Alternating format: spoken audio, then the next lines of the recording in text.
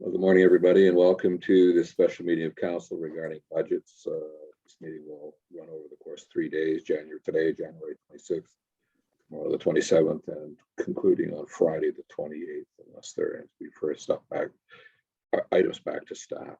It's being held via Zoom. I believe it's being recorded. It is being recorded, actually.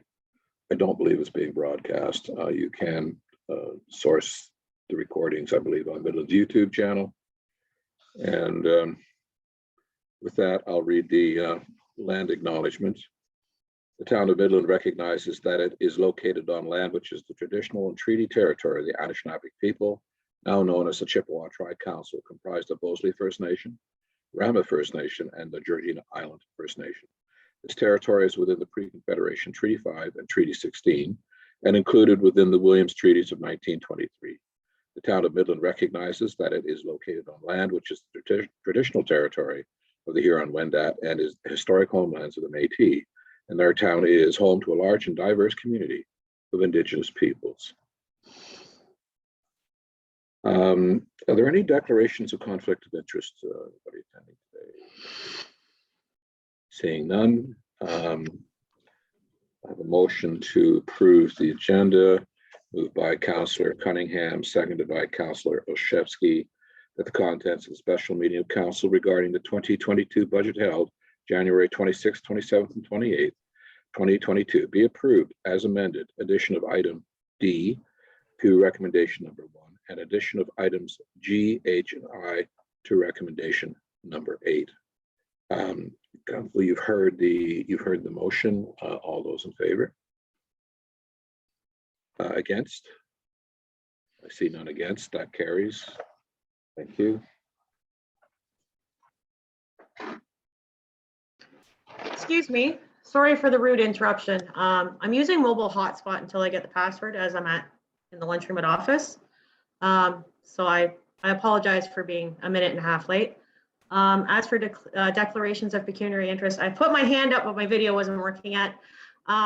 In the event that any were to come forward, like that I may perceive or believe, I'll make a point because I do work for Northern Shield and we do developments. So if anything does come up and I'm thinking, but I don't, as of right now, see it, I just wanted to make sure that I said that out loud at the appropriate time, which was a minute and a half ago. Thank you, Councillor. Should you find yourself in a conflict, please declare it, and we'll deal with it at that point and provide the paperwork to the clerk. Thank you. Next, we have let's just see here. I'll get myself organized.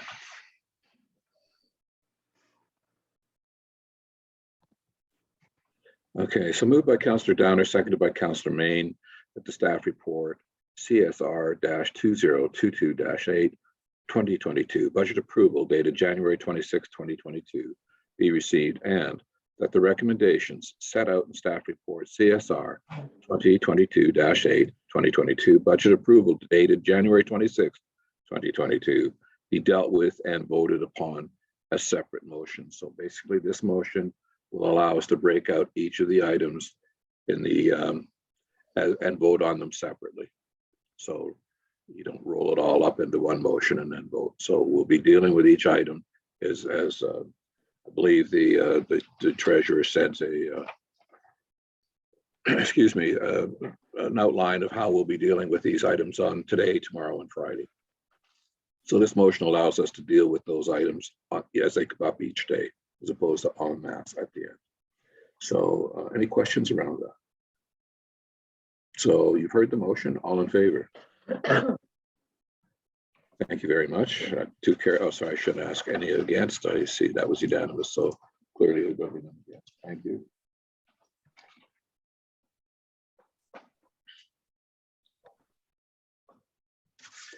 So with that, that's the housekeeping motions. I'm going to turn the meeting over to Mr. Jeremy for a moment, and he can give us a bit of an outline of the what these we have some housekeeping motions and what they're about. Mr. Jeremy. Certainly. Thank you, Your Worship. And yes, we do have some housekeeping items that we can get out of the way quite quickly. It begins with paragraph 10 in the recommended motion in the staff report. The first motion is dealing with some new reserves that we're recommending the town establish. An engineering inspection fee reserve for the purposes of allowing us to smooth the impact of having inspection fees coming in where that work is done over a number of years. The second is an OCIF reserve. This is one where the town does receive grant funding through OCIF. And in the past, we've typically spent it, every penny of it as it comes in. But given recent circumstances around COVID and having to delay some projects, we're expecting to have to carry over a little bit of money. So what we need for that is a reserve to keep that money separate from the general bucket. So that's the purpose of that one. And OCIF stands for? Ontario Community Infrastructure Fund. Thank you. There's a lot of acronyms on grants. I'm lucky I got that one. Okay, the next one is item 11, and it's regarding an amortization expense of $4.3 million that the town doesn't budget for, and we're required to disclose that as an estimate for the 2022 budget. Item 12 is essentially just indicating that in accordance with Development Charges Act, it's council's intention that any excess capacity provided as a result of any capital works will be paid by future development charges. So once again, it's just so that we have that on the record should that arise. Item 13 is that staff be directed to present the 2022 fees and charges bylaw as presented in the budget. So we would bring that back as a fees and charges bylaw later on. And then the final one is that we be directed to bring back the 2022 tax rate bylaw for all classes when we receive final rates from the county and education components, and the whole thing is finalized. So that will come back, I believe, usually May is around the time we have all that information together. So those are the housekeeping items. Thank you, Mr. Jeremy. So we'll run through those motions. I'm assuming it'll be fairly quickly. The rest of the morning, and we'll be the rest of the day we'll be looking at water and wastewater, and then the capital plan. And then we have tax, which is dealing with administration, planning and building, and bylaw and parking. So with that, I'll read the motion, the administrative motions, and then call for votes on each one. So moved by Deputy Mayor Ross, seconded by Councillor Cunningham, that the following new reserves be established: A, engineering inspection fee reserve; B, OCIF reserve. Council, any comments or questions with respect to this? Deputy Mayor. Sorry, I don't mean to be, is there a cost associated with this? I'm not, I gotta say, I'm very uncomfortable approving reserves until we go through to all the budget and see where we end up and how much money are we putting aside, et cetera, et cetera. Seems in my head, you're sort of putting the cart in front of the horse, and we may not have any money left over for any type of reserves at this point. And now we're adding, the very first motion is to add more money to reserves. So I am a little concerned. Mr. Jeremy. Deputy Mayor Ross, through your worship, you'll be happy to know that there's no additional money required for these reserves. In the case of OCIF, it is 100% tied to the grant funding that we receive. So there's no tax levy implication there. And with regard to the engineering inspection fee reserve, these are fees that we charge developers for inspections, essentially. So it is a fee, not through the tax levy, and the only thing that goes to that reserve is any fees that are in excess of the costs incurred to provide those services during the year. So once again, no implications for the tax levy. It's purely intended to help smooth out the revenue associated with those fees. If I can add okay, you're good. Thank you. Yeah, that's great. Thank you. Jeremy, so any further questions for Mr. Jeremy with this item? Seeing none, then I'll call question. All in favor? Thank you. That carries unanimously. And move on to the next one, which is moved by Councillor Shevsky, seconded by Councillor Downer, that pursuant to Ontario Regulation 284-/09, staff report CSR-2022-8 serve as a method for communicating the exclusion of the following estimated expenses from the 2022 budget. Amortization expense, $4.3 million. Questions or comments from council? Seeing none, I'll call the question then. All in favor? Thank you. That carries unanimously.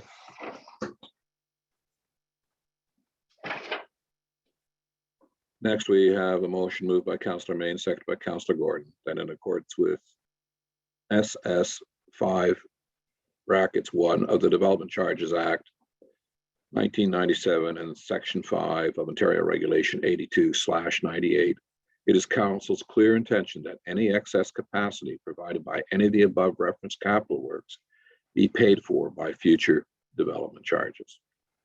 Comments or questions on this item? Seeing none, then I'll call the question. All in favor? That too carries unanimously. Thank you. Then we have moved by Councillor McGinn, seconded by Councillor Downer, that staff be directed to present the 2022 fees and charges bylaw as presented in the 2022 draft budget for council's consideration. Questions or comments with respect to this item?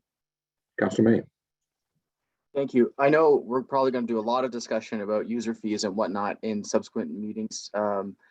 I just had a question about some scenarios about obviously the fees are being included in the budget. So we have to enact fees for whole sorts of different services that we provide. Has there been any further thought from staff about we enact a kind of a placeholder fee, and then before we go through the same exercise next year by including fees into next year's budget? It sounded like there was some appetite for conversation about user fees at the arena or whatever. Did staff have any ideas about what a subsequent process would look like? Thank you. I think, Councillor, that you're right. We will get into that.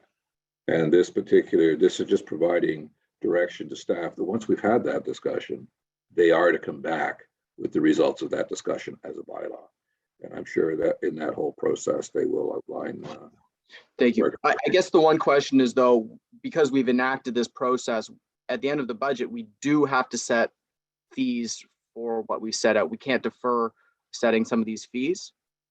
There's a whole range of fees that are encompassed. You may recall we do this virtually annually every year. Well, anytime we're adjusting fees, then we have to change the bylaw. So this particular item will have the conversation, and if we instruct, it's our prerogative to say to staff, well, we'd like to pull that out and have a discussion for example, the fees around, which is going to be, I'm sure, an interesting discussion for NSSRC as an example. Okay, thank you. Okay. Any other comments or questions, Councillor Gordon? Thanks to Councillor Main's point. I think there's two parts to this whole fee conversation. There's the standard, whatever it is, 2 or 3% yearly increase that get applied sort of unilaterally, that it's in our base budget. And then there's the one that is a bit more egregious that's caused a lot of consternation about the service level enhancement that would see, the 33% increase. So at its core, there's always some level of fee structure increase yearly. And I think that's the part that we're still going to hash out, because maybe we're not happy with the 1 or 2% in each of these many line items. But to Councillor's main point, I think what we're going to end up talking about on day 3, if I look at this correctly, will be the service level changes, which include the suggestion of the large hike in the costs at the Sports and Rec Center, for example. Is that accurate, Mr. Jeremy? Councillor Gordon, through your worship, yes, we will be talking about, as a perfect example, the NSSRC fees. Those are specific on the service level changes, so we will absolutely be discussing those there.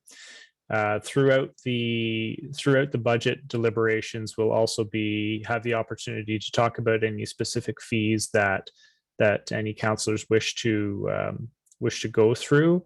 I suggest that perhaps as we're going through individual divisions, if there's a fee associated with that division that you want to raise a concern about, that would be a good time to do it. Just circling back on the specifics of this motion. This motion is just directing staff to come back with a fees bylaw that reflects whatever conversation happens over the next 3 days. So that's you will definitely have your opportunity to make any amendments to the fees that you may wish to have. This motion is just telling staff, bring it back to us when we have the bylaw. So does that satisfy you, Councillor Gordon, Councillor Main? Okay. Councillor Main? Yeah, and so development charges is a completely different kettle of fish, and we'll deal with that separately. That's its own legislated thing. Okay. Development charges are reviewed every 5 years. So we have another 4 years with, I believe, with the existing development charges bylaw. So with that, I'll call the question. All those in favor? Thank you. That carries unanimously as well. Finally, in this part of the meeting, the administrative part, I have moved by Deputy Mayor Ross, seconded by Councillor Prost. The staff be directed to present the 2022 tax rate bylaw for all classes of property assessment for council's consideration. Now, again, this is just instructing staff to reflect in a bylaw the outcome of the motions passed in this budget process. So decisions of council are then reflected in the budget that they're just instructing them to bring that forward to council for consideration subsequent to this series of meetings. Any comments or questions with respect to this particular motion? Seeing none, then all in favor? Thank you. That carries unanimously as well.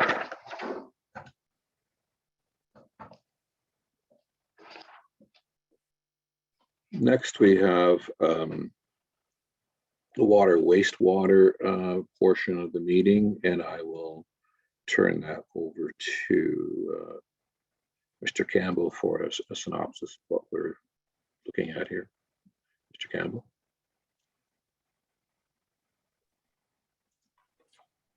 Thank you, Your Worship. Just let me pull it up here so I'm looking at it. So page 152 in your document is the water wastewater budget. And really in the water wastewater budget, it's a status quo budget. There's no additional staff being requested for this year. Certainly there are chemical costs and our utility costs and insurance costs have gone up dramatically this year. And really, Andre should be online here also to help answer any of your questions. Thank you, Mr. Jeremy. Mr. Campbell, beg your pardon. So first motion that I have, and I'll read the motion and then we can, if there's conversation around it, then we can have that conversation. Moved by Councillor Cunningham, seconded by Councillor Prost. The council approves the 2022 water supported municipal operating budget with total gross expenditures of $3,551,153 with the following amendments to reflect changes since the 2022 draft budget was prepared. A chemicals increase by $8,000 with a corresponding decrease to the 2022 contribution to the water reserve. So that's the motion, council. We have the budget in front of us for water wastewater. I believe it was page 152 where it's located. Get my mouse to work here, that would be wonderful. So any comments or questions for Mr. Campbell with respect to the budget? Councillor Gordon.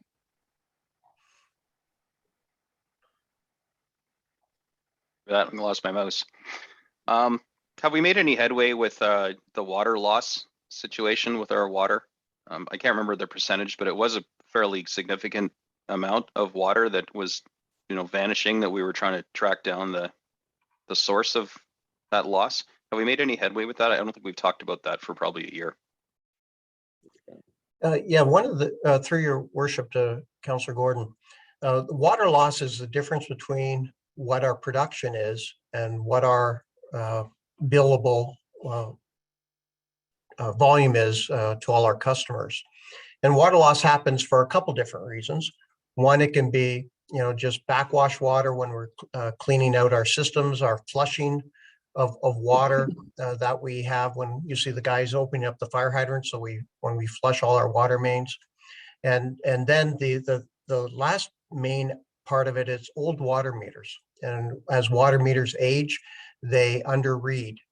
And that's why in the capital budget in the 10-year forecast, you'll see one of the projects is to replace all of the old meters in town, because a 25-year-old meter, which we have a lot in town, will be under reading more than likely, and therefore we get water loss.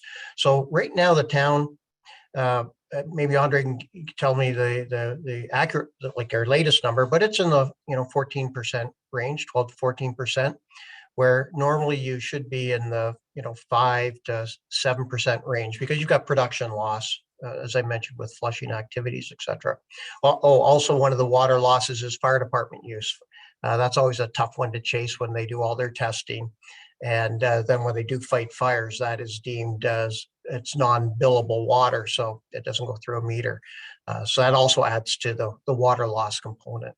So really, that's something we, is out there. We do know we need to replace our water meters, and that is one large capital project that is in the works to do it. The downside of that is once we put new meters in, people's bills might go up because we'd be actually billing them for the water they use. So that's the not unintended consequence, that is an intended consequence.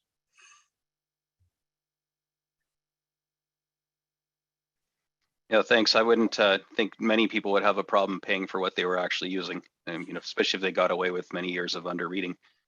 Something you just said piqued my interest, and I don't know if this is a conversation we have with you through that department, or perhaps with the firefighters. But as you know, we've approached or we've signed up for Firemark, which is a way to do some cost recovery for motor vehicle extrications and other services where the fire service is involved. From the insurers, because they expect to pay this anyway. It was money we're leaving on the table. And I'll be asking Mr. Ryan about, have we had any success with that program and what do the revenues look like? But water for fighting structure fires, that's quite interesting. I mean, it makes sense that it's not metered because no one's hooking up a meter on the fire hydrant, but are estimates about how many cubic whatever meters of water are used to fight a fire, is that something that we could bill to the homeowner's insurance? When they're repatriating the loss for a home or the cost of repair after a structure fire, why wouldn't the cost that goes into fighting that fire and putting it out be something that we calculate and invoice? Does anyone do that, or am I completely off base? Well, this is kind of offline of the budget, but I'll have questions to Mr. Campbell, please. Through your worship, personally, I'm unaware of that. I'm not sure if Andre knows if other municipalities are, but it's something we can certainly look into and work with the fire department to see if other municipalities do it and how they do it. Thank you, Mr. Campbell. All right, thanks. Thank you, Mayor Ross. Thank you, Your Worship. I'm very happy to hear Councilor Gordon say that people are happy to pay for what they use. So when we get into all that other conversation with the rec center and harbor, we'll be sure to get his support on that. I had a question with regards to just clarification for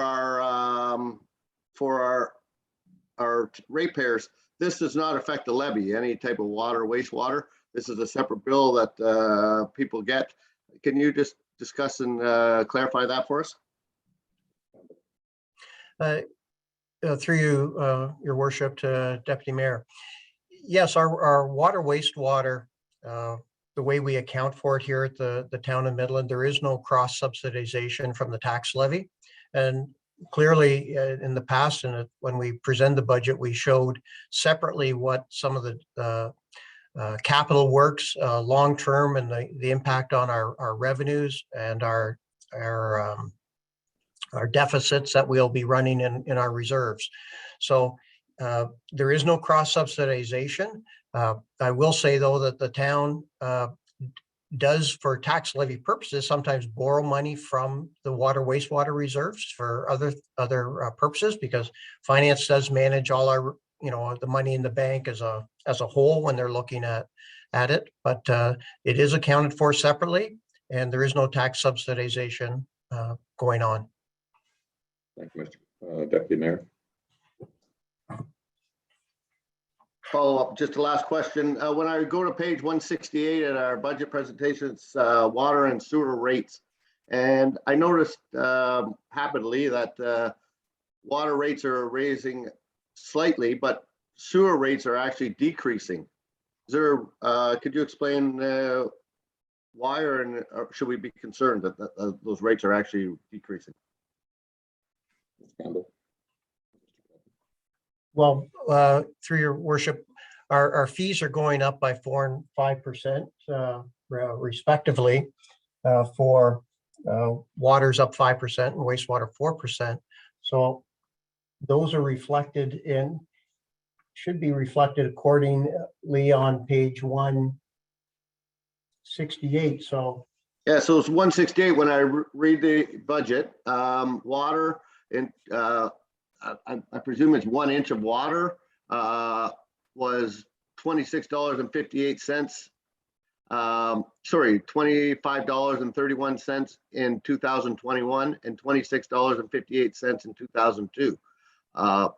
Sewage was $29.09 for the same 1 inch, and it's this year proposed $27.64. Is that correct, or am I misreading that?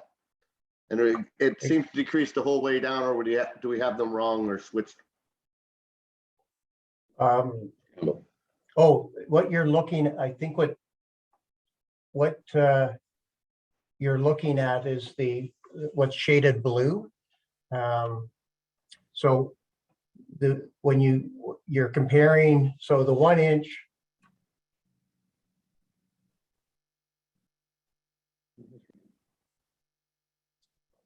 I'll have to check. I think maybe they just got the chart.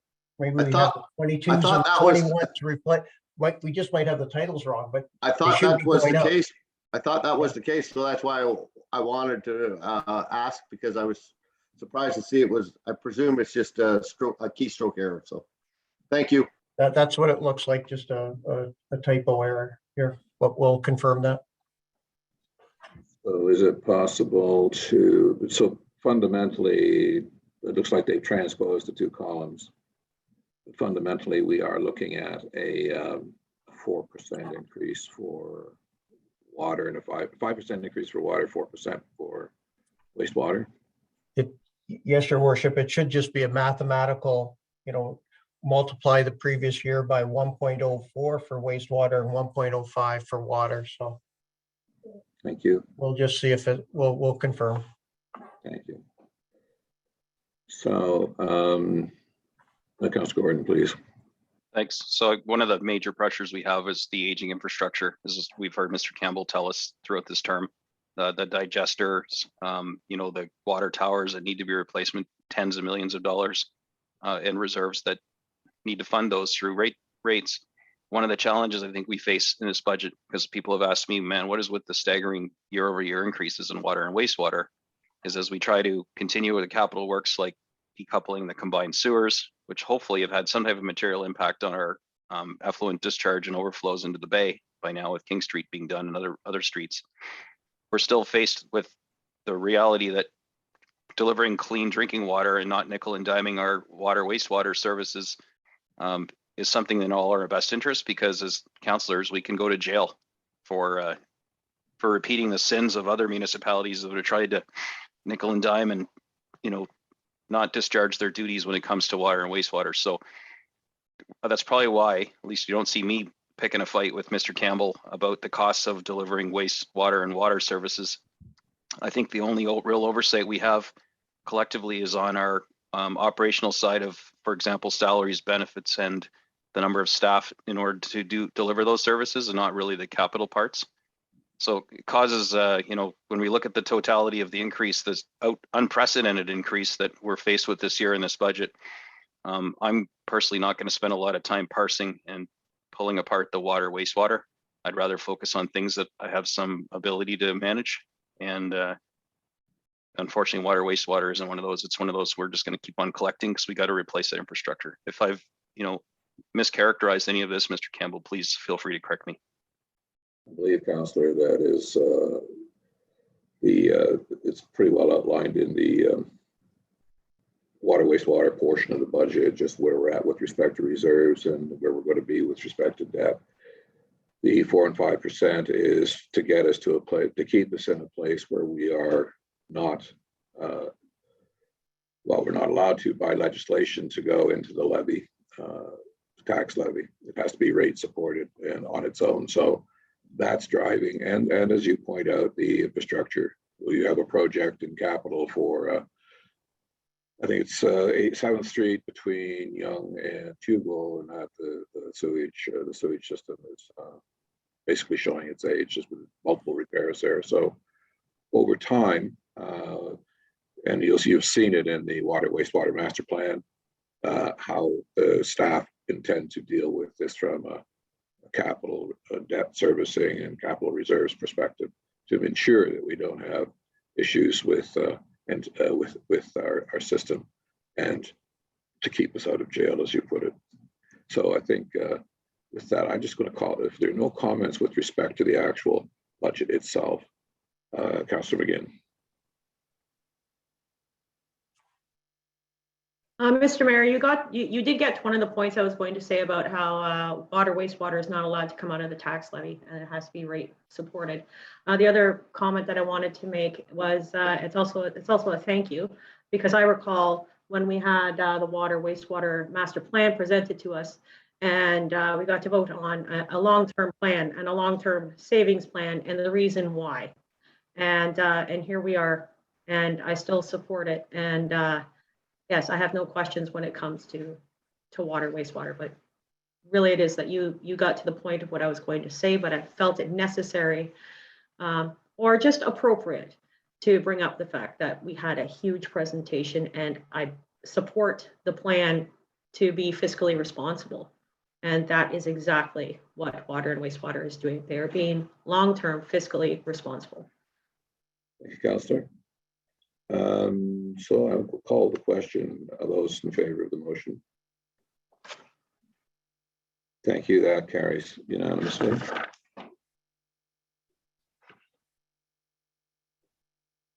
Next item was moved by Councillor Gordon, seconded by Councillor Shevsky, that Council approves the 2022 wastewater supported municipal operating budget with total gross expenditures of $4,093,992, with the following amendments to reflect changes since the 2022 draft budget was prepared. A, chemical increase by $22,000 with a corresponding decrease to the 2022 contribution to the wastewater reserve. So we've heard the motion.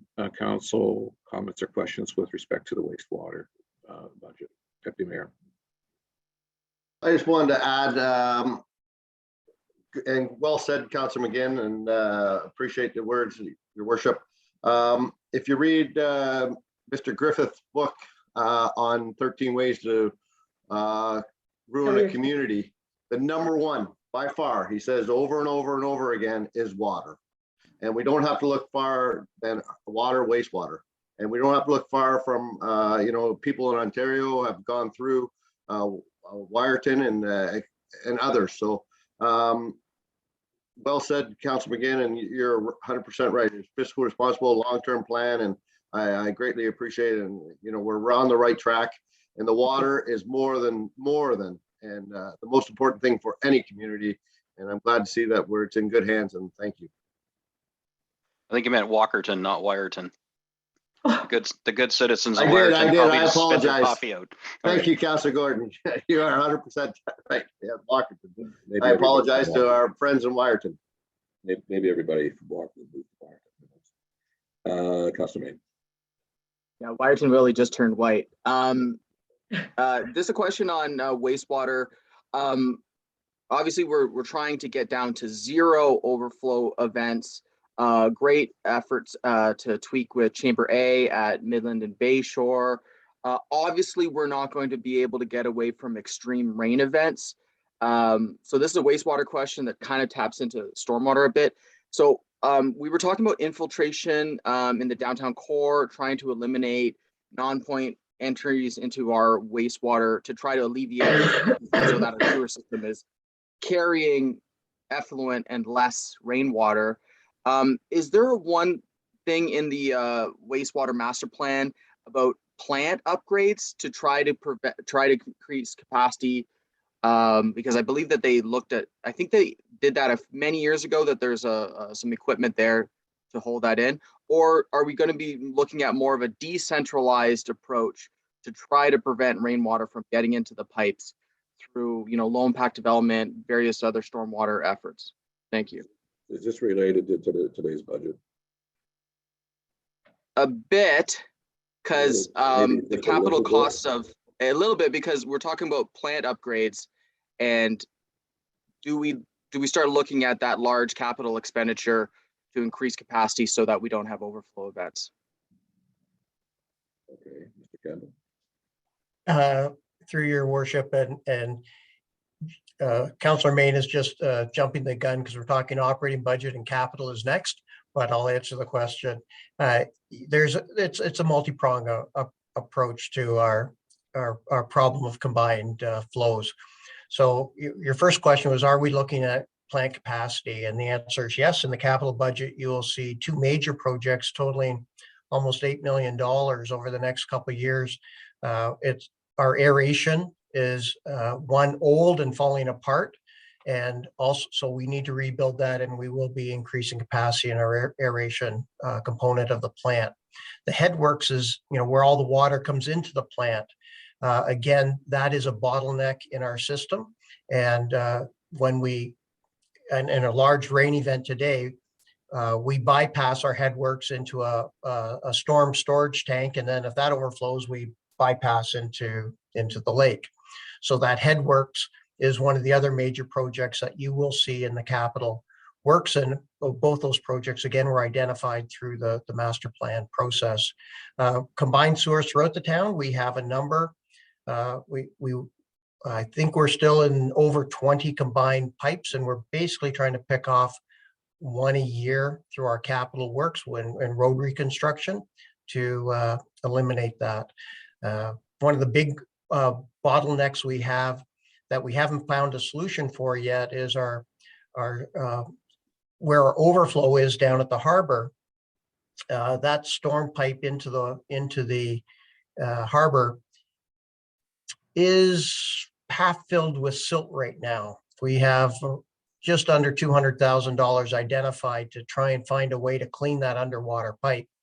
And we've been unable to secure a contractor to do it yet, but that's also causing the storm water isn't getting into the lake fast enough. And then in some cases that can back up and cause the wastewater to get mixed in with the storm water. So we still have a lot of work to do. And then we've talked in the past about Pump Station 1, which is also a $4 million project that's maybe in the works, but we're trying to again work on other solutions instead of just fixing that pump station. So a lot of work still on combined sewers to be done. Thank you, Mr. Campbell. Councilor Main, that is specific to this motion now, please. Yeah, so for infiltration, is that something that then we'll see with the annual wastewater report? Because I knew there were some studies in the downtown, so that's not a budgetary item. That usually is included as a separate item for further digestion, I guess you could say. Yeah, I work, again, that's a project that we pick away at, but aside from the master plan analysis, we haven't had a lot of time to put specific projects on it. Mr. Pepin has been, and Mr. Fitty, when he was here, looked at some technology to help us do some analytics. We haven't had a chance to get to that. And that's why we're looking right now as we've got to hire a new person. It's not an addition in the budget, so it's not a council issue, but as we're trying to get some more water, wastewater, technology expertise in the engineering area to help us bring projects like that forward. Thank you, Mr. Campbell. Any other questions or comments related to the motion? Seeing none, then I'll call the question. All in favor? Thank you. That carries unanimously as well. Next motion, moved by Councilor McGinn, seconded by Deputy Mayor Ross, that the new water and wastewater rates take effect March the 1st, 2022. So this is coming March. Questions around that particular item? Seeing none, then all in favor. Oh, sorry, Councillor Gordon, you have a question? Yeah, sorry, it's slow grabbing my card. I just wanted to know, is there any jeopardy in us phasing the increase in over a bit longer period because of the pandemic and people, experiencing financial hardship? I know, rather than just bang, here's a new date next month, basically, or 2 months from now when it starts. I'm not sure that Councillor, Mr. Campbell. I didn't hear you, Your Worship, if you referred that to me. Again, it's like anything. If you delay the fee increase, it's just less money in the bank. And so again, we're recommending to do it in March. If council wishes to delay that for a month, yes, it has an impact, but council has that ability and consideration to do. Thank you. Would that be discussed now then, or is that something we do at a different point if we wanted to phase it in? I think we'll discuss it now because we fixed a date in this motion. I would say this, that we've all agreed that we're going to support the water wastewater master plan. In there, it talks about a 5 and 4 increase over a period of close to a decade, I believe, if I'm not mistaken. So whether you move it out 2 months, within the year, you're going to pay. We're going to be looking for a quantum that goes into reserves and goes into paying for the operating side and so on. I don't particularly see any reason to move the date out. If people are looking for relief on an individual basis, they can approach the water wastewater department, which happens from time to time, particularly where you see meters that are potentially malfunctioning, or there's a spike in a meter reading which suggests a leak and that sort of thing. But I think what's being said fundamentally by most of the top economists in the world right now is that the 7% inflation for food and the increase of inflation is being driven by the fact that there's so much cash in the economy that it's driving inflation demand, and what's driving it, added to that, is the supply line issue. So yes, there's some inflation going on there, but there's a ton of cash apparently in the economy. Some people, of course, are going to have a hard time, but I would suggest that we pass the motion as is and move on. Okay, so as long as let's say the minority of folks who will struggle with this increase for primarily, pandemic related reasoning, or maybe they're just struggling anyway, they have the ability to approach the water wastewater and find some relief, or maybe phase in their payments, or they'll be able to approach them. I'm sure it's not the majority of the town, but I just would like some assurances this is not a hard and fast rule for all, one size fits all, that people have that ability to apply for relief. This is the rule, but I can always make the case for an exception. Am I correct to Mr. Jeremy or Mr. Campbell? Through you, Your Worship, when people are in arrears on their water and wastewater bills, we do consider entering into payment plans to help get them caught up. There is no reduction in what is owed, but we do work with people. So, but it is for people who are in arrears of payment, not just I can't afford my bill today and I want to pay less, they would basically be going into a default situation, and then, you know, we work with them on a payment plan. Thank you, Mr. Campbell. Okay, fair enough. Thank you. So any further comment or question with respect to the motion of having water, wastewater rates take effect March 1? Seeing none, then all those in favor? That carries unanimously. Thank you. So we are now into the capital plan, motions 8 and 9. You have to bear with me. I'm going to read this motion into the record so that we can have the conversation. It's a bit of a long one. It's moved by Councillor Downer, seconded by Councillor Main. And I would ask if I fade in and out here, please let me know, because I've had that problem in other meetings. So just jump in and say if they can't hear me. The councillor approved, so moved by Councillor Downer, seconded by Councillor Main. The council approves the 2022 municipal capital budget with total gross expenditures of $21,663,183, with the following amendments to reflect changes since the 2022 draft budget was prepared. Add project, Town Hall Skylight Repair with a budget of $35,000 funded from the Sustainable Capital Reserve. B, add project, MBL fencing and additional reports with a budget of $75,000 funded from the Midland Bay Landing Reserve. C, advance project to 2022 and approve contingent on the success of application for grant funding projects 390, 722, 1, Little Lake Park Tennis Court resurfacing with funding as shown in the analysis section of staff report CSR 2022-8.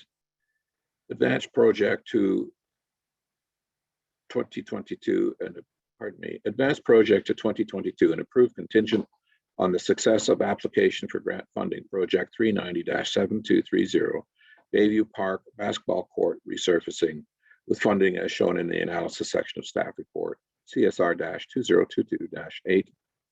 Reduce budget for project 431-4492 Young Water Main Replacement, bracket north side with KLR, bracket, by $154,500 and close the project and increase the budget for project 505-3518 Young Street, bracket King to Highway 93 by $154,500. F, adjust funding plan for project 325-B007, bracket Midland Point Road Fuller to Portage Park, bracket, as shown in the analysis section of staff report CSR 2022-8. G, add project process review of development systems with a budget of $76,320 funded from grants. H, increase budget for work order and customer service solution by $10,000. And adjust funding plan to reflect $84,003 from grants and $45,997 from IT Capital Reserve. And I, increase budget for electronic data management systems by $60,000 and adjust funding plan to reflect $168,667 from grants and $91,133 from IT Capital Reserve. So there you have it. Comments or questions? Councillor Gordon, I see you reaching for your card. There we go, Councillor Gordon. And I have Councillor May. Okay, so not a shock to anybody. The way this budget sits right now is, to me, is untenable. I can't imagine us passing this kind of increase. I'm not suggesting that staff are irresponsible or are completely out of touch with reality, although it has been suggested by some people in the community. I think more of this is a business as usual. This is what we need to do as a municipality. These are the costs of it, and kind of like it or lump it. And needless to say, it's not being well received by at least the ratepayers I communicate with. So the question is, we need to parse this and find some savings. Do the needs analysis versus wants analysis. Clearly, staff have already done that, or it wouldn't be on the budget as what they've identified as a need. But we need to give it that kind of sober second thought review and decide as a group whether or not we want to bring the costs of this tax supported levy down. And that means pulling some things or deferring things. So some of the questions I've had that, you know, I have myself scratching my head as well too, and you can see there's not a lot left, is things like 35 grand for the Skylight repair. When I read the justification, I mean, clearly I was expecting to see a safety element in there, and it is, because you don't want water pooling on the floor when people walk in and slip and fall, and you don't want to walk into a town hall with buckets everywhere. We look Mickey Mouse then, but is $35,000, and I'm not the expert, so I'm asking it, can't we just put some tar around wherever this is leaking and replace the skylight some other time? You know, or cover it right up, encapsulate it with some sheet steel or something, and tar around it. Like, I'm making this up here, but surely there's something we can do that's going to save us $35,000 this year that'll stop a leak, and we can worry about replacing what's arguably a beautification as a skylight, and sealing it right off completely and eliminating it in some future year when we have a more reasonable tax increase. So that's just, I'll do these things kind of one at a time, because I'm sure there's conversation to be had. And if I'd like to put a motion forward after hearing the response, if I'm not satisfied, to try and get consensus to pull this one and defer it to another time, or do the bare minimums. So I see Mr. Campbell popped on there. So Mr. Campbell, with respect to Skylight. Through your worship, we've already tried the simple fixes. They didn't work. So we're at the point now where we either fix it properly or we start to run into structural damage problems to the building. And that's one of the challenges we have with, you know, this asset and many other assets in the town. If you don't repair them, that cost, if it leads to further damage in the building, only makes it worse in the future. You know, we've got a cost estimate for this work, and that's what we've put in the budget. Thank you, Mr. Campbell. Did we get one cost estimate, or did we use our procurement policy and get 3 competing quotes and this was the cheapest one? I'm asking what I think is the obvious here, but it just, to people that have provided input who have some expertise in this work, they think that's an exorbitant amount of money, but you know, perhaps they bid and lost on the bid. I don't know. I'd have to refer to staff to see how it went, but at 35,000, we would have got a minimum 3 quotes to do the work. So I'm not sure if this work is at the point of issuing a tender. Maybe I can refer to Jim Reichelt. He might know the status, but if we haven't, right, in some of these budget numbers, we just have quotes from vendors, and then you get, you know, when you actually do the work, if council approves it, then we go through a proper procurement process. So there will be a proper procurement process if on all of our budget items.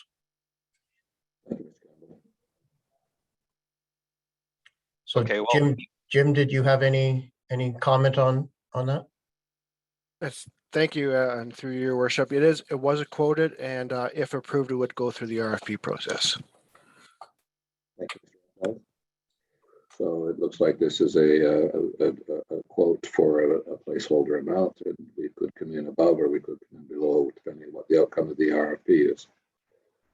And I would suspect that, I mean, we have rules around what requires 3 quotes, what requires an RFP. And I doubt very much that anybody's going around those rules. So in this case, we clearly have a quote and we'll follow through with an RFP. So, okay, so that I won't make I don't want to monopolize this. I do have a bunch of questions, but if I could do one more and then we'll just go around the room. I'm sure there's other people. The Midland Bay Landing fencing and additional reports is included on this same report. Is that one of the ones you read off that we're talking about right now, or is that going to go? That was item B, yes. Okay, so perhaps I was looking for some elaboration on exactly, I mean, it's a large sum of money to get this fencing put in, $75,000. I'm wondering how much is fencing and how much is reports, because they're blended into that one. And exactly what's going to be the perimeter line of this fence? How much of the property are we going to effectively be blocking public access to with this fencing? Through your worship. Yeah, this is a result of our risk assessment that we're doing at Midland Bay Landing.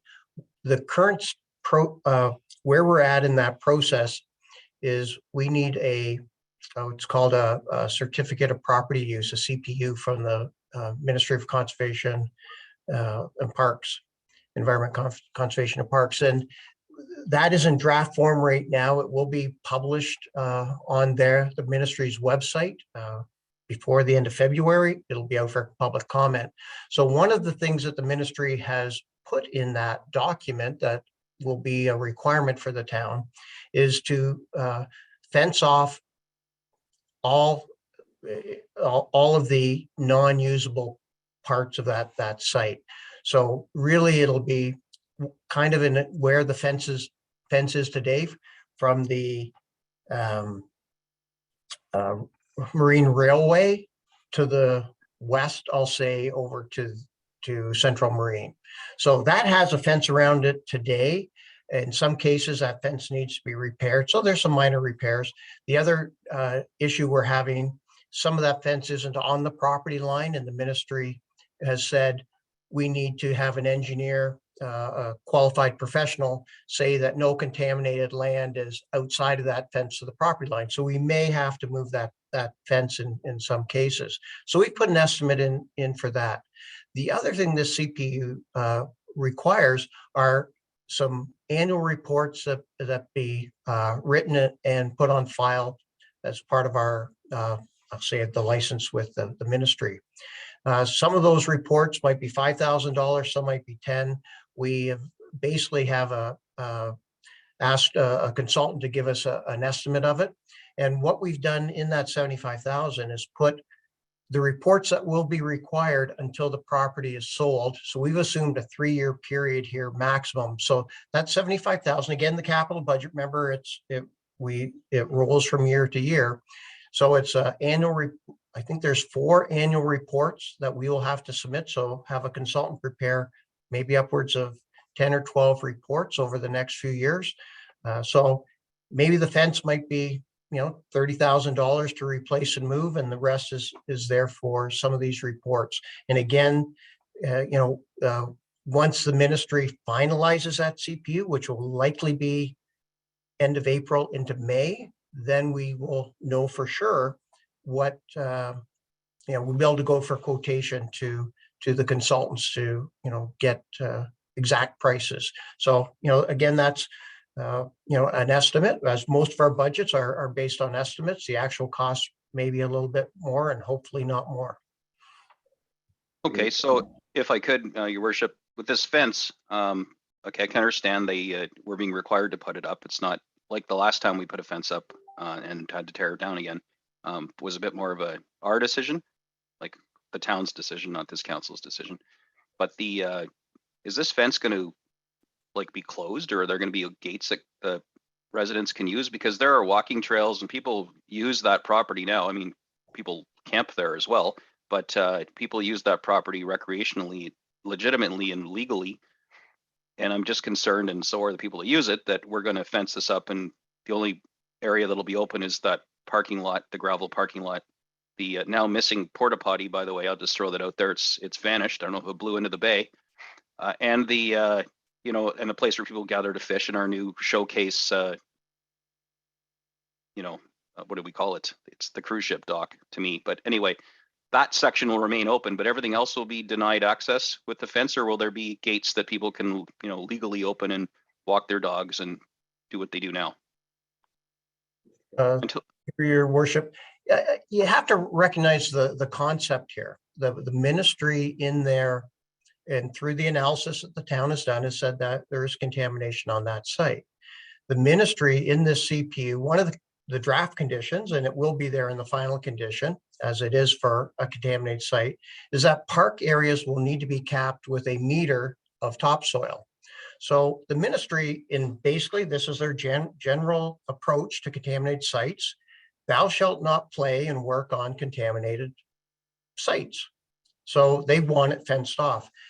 We have negotiated with them to only fence off from the Marine Railway over to Central Marine, so that parts to the east of that are being used don't need to be fenced. So it will be fenced off and the gates will be put in, but they'll be closed just for contractor and maintenance purposes. But what we have to recognize is that existing park is deemed to be contaminated, and at the end, there'll have to be a 1 meter cap placed on it to make it safe for pedestrians and users of that site. So again, people are using it, but that site has to be remediated long-term. So by not fencing it, we're allowing people to play in contaminated soil. So in recap, we were okay until we officially knew about it. We all knew, but I mean, now the government knows and they've affirmed that, yeah, it's contaminated, no shock to anybody. Now we need to take these steps because we're on notice. No different than our playground equipment. It was all fine and dandy until it was deemed to be, unsafe and unfit, and then we had to tear it all down, and we're faced with replacing it. So same kind of thing, Mr. Campbell. The only requirement is what he just said, Councillor. It is in a property use standard laid out by the Ministry of the Environment that those areas are not to be used. Period. So it's almost like the Dominion electroplating site over on William Street. You're not supposed to be in there because of the materials that are, despite the capping and so on. So in fact, the legal usage is that from the Marine Railroad west is an excluded zone. From the Marine Railroad east, you have access, it seems. Yeah, and if I may add, we negotiated with the ministry to try, given the people are already accessing it, and there is a risk there, but because people have been using it for a number of years, we asked the ministry to reduce that secure area, and they agreed. And recognizing the political aspects of closing a active park area, but council could always at some point say, oh, it is contaminated, maybe we don't want that risk, but we're not addressing that right now. All right, thanks. I'll let my peers take a crack at some more here when I'll come back after. So, Councillor Main. Thank you, Your Worship. Sorry. Well, the first thing first, I believe I do have a conflict on one of the grant contingent items on public art. So if Sherry Edgar could remove that from the capital thing so I can vote on the entire capital thing. But moving forward, is this the point where we just approve this in principle before we start going into specific items and kind of get derailed here on small expenditures? You want to approve this in principle and then go through it with a fine tooth comb? Because I had some concerns too, specific concerns. I was disappointed to see, I thought we had agreed upon $17,000 for tree replacements. So I was disappointed to see that there's only $9,000 in the budget. I really liked seeing the metrics of how many trees have been planted in the town of Midland. We don't have the analysis to show that we have a tree replacement deficit, but it's pretty obvious that with all these big mature trees coming down, that we're going to have to start putting more money into street trees. So that's just an aside. That's a very small expenditure. Just a quick question for Mr. Campbell on the Midland Point Road. We've had a lot of discussion and dialogue from the residents on Midland Point. I know this is a culvert project, but there was notions or a discussion about paved shoulder, bike lanes, other types of complete street solutions that if we're going to be putting money into a capital project, that perhaps this is the opportunity to run, to kind of bundle in some of these pedestrian projects. So that's a specific question right now. Thank you. Mr. Campbell. For Midland Point Road, yes, there is a culvert that is driving the need. The rest of that, the asphalt and base needs work. So the project goes from Fuller over to Portage Park. It does have a ditch system in it, which we have to maintain. We aren't going to an urban cross section, but when the repavement is done, we are planning to put bike lanes on each side of the road as much as we can. So we're going to try and keep the asphalt platform as wide as we can, given the ditch constraint that we have there. And we will be having some depending how council goes today, if they approve this, we'll be getting ready to go to tender, and we'll be having some a PIC with the residents there to work with them on and let them know what's going on. Thank you, Mr. Campbell. Mr. Jeremy, with respect to the notion of approval in principle, I would suspect that we'll just approve it. We'll go through individual items and just approve it or amend the motion. I'll rely on you for a comment on that. And Certainly, Your Worship. So, yeah, what I would suggest is that we work through the amendments that are shown in the staff report. But then following on that, members of council, if you have any specific projects in the greater plan that you wish to discuss, have amendments made to, that we start discussing those here as well, because this motion is all about the totality of the capital plan. So we have had some amendments that you see in the staff report. Those have resulted from new information between the time that we prepared the budget document and today. But you may have other items that you want to discuss in what is a very large capital plan. So by all means, now is the time to talk about it, but I would suggest that you try to work through the amendments that we have on that page as a start. Does that help, Mayor Strathern? it does. Thank you, Mr. Jeremy. And I have the clerk, and then we'll go back to Councillor Main. Thank you, Mayor Strathern. I just needed clarification for Councillor Main. You declared a conflict in a section of this motion, or was it an upcoming motion? Well, I see one of the items in the capital budget is an item that I believe I have a conflict on, and it's item 740 something. I don't have the. Okay, well, if you can provide me that section, I thought you were referring to this motion, and I thought I can't see anything in this motion that you're declaring a conflict to vote separately on. So if I have a specific conflict of one of these items on the grant contingent in the budget here, I can vote for the overall budget, but then when we start specifically declare a conflict? yes. One of the capital projects in the capital plan is public art, and that's what Councillor Main, and it's rolled up into this capital plan, so it's what Councillor Main is declaring conflict on. It's under 20. And that is on page 315. You'll see 740-B001. It's the last item under grant contingent projects, which is public art. It's contingent. Actually, it's 100% contingent on getting grants, but the councillor feels he wants to declare. So that's the item. Okay, I'll make a note of that. Thank you for the clarification. Thank you. Mr. Campbell, we'll go back to Mr. Campbell. Yeah, if I may, to help with the process to talk on the Please. capital budget, certainly Mr. Jeremy's mentioned the changes from what is in the printed document that are separate because of some issues that have come about and grants that we have received. Maybe for a process of, to help council and to go through this, starting at page 312 is just a list of the projects, and those projects are listed by department. The challenge is the departments are numeric and not explained.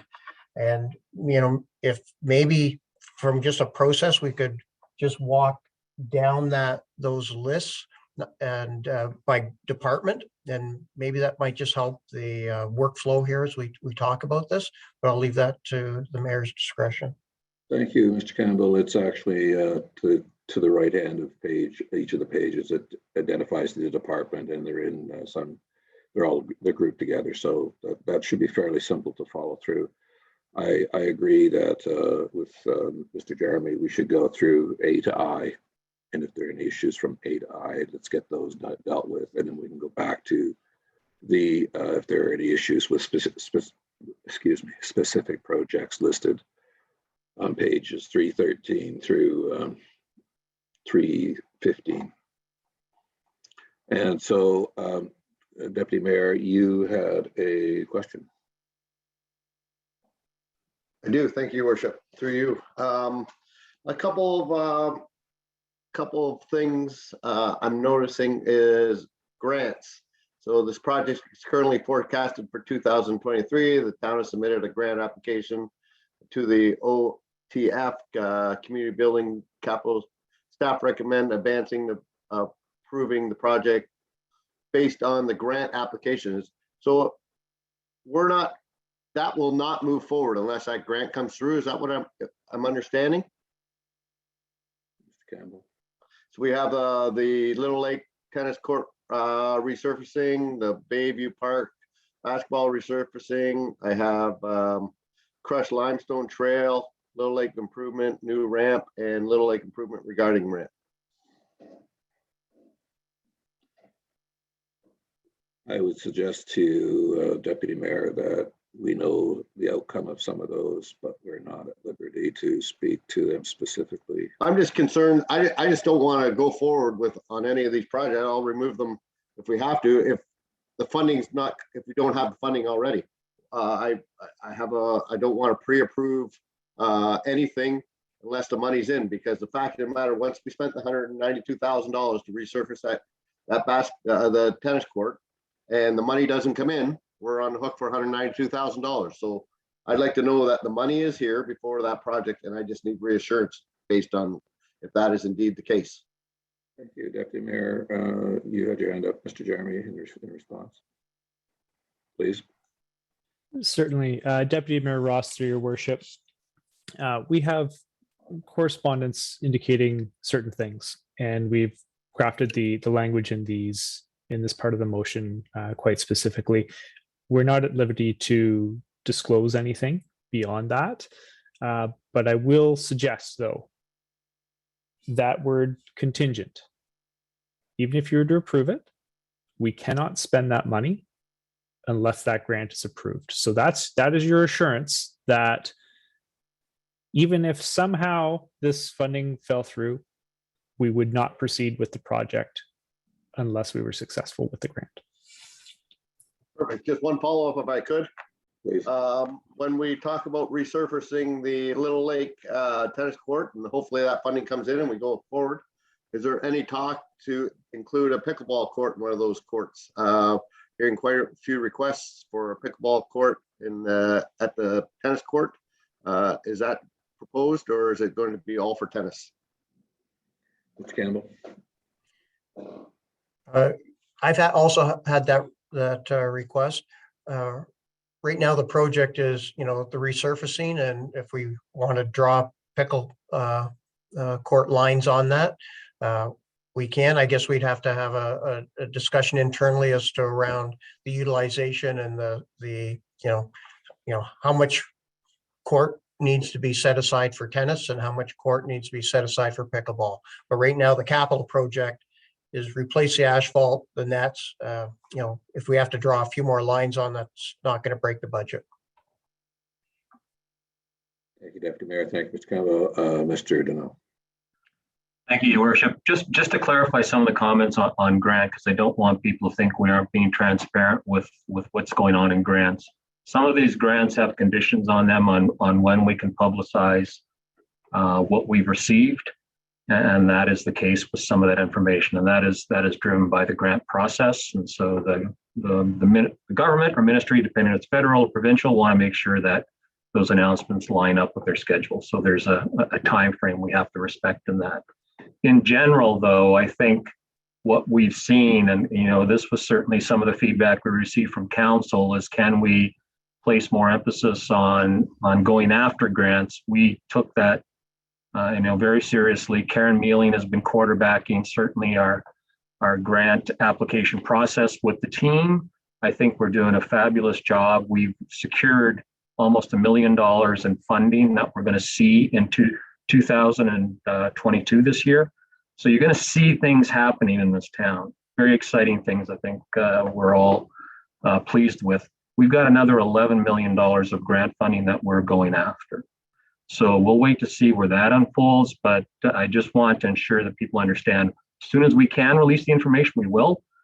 We've got a great, team that's put together some really good grants. We think we're very strong in that regard, and we've certainly been championing the needs of Midland to many ministries. I'll thank the mayor for doing that at AMO and other areas. So we're getting lots of attention, and we're actually seeing some great success. Thank you, Mr. Donnell. Councilor Prost.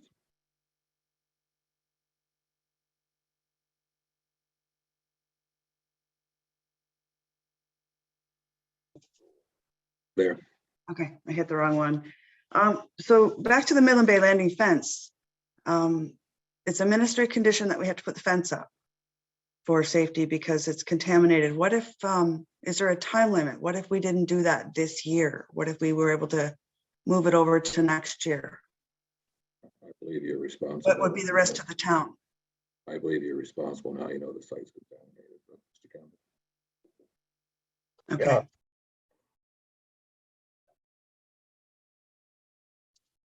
Sorry, Mr. Campbell, I can't hear you. Oh, yeah, yes. If we are to violate the provisions of ministry order, it's a chargeable offense, and I'm not prepared to be charged by the ministry for not following the order that they give us. Thank you, Mr. Campbell. So, Councillor Main. Thank you. Well, if we're going to be dealing with the capital plan right now, the one topic that comes up every year is fleet management, and certainly have no issues with putting money into new snow plows, accessories, and all the little gizmos and gadgets, whatever. And I like how the capital plan, although there's not a fulsome fleet management plan with justification of why things need to replace, I think the best justification is by putting the year of the vehicle that they need to replace. I was just going to comment that some of the, pickup trucks and things like that, would we be able to defer a few of those items? So we still have, all of our tools that we need, but some of the, shinier tools of moving people around, that maybe those are deferred, or perhaps we talk looking at a pickup truck. Is it moving people around, or is it moving stuff? Is it a little bit of this, a little bit of that? And I see some of the justification for, say a hybrid for, say, an inspector, because they're simply doing vehicular drives. They're not moving stuff around. But I guess the general question of fleet management is, it'd be great if we had a fulsome multi-year report as part of the 10-year long-term capital plan, just so we'd be able to further justify some of these expenditures. Thank you. Thank you, Councillor. Can we just put that question in advance until we go to the list? It's a great question. I know that previous councils passed a motion to look at Green Fleet, and we're managing around Green Fleet. So I think that's driving some of this, but we'll get to that in a minute. What I'd like to do is follow on from what Mr. Jeremy suggested, and so go through the A to I and get those out of the way.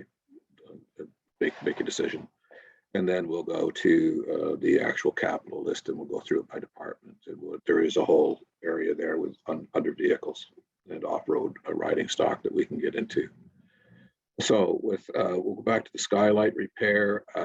Basically, it's been described as, and I know from watching at my door, is that there are structural elements that are starting to be impacted by.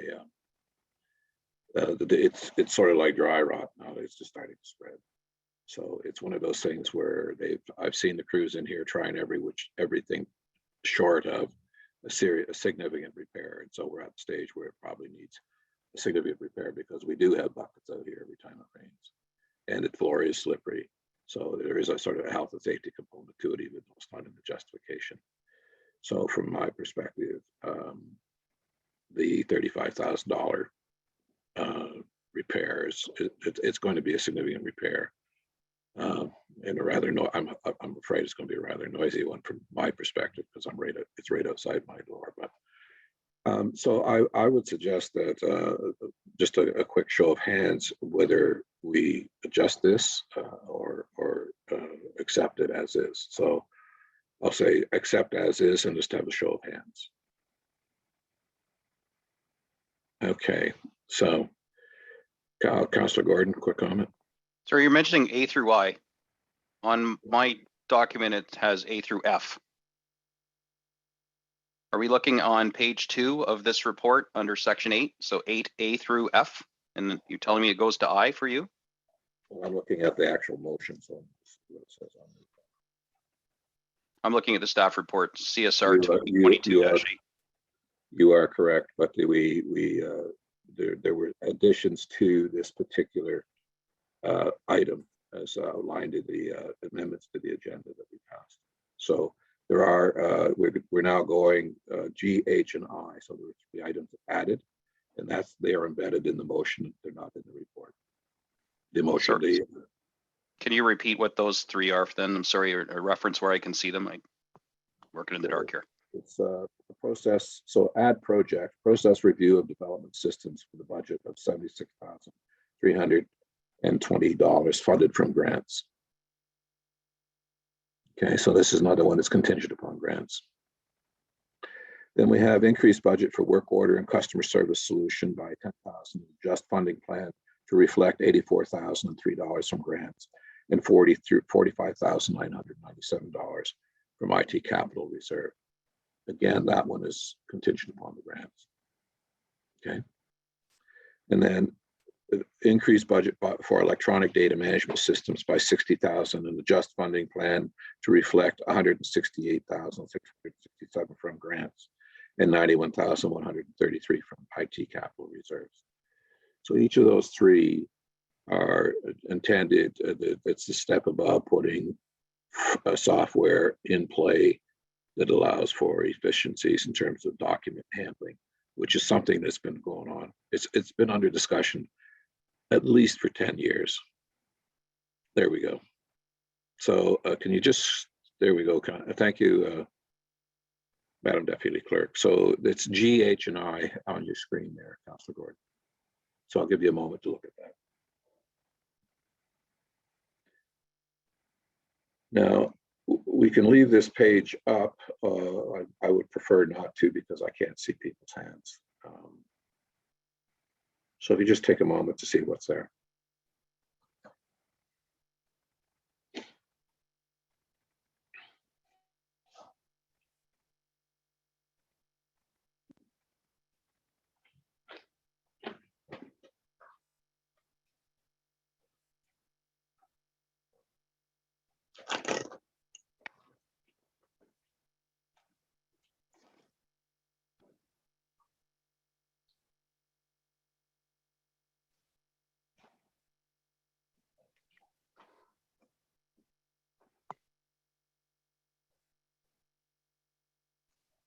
So, Thanks, I got it. Does anybody has not digested what's there? And we'll come back and for each one, and I'll read it again specifically as we address each one. So thank you, Madam Deputy Clerk, for that. So, Your Worship. Yes. Madam Clerk. Sorry about that. I just emailed a copy of the motion to all of council. So if you want to look in your inboxes, you should have it there as well. Just Thank for you, Madam Clerk. reference. Perfect. So we're on to item B, which is the fencing. Mr. Campbell has indicated that it is a requirement of MOE property use directive. And we're either in compliance or we're subject to a chargeable offense. And this is whether or not, no matter what, with the property until we can bring it into compliance for park, for either you're going to have to cap it one way or another. It's either with buildings or with topsoil at some point in order to be able to use that portion of the property. And the reports, of course, are to show that you're in compliance and with respect to MOE. And that's regardless of whether you are of use of the property. So, and it's approximately $75,000 for that particular work. That's an add to the budget being taken from the Midland Landing Reserve. Councilor Gordon. Okay, so in relation to the fence, I mean, really, we're kind of backed into a corner. I get it. We got to do it. Is there any requirement by the ministry of like the height of the fence, or do we have to put razor wire at the top and the tippy in part or the tippy out? Like, can we just put in, I mean, I'm not suggesting we put in a green backyard fence and call it a fence, but can we do anything to, contain our cost of it on this and just do the bare minimum fence as required by the ministry and not put up some 100-year, amazing, awesome fence as if we were like a cannabis grow operation or something? Yes, most of that area that they were requiring the fence has a 6-foot chain link fence around it now. In some cases, it's damaged. In some cases, it might not be in the right location. But, you know, a 6-foot regular chain link fence is all that the ministry is requiring. Thank you, Mr. Campbell. And we'll, you know, if that fence that is there today is suitable, we won't be replacing it. You know, we're going to use what is there as much as possible. Thank you. Thank you. It'd be great to see a surplus on this after, if possible, of course. Wouldn't it though? So, any other questions with respect to item B?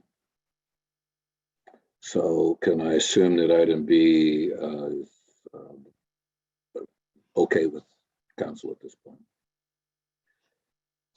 Just a show of hands. Thank you. That's great. Item C is Advanced Project 2022 and Advanced Project. I made that mistake the first time. Advanced Project to 2022 and approved contingent on the success of application for grant funding project 3907-7221 Little Lake Park tennis court resurfacing with funding as shown in the analysis section of staff report CSR 2022-8. Now again, that is contingent upon receiving a grant. To the deputy mayor's point, we will not be proceeding if we don't receive the grant. So there's the tennis courts, if anybody's been following that saga, has been going on for at least 10 years, probably, I think longer than that, where the tennis people put some money into resurface, but fundamentally the whole thing needs to be redone. And that's what this project would be, providing sports, again, providing repairs to existing sports facilities, and perhaps, as the deputy mayor suggested, making some alterations with respect to use. Councilor Gordon, you have a comment or a question? Yeah, this is great that it's contingent on grants. One of the things I think we're really missing the revenue stream is we basically give that access to that away. So we're not even on a cost recovery with the minimal fees. And I've also heard complaints over this term that some of the best, juiciest times to play tennis are gobbled up for, pennies on the hour, basically, by non-residents even. So I have no problem at all with anybody using our stuff, but this is again speaks to the fact we need to start considering charging the right amount of service fee for accessing these things so that we're not stuck with that terrible condition those courts are in right now, relying on a grant. We should be able to sustain that through the people that use it to some degree, and grants are an extra bonus. So I appreciate staff's effort going forward to get this grant. I'm getting the impression this is a nudge, nudge, wink, wink. It would not be on here if we weren't getting it, but that can't be announced. But I know everyone that uses those will be happy to see them, repaired, because they are, at least last time I was down there, they were a mess. So I know we do the best we can. But non-resident fees, again, this is something we need to have a conversation. I know I've sent in an email, the council will be privy to the responses. And one of the responses was that it may not be within our power somehow to establish non-resident fees. I don't understand that, but we'll have a conversation about that throughout this budget. But we definitely need to have these things fixed. And I'm very, very happy that staff has been applying for grants left, right, and center, and hopefully getting them to make these repairs. So I definitely support this, but I wanted to give some kudos to the staff for doing the grant work. Ms. Mealy is doing a fantastic job. Her success rate is quite, you'd be amazed, I think. Or not, she's done a great job.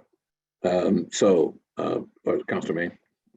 Yeah, just to make a quick point. A lot of those Little Lake projects, a lot of them have come from the After Transportation Committee, and they've tried to identify a whole bunch of little mini improvements, micro improvements. Sometimes the town has budget that, they can install a few bollards here and there as complaints come in. But the tricky thing with some of these micro projects is they're very difficult to tender because they're just much small scope of work. So by bundling together like this, tracking down a funding is fantastic, because a lot of these little connections and stuff like that, you don't realize it, but there's some key areas that are inaccessible. There's not a little ramp here or there for people with wheelchairs, with strollers, which is a park. So I greatly appreciate the efforts on staff to try to bundle these together into a nice little project for the park. So this is great if this works. Thank you. Thank you, Councillor. Any further comments or questions on this, on C? Seeing none, show of hands if we're in agreement with C, please. Thank you. It's unanimous by the looks of it. So on to D, which is advanced project to 2022 and approved contingent on the success of application for grant funding project 390-7230 Bayview Park basketball court resurfacing with the funding as shown in the analysis section of staff CSR-2022-8. And it is contingent, of course, on the success of the grant application. So again, we've put a grant in, submission in. If those funds come in, then we'll be able to deal with that court, basketball court at Bayview Park. Same sort of deal. It won't proceed until we are assured that the grant funds are there. So, any comments or questions with respect to that particular item, Councillor Main? Thank you. So I'm guessing that this is probably a project that is identified under the Parks Master Plan. The only comment would be that I can't seem to find it, but the Parks Plan basically suggests that we do little mini park plan for each individual park plan for each individual park that desperately needs a lot of new rec services. So is Bayview going to get like an overview or a little mini park plan, or are we simply just going to do this resurfacing? And when we get to this park, we'll talk about that later. Thank you. Through your worship, Councillor Main, this is asset replacement right now to put a project together to look at all those mini park plans you talked about. We currently don't have the staff resources and we haven't put money in the budget to hire a consultant to do it. So, you know, it's that part. It's like some of the work in the transportation master plan. There's a lot of good ideas there. It's just, you know, finding time to take it to the next step. And when we're strapped for money, the way we hear, we have to focus on the stuff that needs fixing, not the new stuff. Thank you, Mr. Campbell. Any other comments or questions from council on this item? Seeing none, then can I have a show of hands on this item as to accept? Thank you. That again is unanimous. So we go to E, which is reduce the budget for project 431-4492 brackets. It's a young water main replacement, and again bracket north side with KLR. And I'll ask what KLR is in a minute. Bracket by $154,500 and close the project, and to increase the budget for project 505-3518 Young Street, King to Highway 93 by $154,500. Could somebody tell me what KLR means? Just out of curiosity, Mr. Campbell. I'm going to pass that one on to Mitch to answer. Mr. Sobel.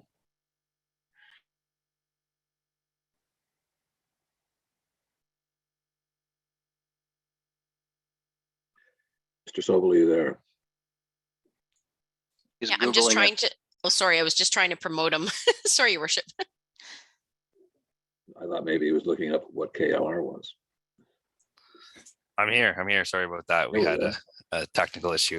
Unfortunately, I don't know what KLR stands for. This was a project that was budgeted long before my time here. So I would have to do some research, but I know where the project is located. So I'm assuming it is an acronym for a road or a property of something like that. Is it? Okay. So can you just give us a bit of an explanation about what this is? Sure, Your Worship.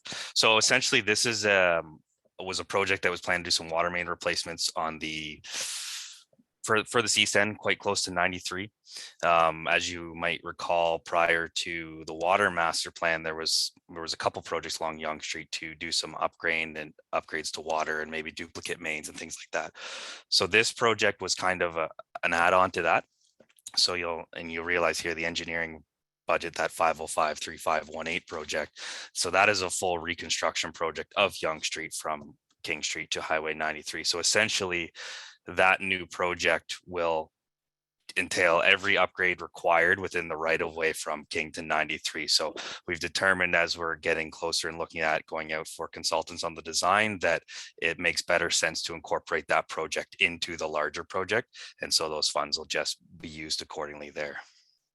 Fundamentally, we're rolling out the one project, which is further to the west, and doing a more comprehensive review of the entire project through a consultant prior to any construction estimate. That is correct. Yeah, we'll be doing a detailed review of water, storm, and sewer from end to end, and we will upgrade as required where required. Thank you.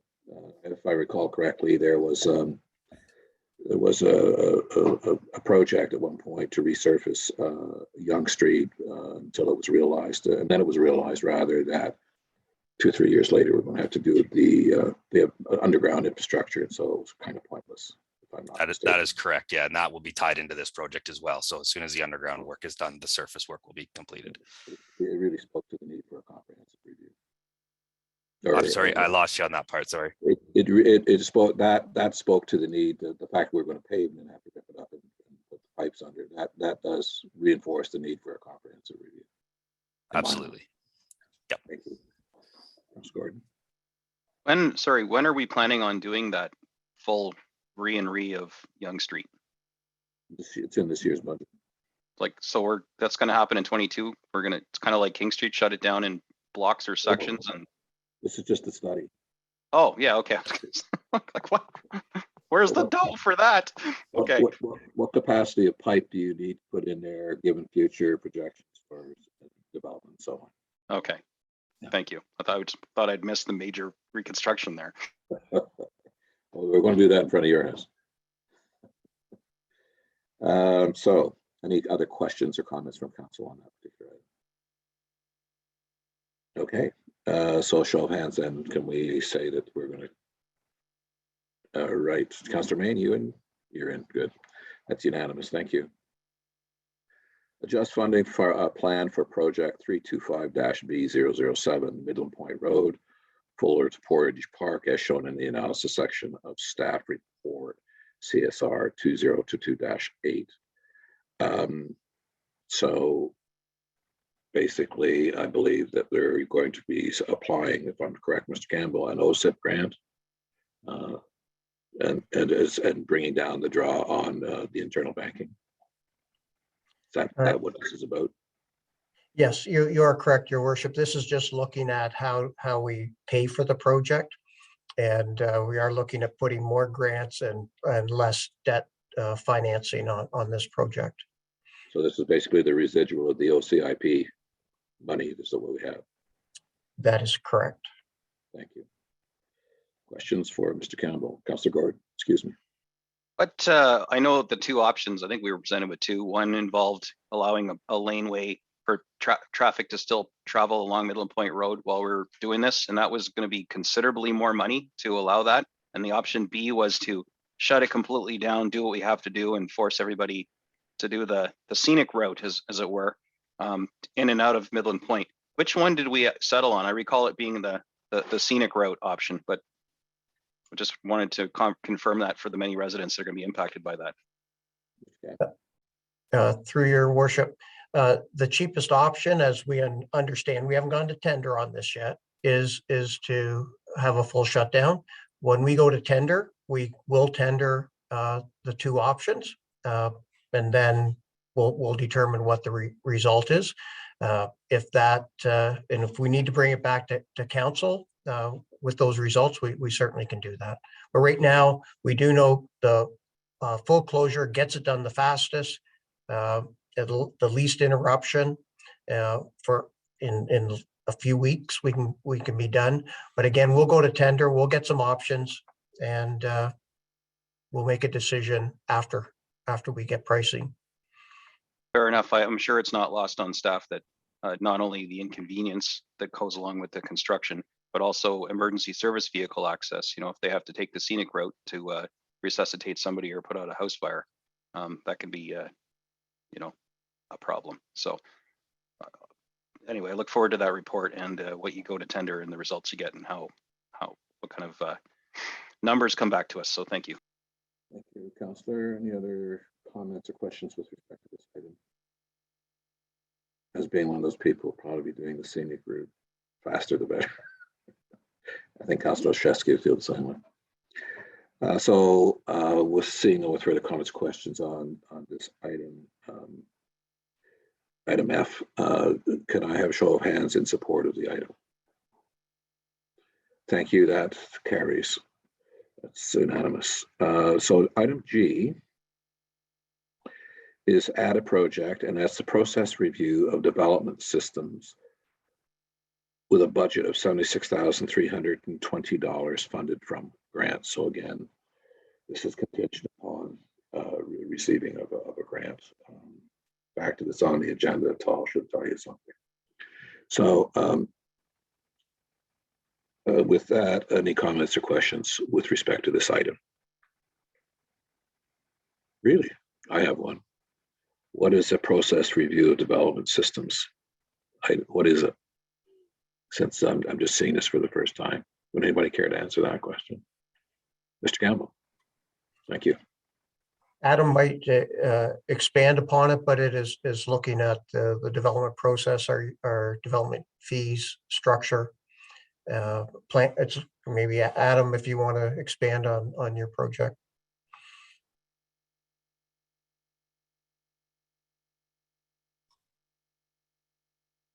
He's getting promoted, I think, to just. Well, maybe stepped away from his computer for a minute, but yeah, it is basically looking at the workflow in the planning department and our fee structures that we have, and making sure we're in compliance with all the planning legislation for processing applications.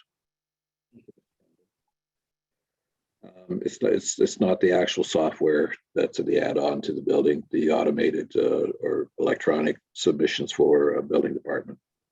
That's a second item. Yeah, the building department electronic fee, that is implemented and effective as we speak. That was through a previous grant that we received. Thank you very much. Any questions for Mr. Campbell with respect to this? Okay, seeing none, then I'll ask who is in support of this particular item. Thank you. That again is unanimous. So we'll move then to item H, which is increased budget for work order and customer service solutions by $10,000 and adjust the funding plan to reflect $84,003 from grants and $45,997 from IT capital reserves. So this is squarely in Mr. Campbell's court. Perhaps you could just explain that for us, please. Yes, Your Worship. Last year, I'm getting my years mixed up. We're just into this. Last year in 2021, we started implementation of Citywide as our new asset management software. And we purchased, the base core modules we needed to get up and running with that software. One of the functions of Citywide is to implement a work order system for staff so that we can actually track the effort and cost that we put into an asset against those assets. This module is very comprehensive, very expensive. We applied for a grant from the government to implement that. And we have favorable response, I'll say, from the province. We're just waiting, so hopefully we can announce it. But it's basically getting our asset management and cost tracking and labor tracking to the next level. Thank you, Mr. Campbell.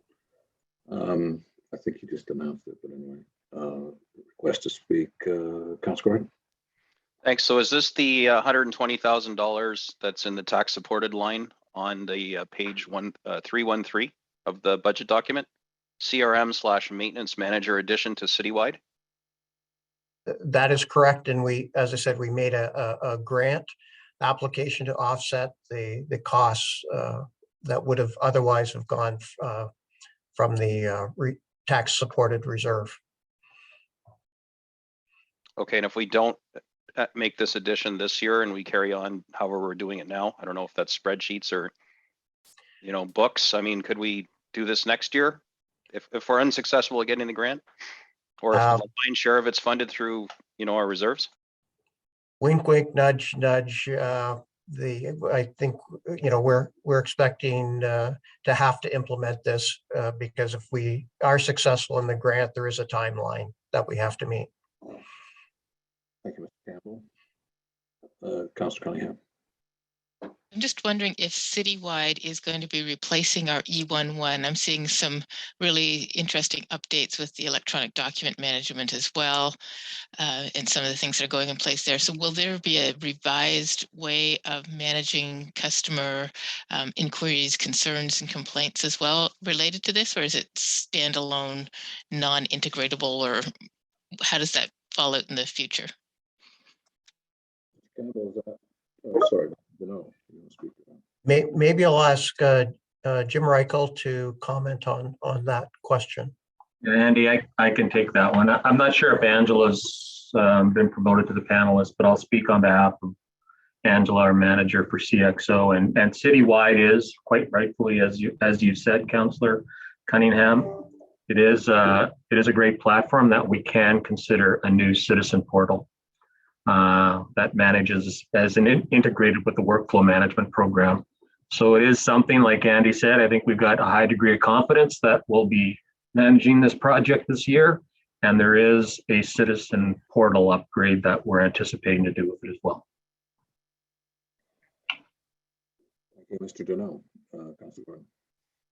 I would welcome that because quite frankly, our E11 system is archaic and clunky, and I get nothing but kind of quasi-negative feedbacks about it. I've used it myself a few times and it just seems so behind the times. So I think replacing that, I was wondering if that was something we were going to cook into our new website, but if it's integrated in Citywide, then that would be great. Any idea what that cost would be compared to what we're paying right now for E11? I mean, I hate to throw that company under the bus, but it's just, any idea, are we looking at like for like, or is it, another 120 grand for that module versus 50 grand for the E11 we're using now?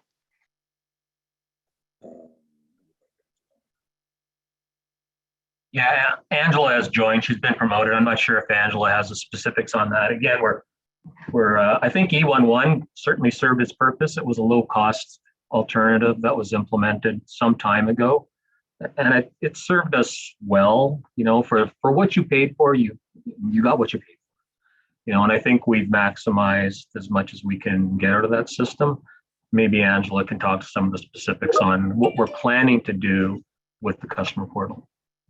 Ms. Grenier. Thank you, Mayor Strathern. I believe the work order manager system that with the customer service portal add-on, the add-on is a one-time cost when we set it up, and then it would continue. So the customer service portal would be part of that system, and there are no additional costs throughout after the implementation. Thank you. That answer your question, Councillor? Is that part of what we're approving right now, the CRM/maintenance manager add-on? Is that the portal is a component of what we're already going to be purchasing now? It's just a matter of configuring it and rolling it out? Yes, that's right. Wonderful. I look forward to that. There we go. Any other questions or comments for Ms. Grenier or Mr. Deneau or Mr. Campbell? Thank you, Ms. Grenier. So then we are looking on item H and show of hands for support of item H. Thank you. You have a comment, Councillor Gordon. Sorry, wrong card. I meant to hold up the green card, but I was holding the yellow card. So. Right. Okay. Thank you. That's unanimous then. And our last item in this list on the motion is before we go to the capital list is item I, an increased budget for electronic data management system by 60,000 and adjust funding plan to reflect 168,667 from grants and $91,133 from IT Capital Reserve. So again, this is a project contingent upon a grant, and it's I can tell you that electronic data management systems have been on the discussion list for at least a decade. So I am personally thrilled to see this. It will revolutionize how we manage our systems internally, I believe. So, sorry, so I'm a comment or question from Councilor Cunningham. Is this increase because we see the opportunity through a grant to extend the type of software or the range or depth that we can go to with that grant coming alongside with us? The electronic document management system, we have basically, Microsoft Office we use, and we file just in a normal directory system. A proper electronic document management system has, your classification under our TOMRIMS filing that we need to do for MFIPA. It has retention guidelines and retention put against it, security on a file by file basis. We don't have all of those elements. So we've looked at a number of different document management systems, and we've had discussions with council before, as the mayor has mentioned on this. So again, it's not inexpensive to change our document management, and we applied for a grant, and we believe we'll be successful in a grant, and then we can move on with this project. Our challenge will be on this one to find the staff resources to diligently work on it and get it done in the time frame that the grant allows. I think that basically it's the answer. We would be doing this one way or another if we approved it, but the grant, were we successful, the grant would alleviate a significant portion of the cost. Councilor Gordon. Thanks. Have we picked a vendor yet, or you're just earmarking dollars to go shopping and go out to tender? Mr. Campbell. Through you, Councilor Gordon, the town had gone through a review of vendors a few years ago, and as technology changes, there's always another vendor. I think our preference, but we'd have, if council approves this and we get the grant, we're looking at trying to find a vendor that maximizes our use of the Microsoft suite and just builds into SharePoint as the platform that we'd be effectively using. Okay, Mr. Campbell. Follow on, Councilor Gordon. Yeah, thanks. Will any of this, or is the plan to integrate it with our new public-facing website, so we basically can tag the documents that are eligible for public review, like all of our bylaws, for example, so that we don't have to have somebody in the CXO department or whatever manually uploading and maintaining documents on our website and keeping revision and version history in our own archives? Has anyone put a mind to bridging that between our document management system as our source of truth and extending that into our public facing web services and portals? I don't know if Jim is still available. He might be able to comment on that. But again, it's just using our Microsoft SharePoint, and there is public access through SharePoint that the town hasn't been using, and this would help on that. But Mr. Reichel, if you maybe could expand. Thank you, and through your worship, it would be a migration to SharePoint and OneDrive, so a connection to the website would be much easier. Yes, and as you know, using SharePoint, you're always working with the most recent live document, so we'd lose the problem of outdated bylaws on the website, so the list would be current as of that day. Mr. Reichel, so Mr. Deneau, did you want to say something? Thank you, Your Worship. To Councilor Gordon and the rest of council, I think you're hitting on the salient points of what the essence of the upgrades would be. It's about getting citizens direct access to information at the source, so we don't have to continue to update things or provide things through email. It gets time consuming and not as efficient for people to do that. It certainly will be more efficient for us to move documents around internally and share documents and track workflow. That's certainly part of it. And also just the efficiency once there's staff turnover, to have a document management system as well that plays into that, that we've got a repository for information that is certainly consistent and accessible, just makes it easier to keep things moving relatively smoothly when you have interruptions with staffing levels. Thank you, Mr. Duval. Any other comments or questions with respect to item I? Councillor Cunningham. Just, I'm sure I know the answer, but just making sure it's industry standard and we don't end up in a situation where we just the word development in the item. We're not going to develop software. We're not going to hire programmers. We're going to use an existing program that has good industry support out there. Through you, yes, we're looking at extensions to the Microsoft platform, not developing something separate. So it's really enhancing the Microsoft suite, which is our back office here at the town. Thank you, Mr. Campbell. So with that, I'll ask for a show of hands as who's in support of item I. Thank you. So that takes care of the items specifically identified A through I. Now we have pages on the capital plan, capital budget. Let me see here now. Tax supported pages 313 through page 315. So, excuse me, starting at the top. Sorry, mouse is a bit slow. The first three items are related to IT hardware and software. Any comments or questions with respect to those first three items with IT hardware software? That's Gordon. Thanks. My first highlight was that first line, the CRM maintenance program, but we've discussed that, and I'm quite content to see that move forward. It is a big number, but we can't remain in the sort of dark ages of data management in our organization. I did have a question though about workstation replacements. Typically, that's something that there's lifecycle management involved.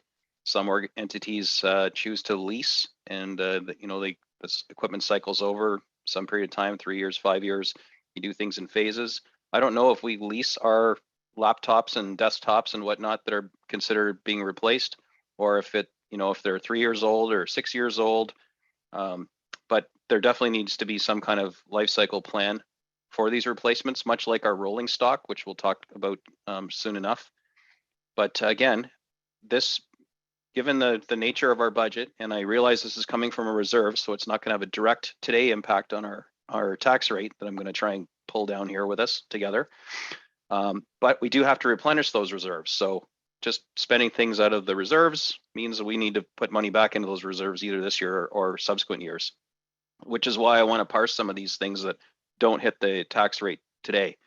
So I guess the question for Mr. Reichheld as our interim IT manager is, how critical is it to draw down $60,000 this year for replacement of workstations? I'm not suggesting we say, use crappy old beat up cracked screen workstations, but do we need $60,000 worth, or could we get away with $20,000 worth this year to leave some money in the reserves for future things or other things? Thank you, Your Worship, through you to Councillor Gordon. Currently, we are reactionary on replacing workstations. As part of that citywide implementation and the asset management program, we'll be working more forward to a preventative maintenance program in IT and other areas for the replacement of these workstations. We do have some systems that are aging. We are in fairly good shape right now, but as we move to remote work, we're moving mostly to all laptops. We're phasing out the desktops. So the pricing, and I'm sorry, I believe it's the same year to year on our replacements. We're running about 3 to 5 years on a laptop for replacement right now. Thank you, Mr. Rico. We own, we do not lease at this time. Thank you. Okay. So if I put a motion forward to reduce that to say $20,000, am I crippling our organization and causing undue hardship? Or could we get away with, only putting a third of that into replacements this year? I'm sure we could make it work. Absolutely. As you know, we don't know when stuff's going to break. We are in bad shape right now, so I'm sure we could make it work. Okay, so I don't know when the most opportune time is to introduce these, Your Worship, but I will be presenting a few of these as we go along, just looking for little ways, not taking a hatchet, but more of a scalpel approach to the budget if we can.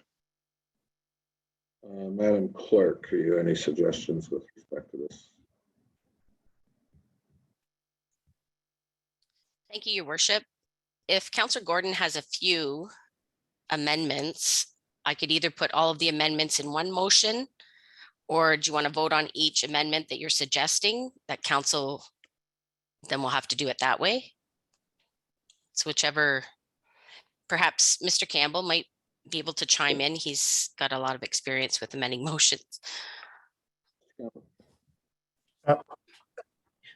Yeah, I'm kind of helping out clerks right now in the absence of Edie over there. So the recommendation would be, if council has a specific reduction, as just mentioned by Councillor Gordon, that would be an amending motion. So right now we're at G or I, that we would just, if this IT one is the next one, we'd have the next letter and we'll go from, I down to Z or AAA, because Councillor Gordon in this would need a seconder and then a vote on it. And it's likely easier to deal with each one separately as we go along, because council may support, others may not support. So, I would think, Councillor Gordon has mentioned an amending motion here, that put it on the floor, see if it's accepted, then go to the next item. Just for clarification though, Mr. Campbell, I believe he's amending I. No, he's amending. Right? He's amending. The amount in that? No, A to I have been approved. We're accepting A to I. But going back to the first three lines of this item, we are talking about a total expenditure of $21,663,183. That's pages 313 to 315 in our budget document. That's all those items in there, save and except for 8I, which we've already agreed that we accept. So basically what's seems to be, and I'm going to ask council this in a minute, is that there's just an appetite to go through each and every project or certain projects and have a discussion about those. And I would suggest to council that unless you want to be here sometime in April doing this, that we limit it to those things that you wish. If you have something that you wish to discuss, I would suggest you identify it. And then we will deal with those in particular and get a sense of how much time we're going to end up consuming here doing this. Because I would like to be able to say we can have a lunch break in the next, say, at 12:30, and then so we may end up, we could spend the rest of the day if we went through this entire list. So I've got Deputy Mayor wishes to speak, and then I've got Councilor Shevsky, and then I'm going to ask a question of council. Deputy Mayor.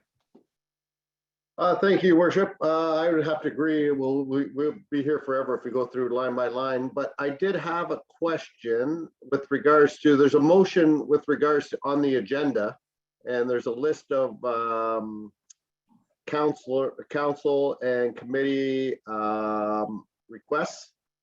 For example, I'm just sorry, I got so many things open, but for example, playground equipment, physical barriers for trails. When will we get to that? Or is that going to come after we do these other ones? So, or because I don't see them in the actual, on the page 313 to 315. They're set for Friday, I believe. Friday. They're set for Friday. Okay, my apologies. I have the thing in front of me and it stopped halfway through. So, all right, my apologies. Thank you so much. So we'll go back and I'll leave it to the questions with regards to line by line. So I guess I'll start.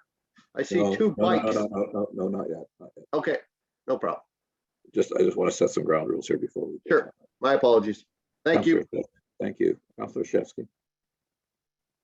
Thank you. I think we're still talking about the workstation replacements, if I'm correct. I will second Councillor Gordon's motion on this. This is one of those great creative line items. It's good to see that he's found one so early this year. So if I could make a suggestion on this line item, when we all got on council, we were all handed a laptop, and some of us were second-term councillors.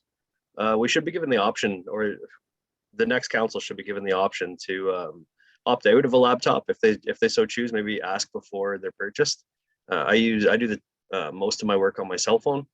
I think if I was so lucky to be reelected, I would be happy to carry this laptop on to the next term and use my cell phone as my predominant function. So just keep in mind that we do have an election here and we will have to buy new laptops for new councillors. So that will be part of this budget, I assume, but just be happy to opt out if given the option. Thank you. Thank you. And Councillor Gordon, you have a question before I get into this process. Yeah, sorry, I dropped out there. We were right in the middle of it and I got kicked out or lost my connection. So I got back in, but I missed whatever you guys were talking about the line by line.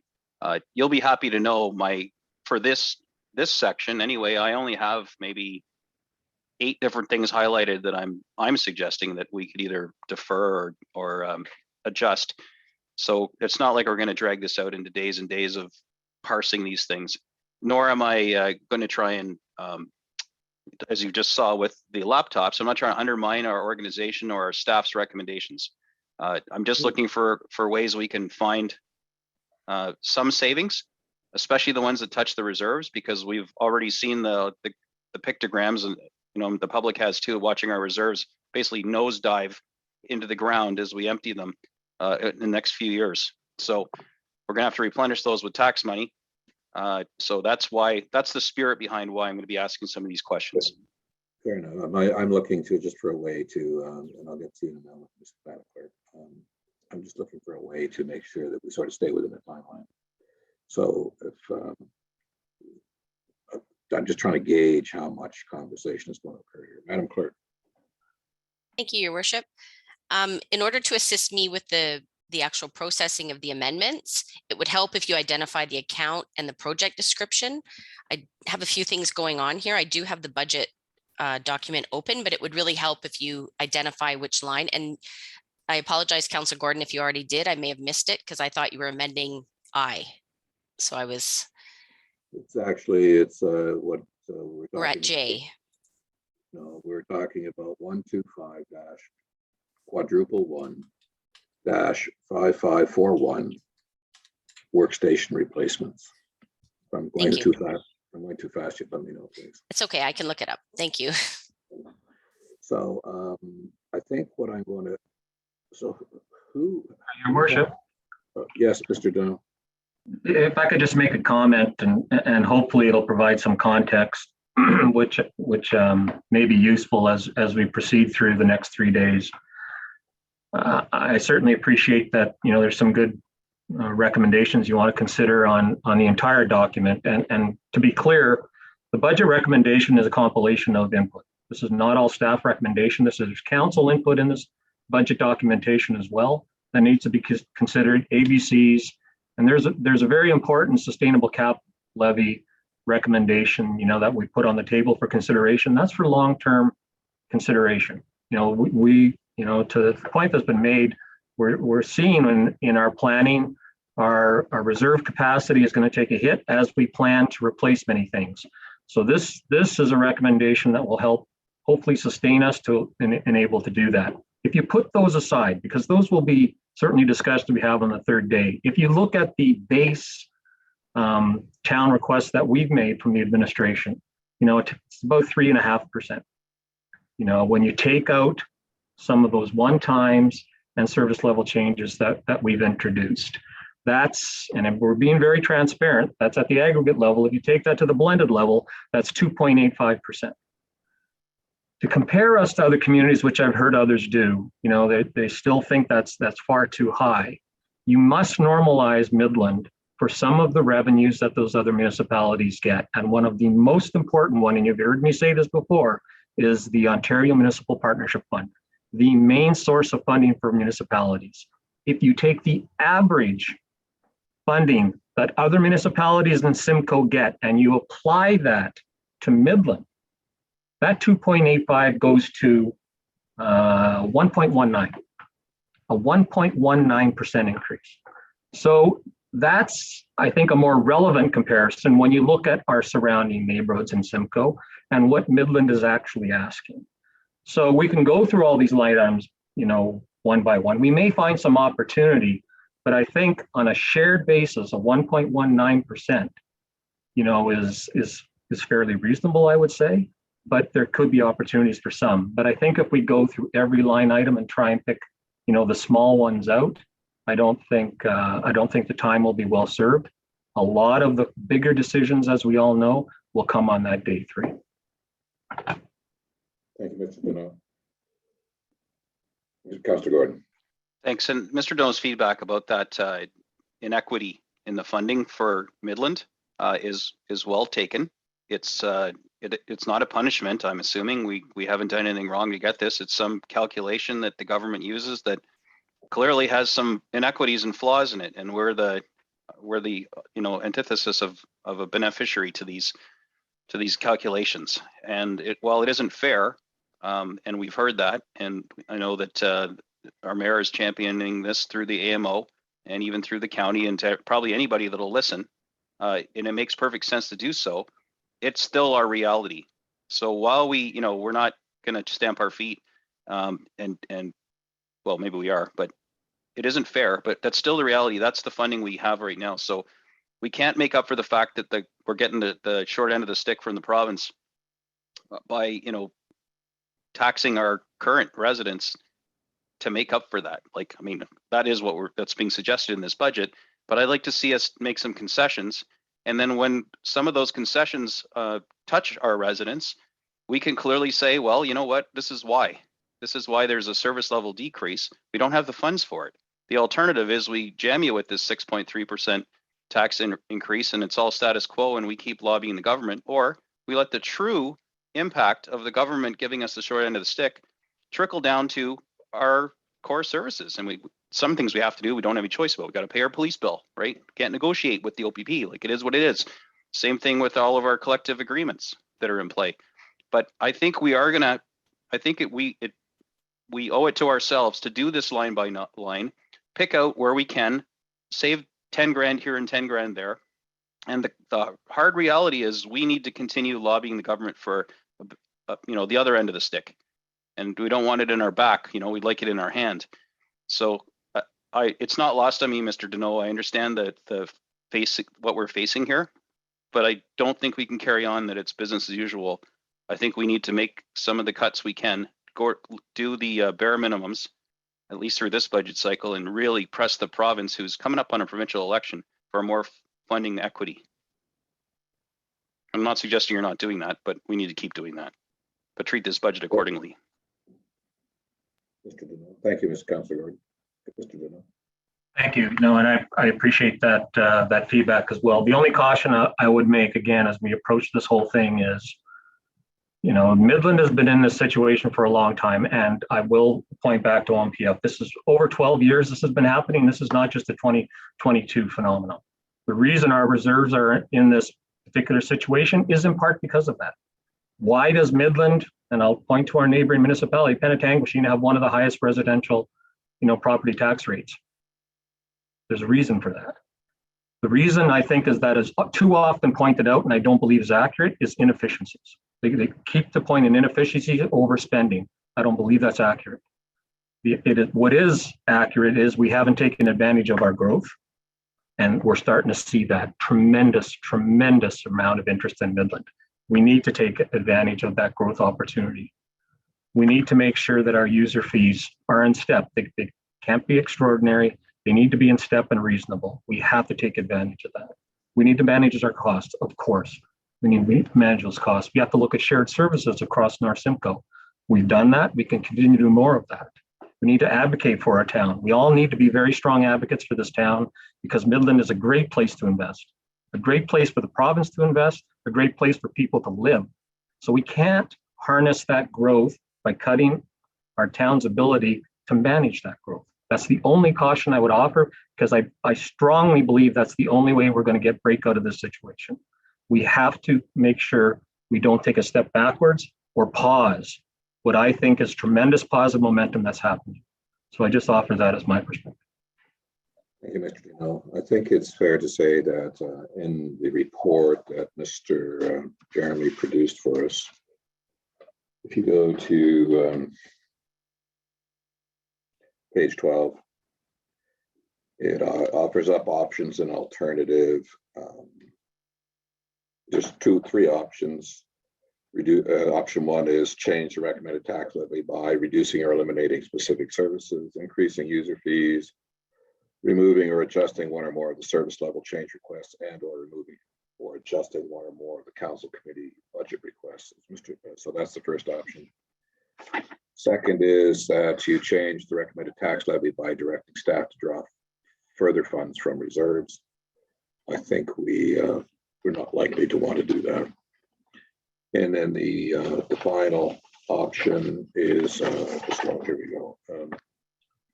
Change the recommended tax levy by challenging base budget and additional requests from agencies, boards, and commissions, and or require reductions where possible.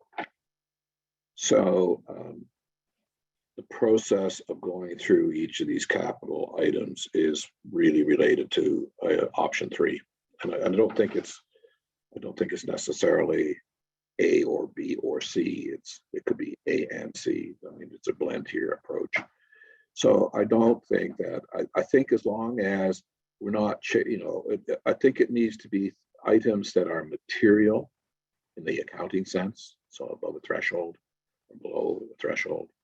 And I think I would suggest to council that, as Mr. Deneau has said, when we get to covering the page up, I can't find it. To day 3, when we get into items 5 and 6, which are service level change requests, operating and capital, and rather council and committee budget requests, or even into the ABCs, but certainly on day 2. On day 3, I think you'll find that there's an opportunity for some significant input from council with respect to particularly service level changes. I know I have some comments around it. I suspect you all do, and they're not insignificant for both those items. So I would just ask that if we're, like what's material. Well, I know $1 in our pocket is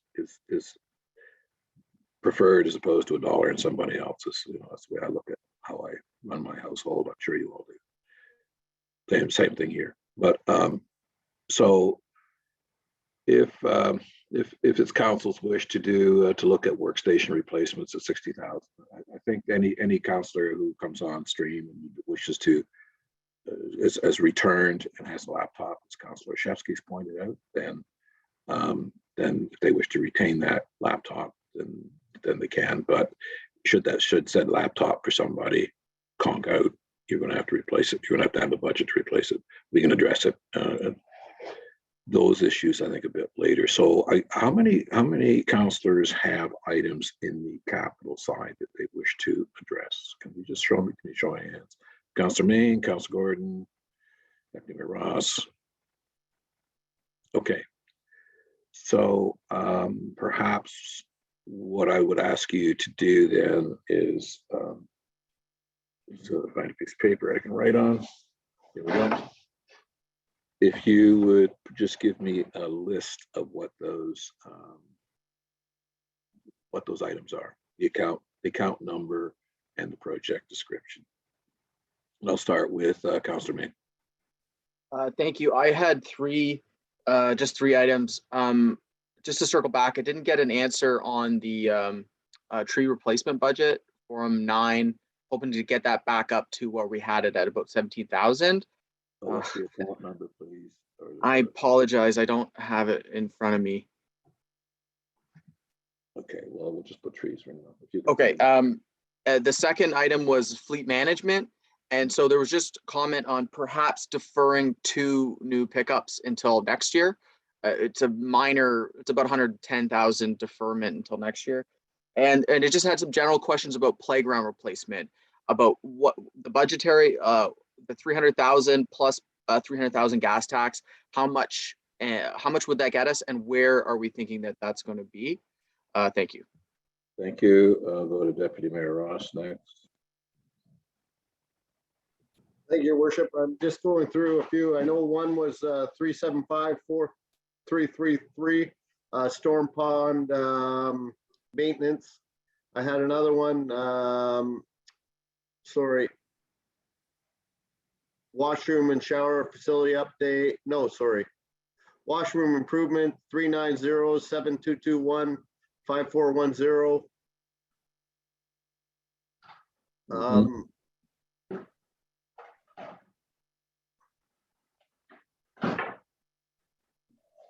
I guess that's it for now. I'll let you know if come across. Oh, sorry. The big one was 505 B001 County Road 93 Trail Project. That was my number one concern, $600,000. I'd like to discuss that when we get to it. Thank you, Councilor Gordon. Thanks. I had a question, which I guess I can talk to the fire about, and that was about the shared drone program. Although I'm not questioning so much the expense, because I don't know what the benefits are of it. And sharing is caring, so I'm assuming there's input from Penetang Machine as well, but I can hold off for fire on that one. Operations complex building. Again, I'm not suggesting. I'd like to know more about why we need to draw that $200,000 down. This certainly has materiality. That's 315-8512. But again, I don't know enough about it to say, is this an axe or a scalpel, or do we leave it alone? For those following along, there's a lot of things on these lists, so it's difficult for us to parse them. The new bus at $420,000, I get it's coming from our gas tax reserve, and we were just blessed with a big load of dough from the province, or sorry, from the feds of the province. Who gives us the gas tax money? Federal? Yeah, okay, right on. Anyway, we just got a bunch of that, which is great. All of North Simcoe did. But in one of the preambles, I think at our last meeting, I'm suggesting that we could, unless we have a bus that we just is falling apart or something, we maybe defer purchasing a new bus and look at these partnerships with groups like Community Reach and whatnot to extend services. So that was why I had it on my hit list. Why don't we just do the itemization and we can get into this? Okay, yeah, the Hugh Hook Trail. I know Howie's going to probably fire me a text message saying, "What are you talking about, Bill?" But that's another $15,000 from our reserves. I see it as a nice to have, more than a need to have right now, even though I have followed along the discussion about that trail and I do personally use it. I'm trying to find any places we can keep our reserves from being drained down. So that one's 390-111-5450. I'm not going to list all the vehicles, but I share Councillor Main's concern about rolling stock concern. There is a general consensus, and I used to hear this all the time about the police department too. How come they're always driving new cars or new trucks to town? Why can't they drive them until they're a little bit more of a beater? There is an argument, because we used to make it for policing vehicles and fire vehicles, but I don't know if that's applicable to our normal pickup trucks in town. Could we run them a couple of years longer and deal with the maintenance and repairs? So there's a bunch on the list. I'm not going to give you all the numbers, but in general, if we can talk about maybe pushing off replacing these things, well, because right now, I mean, buying a truck is probably the most expensive it's ever been. Anyway, next is the 2 new dressing rooms. Like new dressing rooms? Are we expanding somewhere? Like, how are we making new dressing rooms? That's 399 quad ones 5410 for $50,000. The electric vehicle charging station, which is intriguing. I'd just like to know where that's going. And if it's the kind that's free, or is there revenue coming back from it? That's more of a conversation before I suggest we pull it or change it. The passenger elevator, I had questions about that too. The only one I know of, well, there's the Sports and Rec Center, obviously, and then there's Town Hall. There may be others, but I'm just wondering what 159 or 160 grand for that one. And the downtown update and attainable housing for $60,000. That one really kind of had me wondering, what is that and why are they on the same line? And what is downtown update and attainable housing for 60,000 coming from tax supported reserves? So that's my little laundry list. There's obviously other ones that we could talk about, but those are the ones that stood out to me that I think are worthy of conversation. Thank you, Councillor. So it's 12:25. We've now been at this for 2.5 hours, and my biological clock is saying that it's lunchtime. So I would like to grab a bite and just take a moment to think about this, how we're going to approach it, confer with the clerk. So I'm going to recommend that we take half an hour and then come back at this and see where we get to. It's not too long a list, and some of them overlap, so some are more material than others, but we'll get some commentary. Each of these projects, by the way, has a corresponding reason for why they're doing it.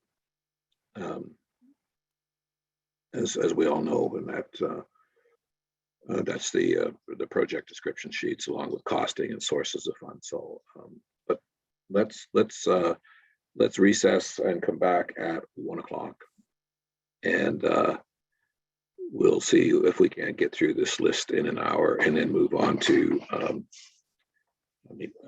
I'd rather get it done right, but if we can keep it to an hour or less, it'll be appreciated by everybody. And then we'll get into the tax component, which is two on the list for today: our administration and planning.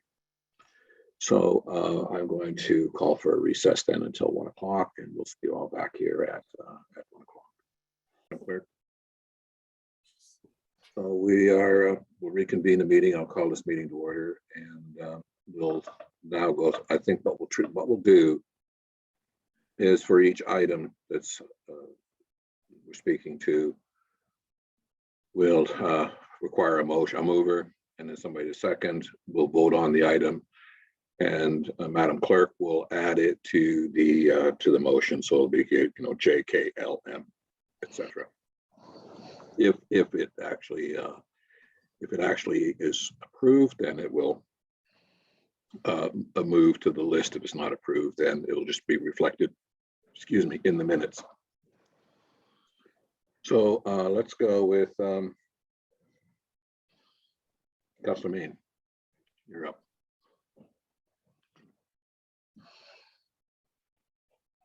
You're on mute. Thank you. Yeah, I just made a comment about the tree placement budget and just hoping to get that back to the amount that we had established a couple years ago, kind of the nominal $1 per resident for street trees. So that's pretty minor. It's only a few $1,000s.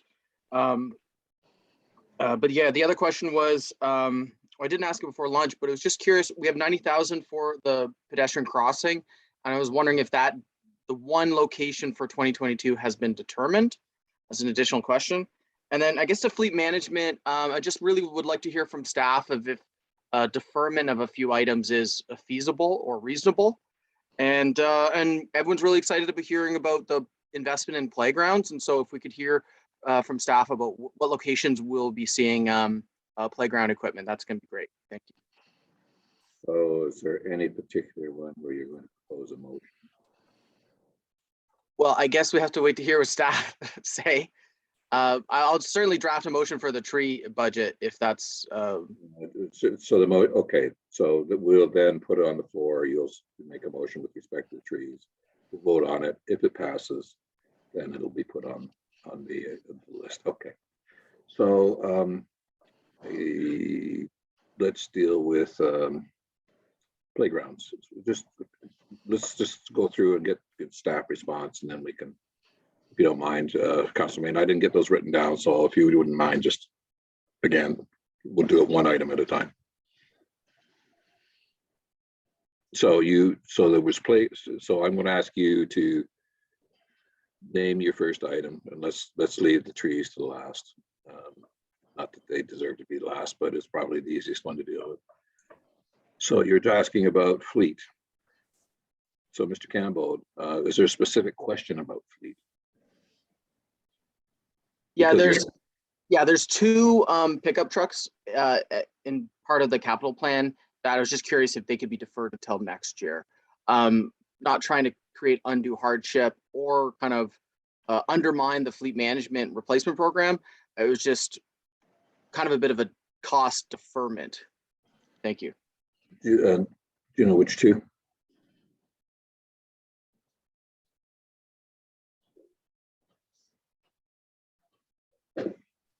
How about all of them? Well, the ones in particular is 315, 1111, 5520. There's a 2009 GMC Sierra and a 2007 Chevrolet Silverado looking to be replaced this year.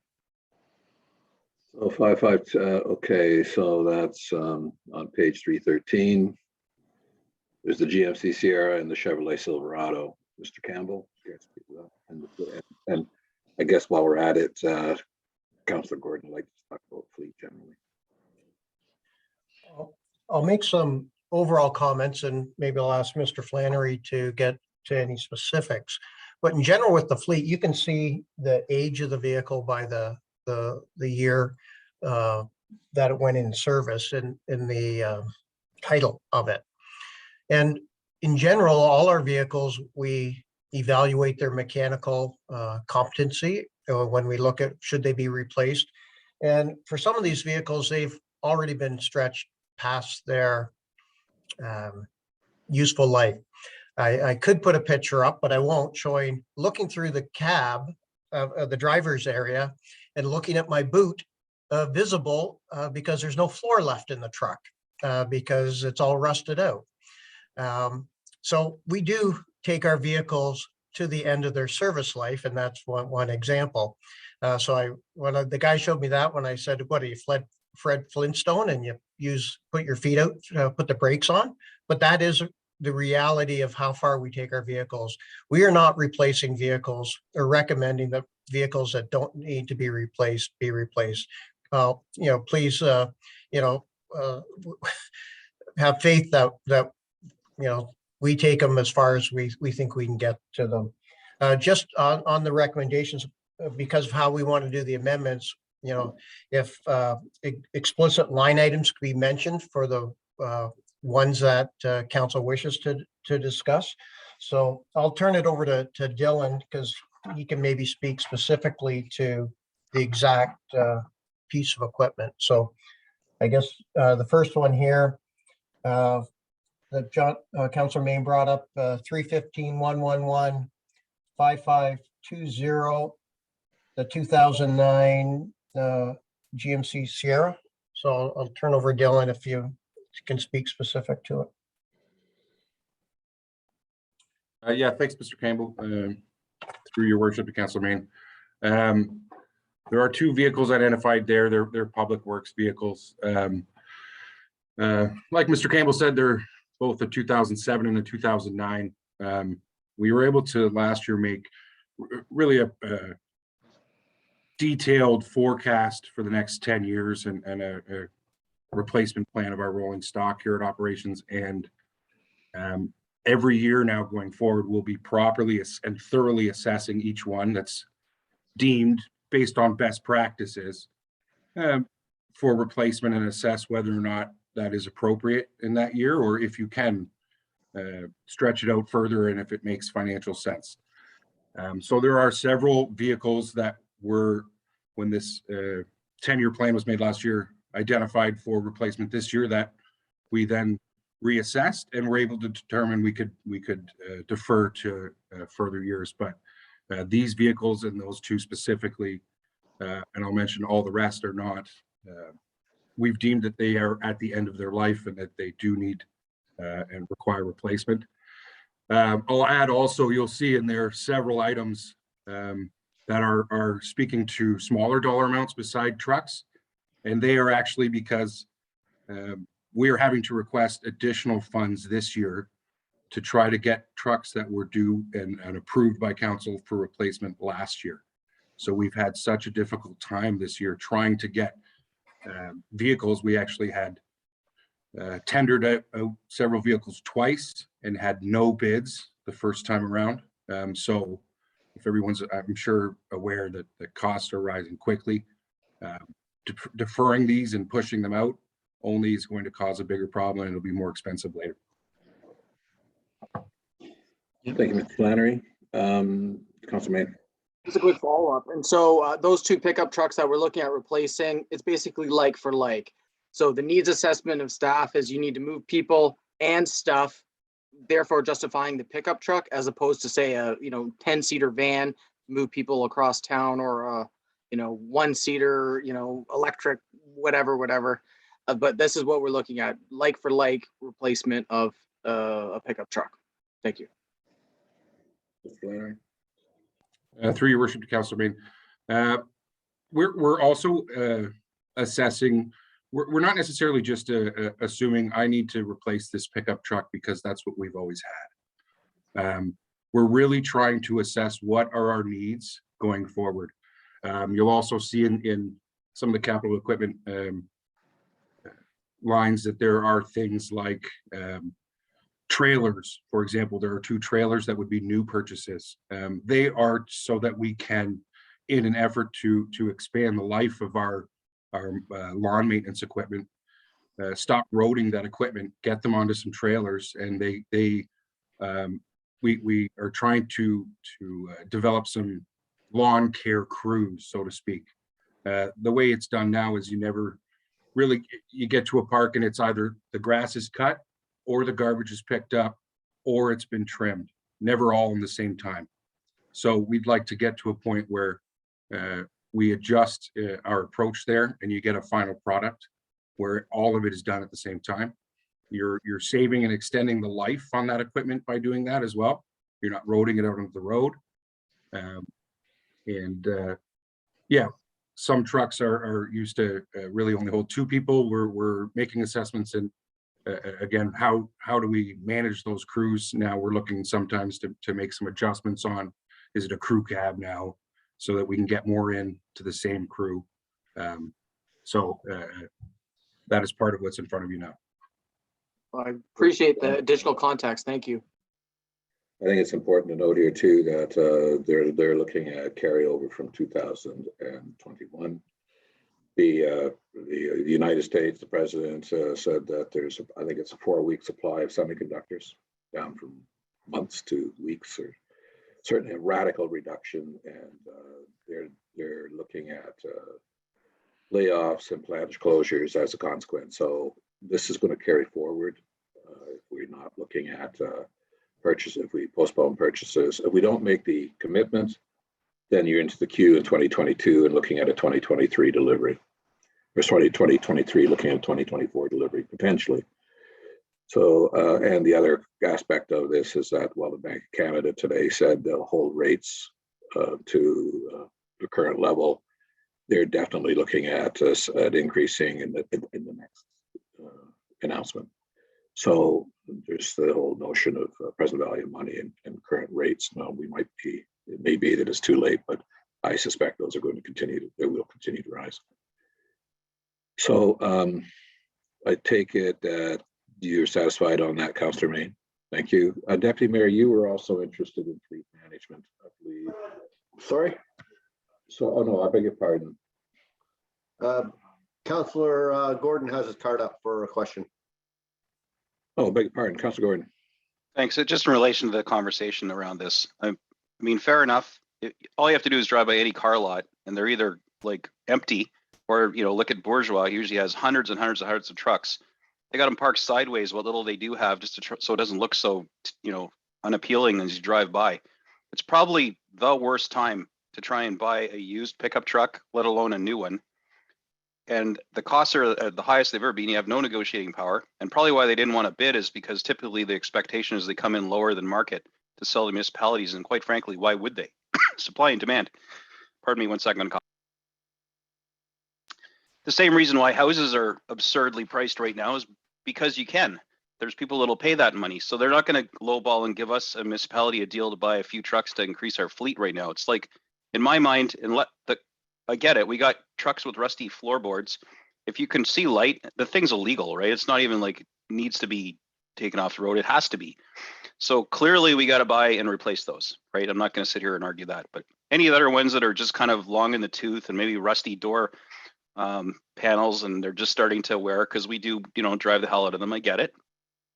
I would suggest that the semiconductor issue and, the pressures on inflation right now, I know obviously the lending rates are going to increase, but if we could push this off for a year, I don't believe in kicking the can down the road proverbially. And to some degree, that's really why we're faced with a lot of the challenges we are, because decisions previous councils made to try and keep taxes low and costs low artificially by deferrals. But to me, buying trucks right now is probably the worst time in history to try and buy those. So if we absolutely don't have to, then I would suggest we don't keep the money in the reserve pot and extend the life as best we can, even if that means visiting Arm and Auto Body or somebody to rivet the door panel back on.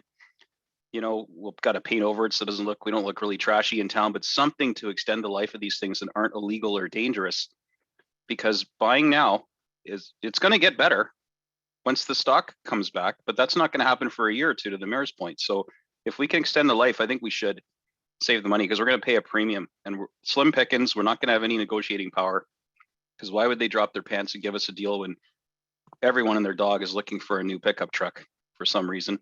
And there's just no stock. So maybe my perception of the market isn't reality.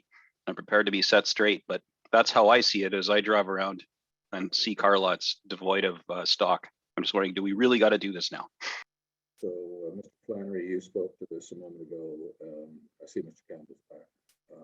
But my understanding of what you said was you've adjudged these to be their end of life. They're not serviceable for the purposes of the town, for whatever criteria you've used. Is that correct?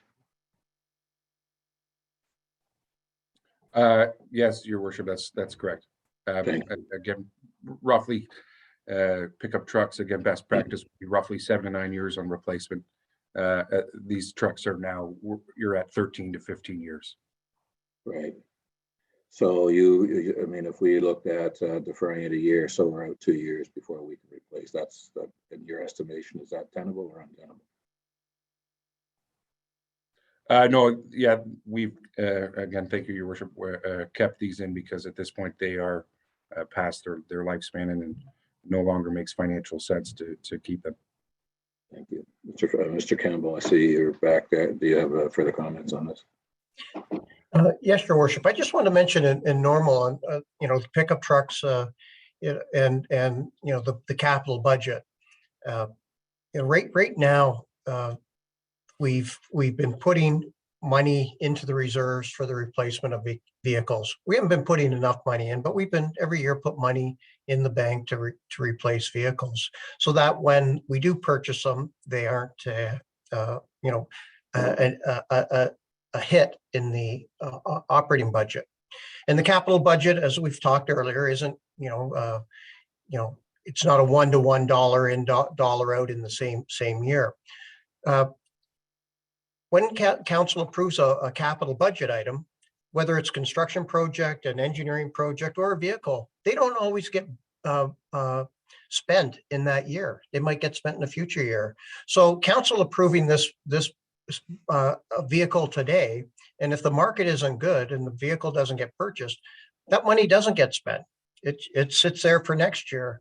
But next year, we don't have to worry about approving it again along with the 2 or 3 other vehicles.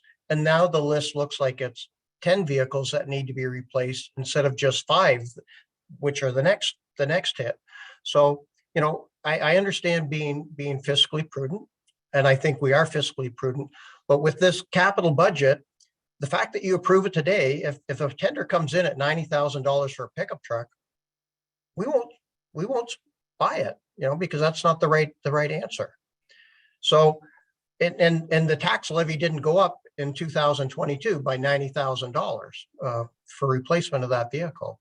So I think, you know, I certainly understand the concern, and I think you know, other municipalities have their budgeting and their reserves set up so they never bring a replacement vehicle even back to council for approval, because if you're doing proper financing, that money's already in the bank for that replacement.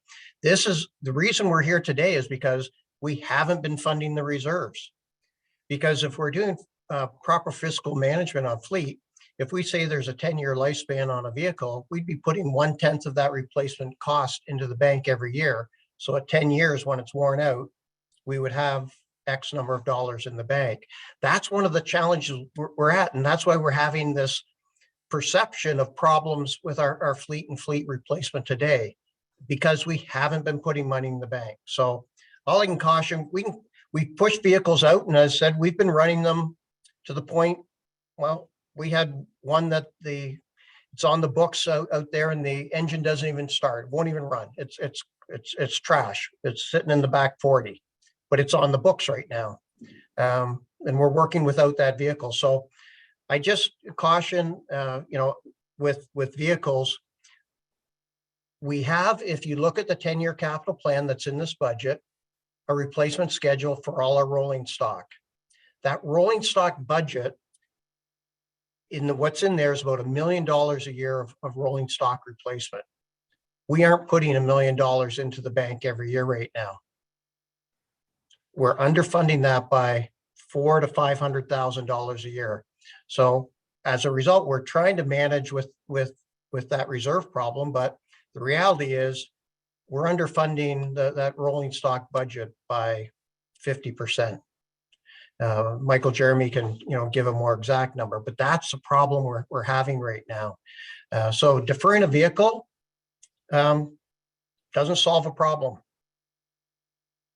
but it can make our operations less efficient and more expensive because of the replacement of the maintenance costs on a, you know, 10, 12, 14-year-old vehicle that we have in some cases. So I'm sorry for you know, a little bit of a rant, but you know, that's we're doing the best we can from a fiscal point of keeping our vehicles on road, but at some point they're garbage.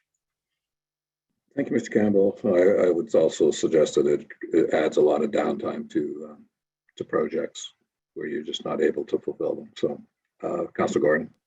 So thank you very much, Andy. You just in real life, you're the same in email. You give these good, well thought out, you know, articulate responses to questions. Sometimes it's a simple question and it doesn't have a simple answer. So again, I want to just thank you for that. I really do enjoy your updates on stuff, even if it's not what I want to hear. In this case, have we, and this is a broader conversation, but I'm going to float it here anyway. Have we considered sharing vehicles with our neighboring municipalities as we start to entertain more integration of our services? Like right now we're doing chief building official and fire chief, but why not deputy fire chief, fire training officer? What about our parks and roads department? We're not talking the full, you know, A word that freaks people out, amalgamation, in case you know what I'm talking about.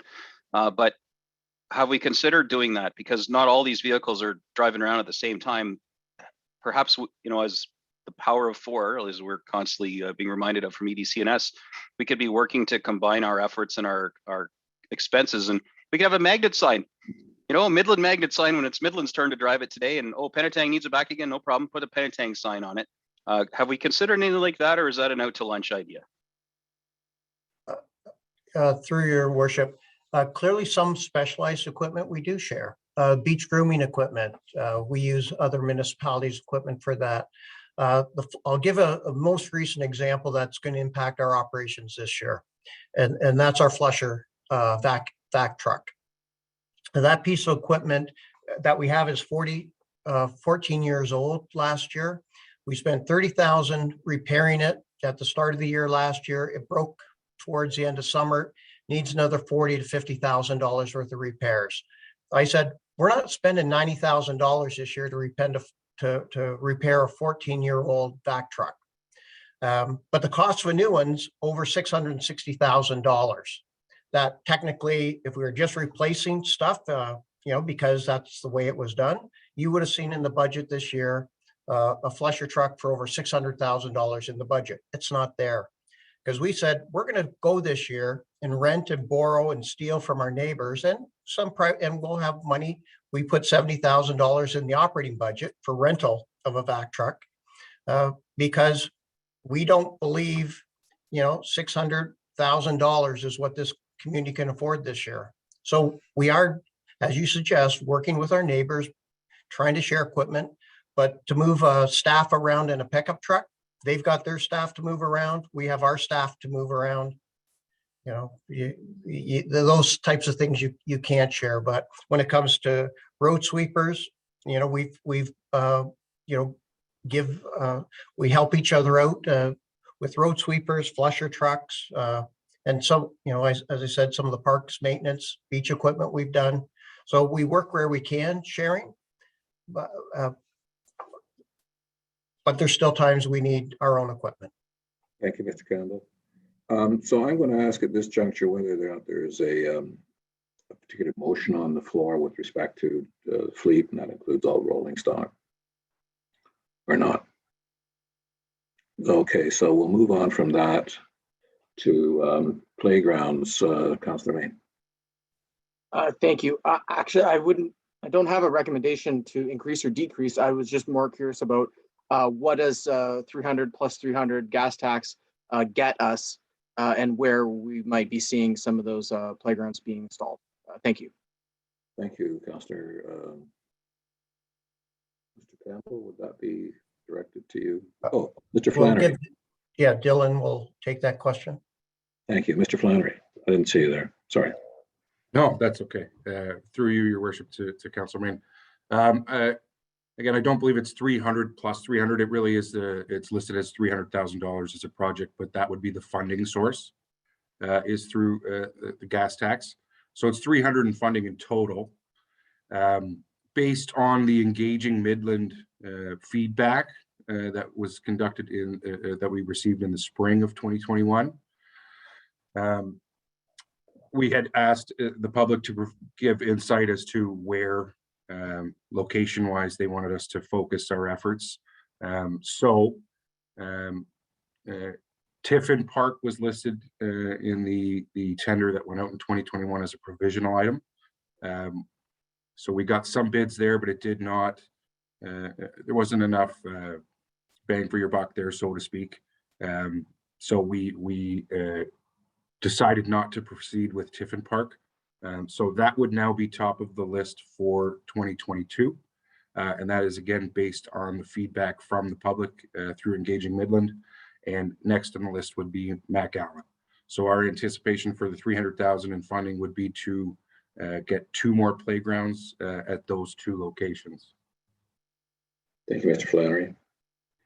And Councillor Main, you have, I think, 2 others. One was the trees and the other was? It was just a quick question on the proposed 1 location of the pedestrian crossover. Thank you. Mr. Flannery.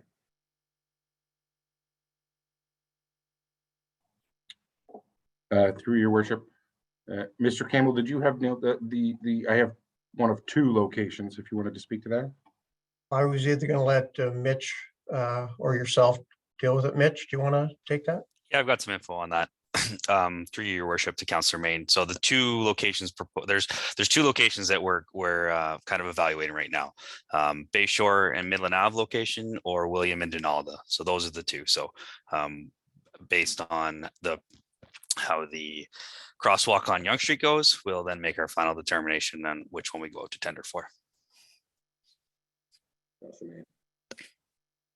Thank you. We've at the Active Transportation Committee, we've had lots of discussion about trying to rank locations of pedestrian crosswalks. And in my opinion, I think I love the Bayshore location, and William Street definitely needs 1, probably 2, maybe even 3 crosswalks eventually. It's disappointing that we only get to get 1. I mean, we had talked about getting 3 a couple years ago, and that got deferred with COVID deferments. But William and Elizabeth Street, to me, I think is probably the number 2. So number 1 is going to be, well, it's already approved and it's going to be installed, is the basically the Mundy's Bay crosswalk at 6th and Yonge. I think William Street and Elizabeth Street at Sacred Heart is going to probably get us the best bang for a buck in terms of pedestrian safety, pedestrian crossings. I know William and Donalda is a very good location as well. I just wanted to comment that I think that location should be considered top of the list. So thank you.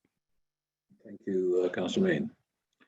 So the last item you had, I believe, was the trees. You suggested 17,000 as opposed to 9,000. Do you want to put a motion on the floor to that effect, or should we? And then we'll see what staff rationale is for this. Yeah, certainly. I can put a motion right now that we, same motion from a couple years ago, that we allocate $17,000 or a nominal $1 per capita towards tree replacement. Thank you. Okay, so for the clerk's edification, where is that exactly? That's item 325, 320, 30, 22. You faded out there in that last bit. 325, 3,230, and 2210 item. Thank you. And the page, sorry, just from so I can get back there. I'm lost in all these pages now. Is it 313? Are there? Yeah, 313. Thank you. So do we have a second? So the motion basically is to go to 17,000. Do we have a seconder for that?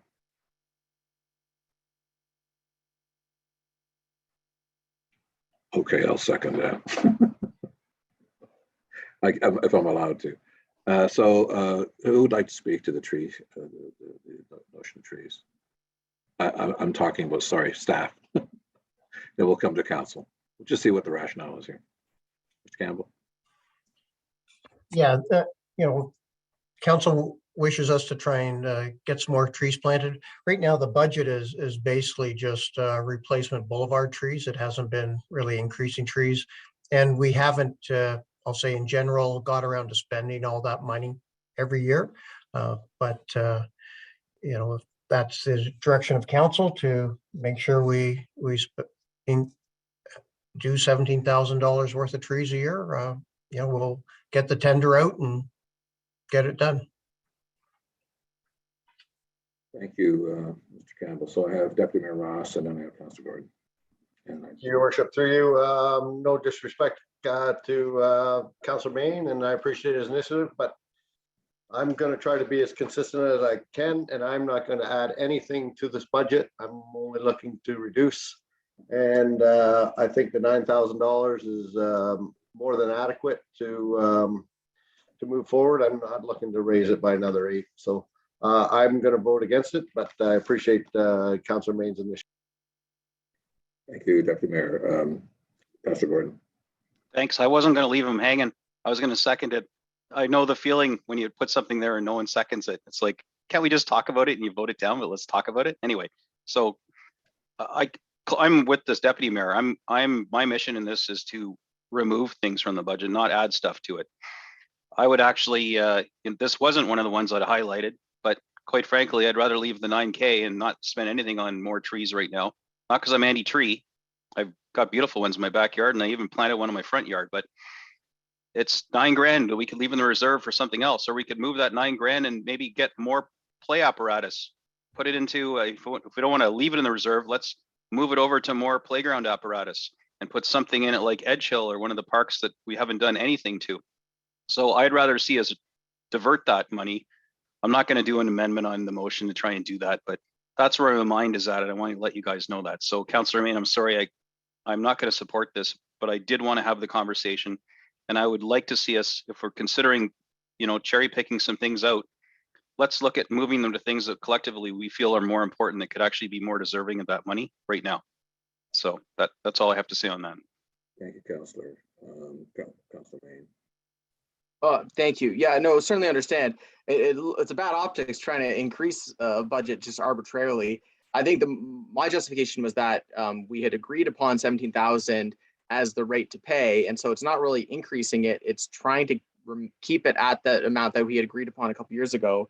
The big worry is windstorms, extreme wind events.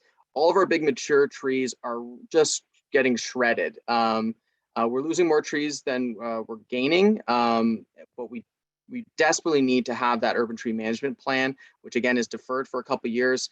And in reality, once we do the analysis, they're going to, the downtown master plan said, you got to plant a bunch of trees, your downtown is bald, and that kind of thing. And so you really don't want to underfund this topic, because trees are part of complete streets. They're part of a healthy environment. We're trying to get people out.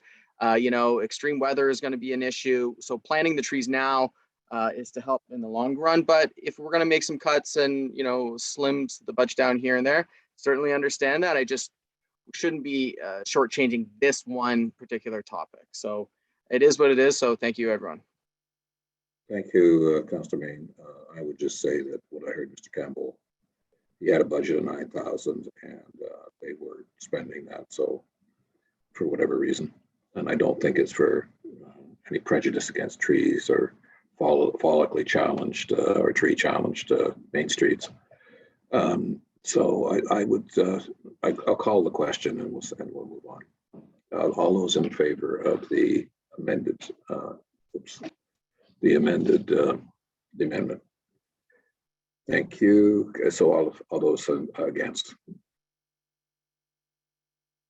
That's defeated. So I agree. We need that tree management plan. We just need the funds to do it. So Deputy Mayor, Sharepoint. Thank you very much. And just for the record, I reviewed during our lunch break, and I had a couple more items I'd like to discuss. One being 605-6700 Baroni Airport, and 385-111-5410 dock replacement. So the first one, I guess I'll bring up, and I'd like justification for it, and I may have a motion. 505B001. It's the County Road 93 Trail, $600,000. And I reviewed all my county. I don't ever remember requesting this trail to go in for the town of Midland, nor to pay for it. This is a county initiative, and I'm surprised that we're being asked to pay $600,000. I would ask that we remove that from our budget, and if I need a motion to do so, and we'll move forward. Maybe we could get an update from Mr. Campbell why we're being charged $600,000 from the county for something we never asked for. Mr. Campbell. Through your worship, well, if in the 10-year forecast, this is $1.8 million, not 600,000. This was in the 2020 budget, 2021 budget, so it's not the first time committee has seen this number.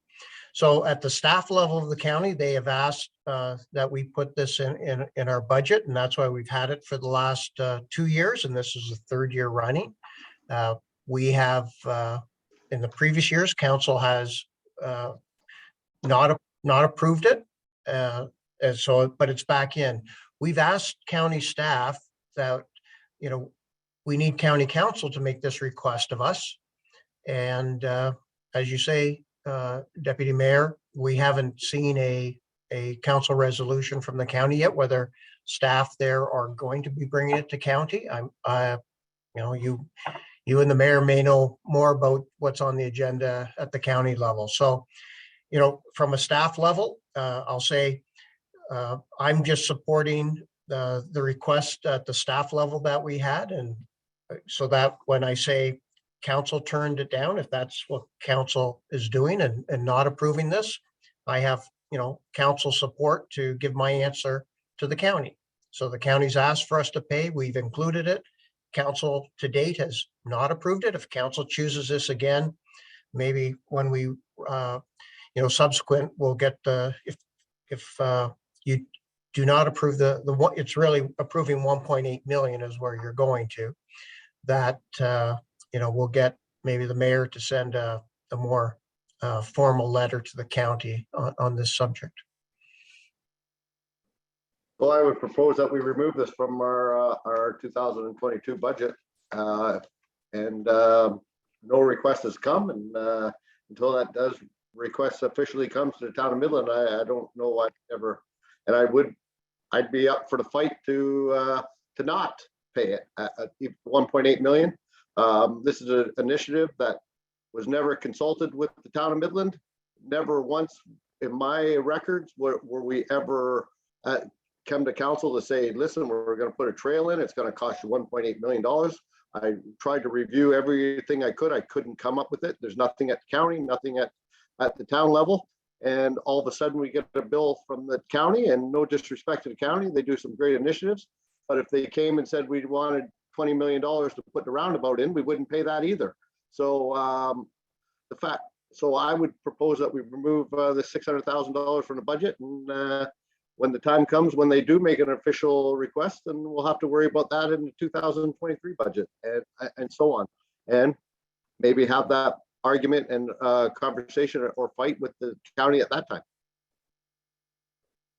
Thank you, Deputy Mayor. I'll just, before I go to Councillor Gordon, make a comment, and that is that this came up, not this particular project, another project came up at County Council, and the idea of the county putting in capital works and billing municipalities based on county objectives without consulting the municipality was brought up by the Deputy Mayor of Bradford West Gwillimbury.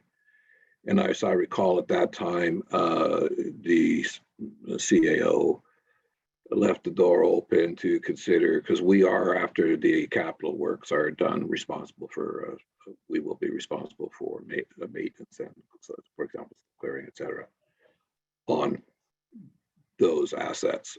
But CAO at the time indicated that they were open to considering that the full charge for the capital works themselves reside with the county, rather than some portion being picked up by the municipality where the works were being done. So just to add that bit of context, I too do not remember ever this. I suspect it was in the this was in the county parks and trails. Active Transportation Master Plan, or their comprehensive transportation master plan, whichever is in play. I don't remember the title of it now. So, Councillor Gordon, you had a comment. I was just along those lines. I mean, as a lower tier municipality, there's some things we just, don't have any say over or control over. Like if the land ambulance costs are too high, like not our bailiwick, right? So I was hoping, and it sounds from your response, that it isn't something that we don't have any choice about. So, I mean, we can take this out. It doesn't change our tax increase this year because it's all funded from reserves and whatnot, or from development charges. But I'm happy to see it gone, but it's just going to come back again if we have some legal obligation to pay what mom and dad at the county tell us we're going to pay. If there is some ability for us to push that off and have that come out of the county taxes, then, maybe they don't do a 2% tax increase, they do a 3% and they eat that. And, we all end up paying. It's only one taxpayer, but it doesn't look as bad on us having these massive infrastructure costs that we didn't have any say into. So it's refreshing to hear that commentary from you. I hope you continue to push for that in your time left in this term with the county. And it would be really nice to have an update before we end as a council that there's some good news on that the county is going to assume that. Well, I think we'll, it's if you don't ask the question, then there's that approach too. Then you don't have to. Then there's to wake up. Anyway, you know what I'm trying to say, I think. So, Deputy Mayor, you have a motion you want to put on the floor? I do. I would ask that item 505B 001, County Road 93 Trail, be removed from the 2022 capital budget. Thank you. So you're moving on. Do I have a seconder? Councillor Prost. So I'll just call the question. All in favor? Thank you. That passes. So Madam Clerk, that would be item J. 505-B 00, sorry, 001 CR 93 Trail Project in the amount of $600,000 be removed from the capital budget.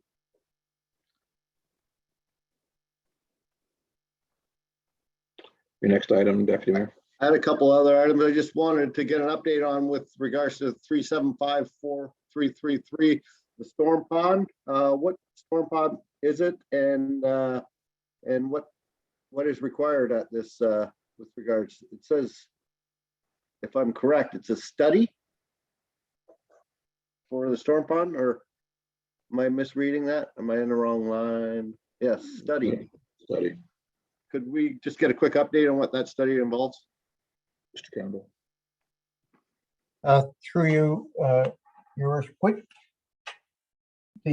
I'm just trying to get the right project. You said 375-4333. That's correct. Correct. Right, for 200. So the maintenance plan, we did the maintenance plan 3 years ago now. COVID keeps mixing me up on my years. That really the town has 15 stormwater management ponds. And stormwater management ponds, we have a license from the Ministry of Environment for each of those ponds that we need to maintain them. And they get silt in them from the runoff, and that silt needs to be cleaned out every few years. The town did not have a asset management plan for their storm pond. So a few years ago, we did the analysis and put a plan together. Because if you say a pond has to be cleaned out every 10 years, we have 15 ponds, we should be cleaning, at least one pond every year or more. So really what we've done in the 10-year forecast is put the cost in to clean one pond per year. So what's been cleaned out recently, we did the Tiffin Bay Pond. That one's finally done. That ended up being over 250,000, if I recollect right, to clean that pond out. The one at the operations center was done last year. Also, that was 100,000 to clean that pond out. So really, what the capital budget is showing, it's the one pond a year cleaning. The exact cost, once if council approves the budget, really what our next step is, we select our pond and we have to do soil testing to see how bad the contamination is in that pond and the amount of sediment that's in the pond. And then we, have enough information to go to tender to see if it's going to be, 100,000 or 200 or 300,000 to clean up. So really the budget, it's a set amount.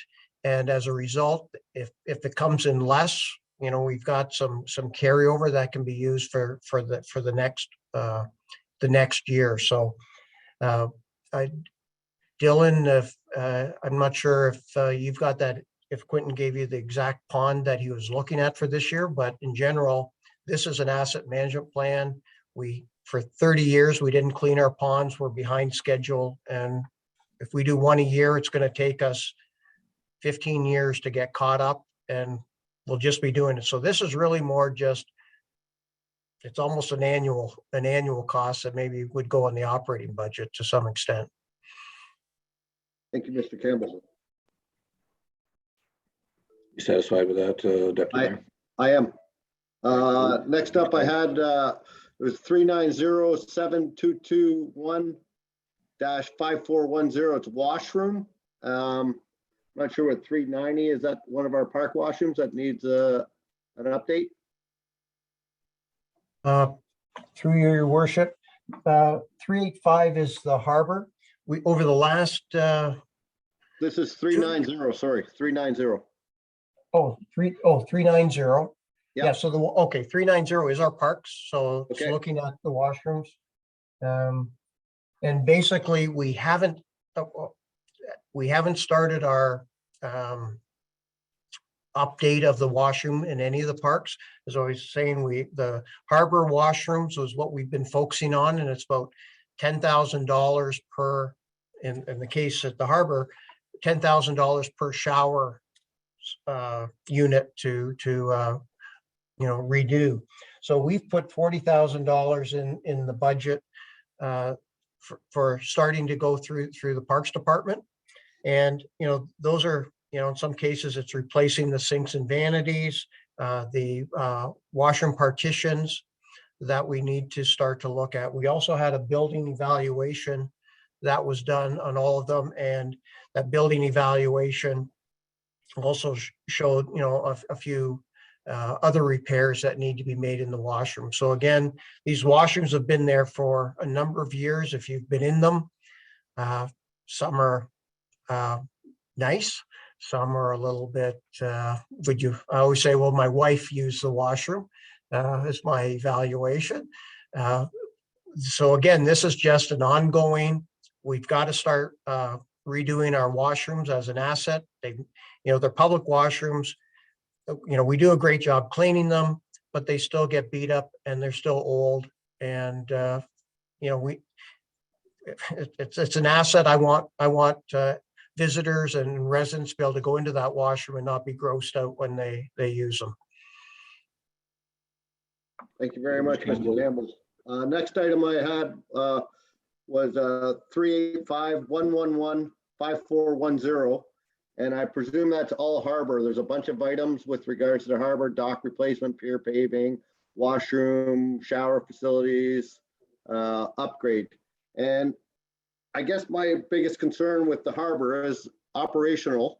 We lose $140,000 a year to operate that harbor, and plus additional capital costs every year. And I'd like to see us come up with some type of plan. We're competing directly with a market that offers that exact same service.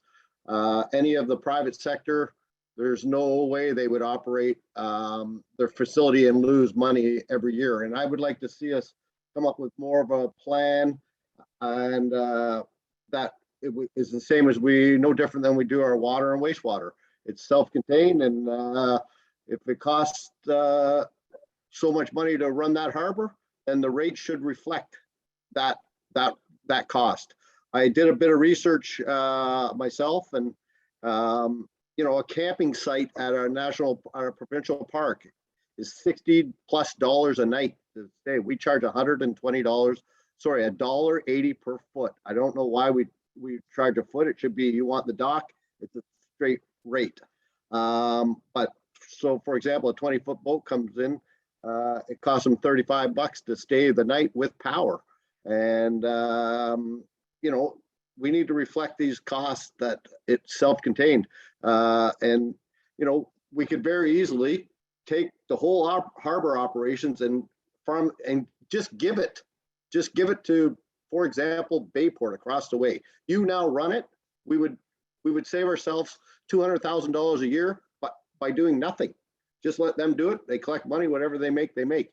So I really think, I know it's not a conversation for right now, but at some point we really need to come up with a plan to set these rates a lot, to come more in line with our competitors. And secondly, that it becomes self-contained. I'm not looking to make any money, but it definitely would like to see us break even on that harbor. So I'm not sure if a motion's required to re-examine the fees and structure and come to a break-even point, but is that something that we can put on the floor today, or I guess I'm looking for a little direction.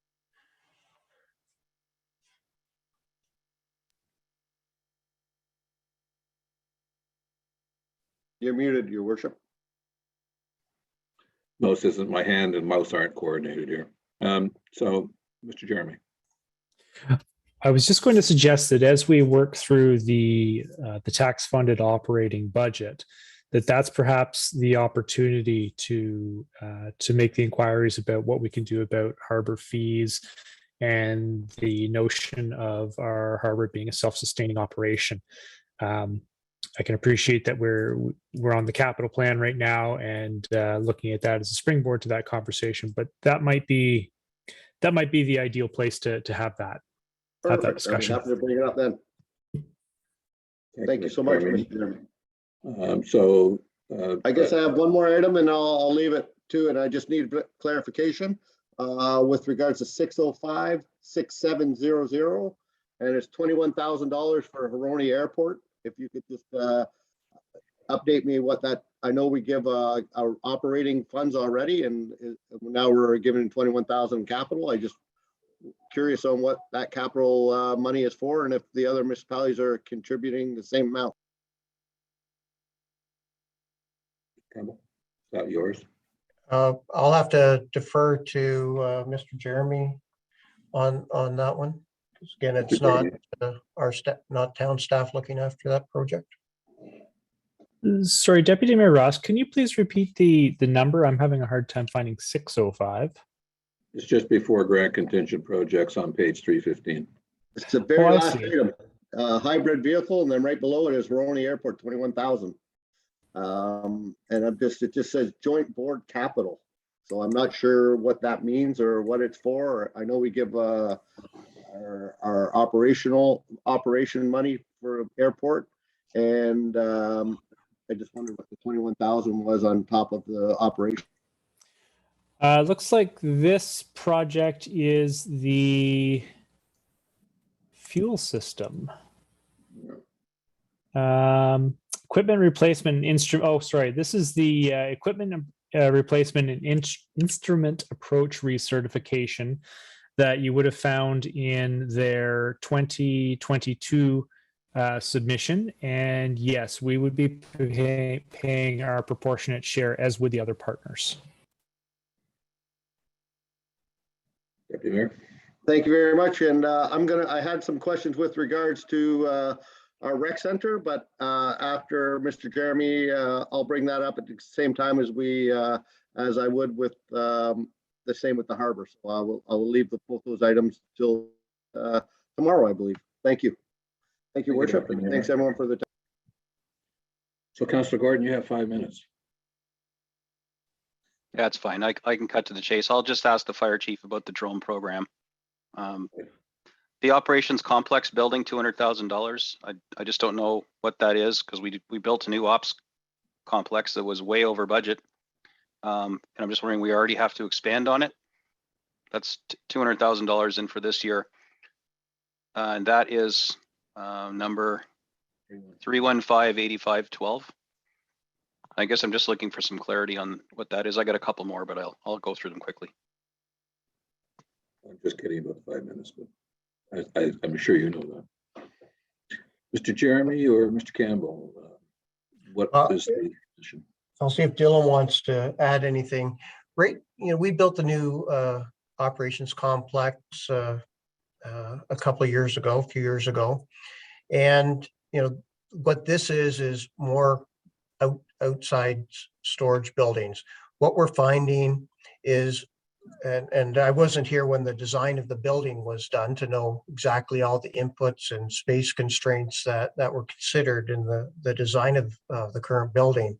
But what we're doing is using the old operations depot still as a storage space throughout the winter for a lot of equipment, our lawnmowers and things that aren't being used in the winter time. We want to sell that operations center at some point, get rid of it. So we need to find a home for all the equipment that we're still storing in that facility.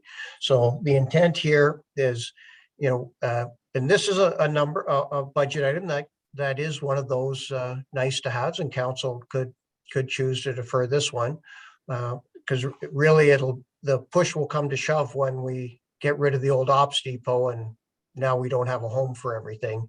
And also, we need lead time between selling that property and not having its use and having a home built ahead of time. So,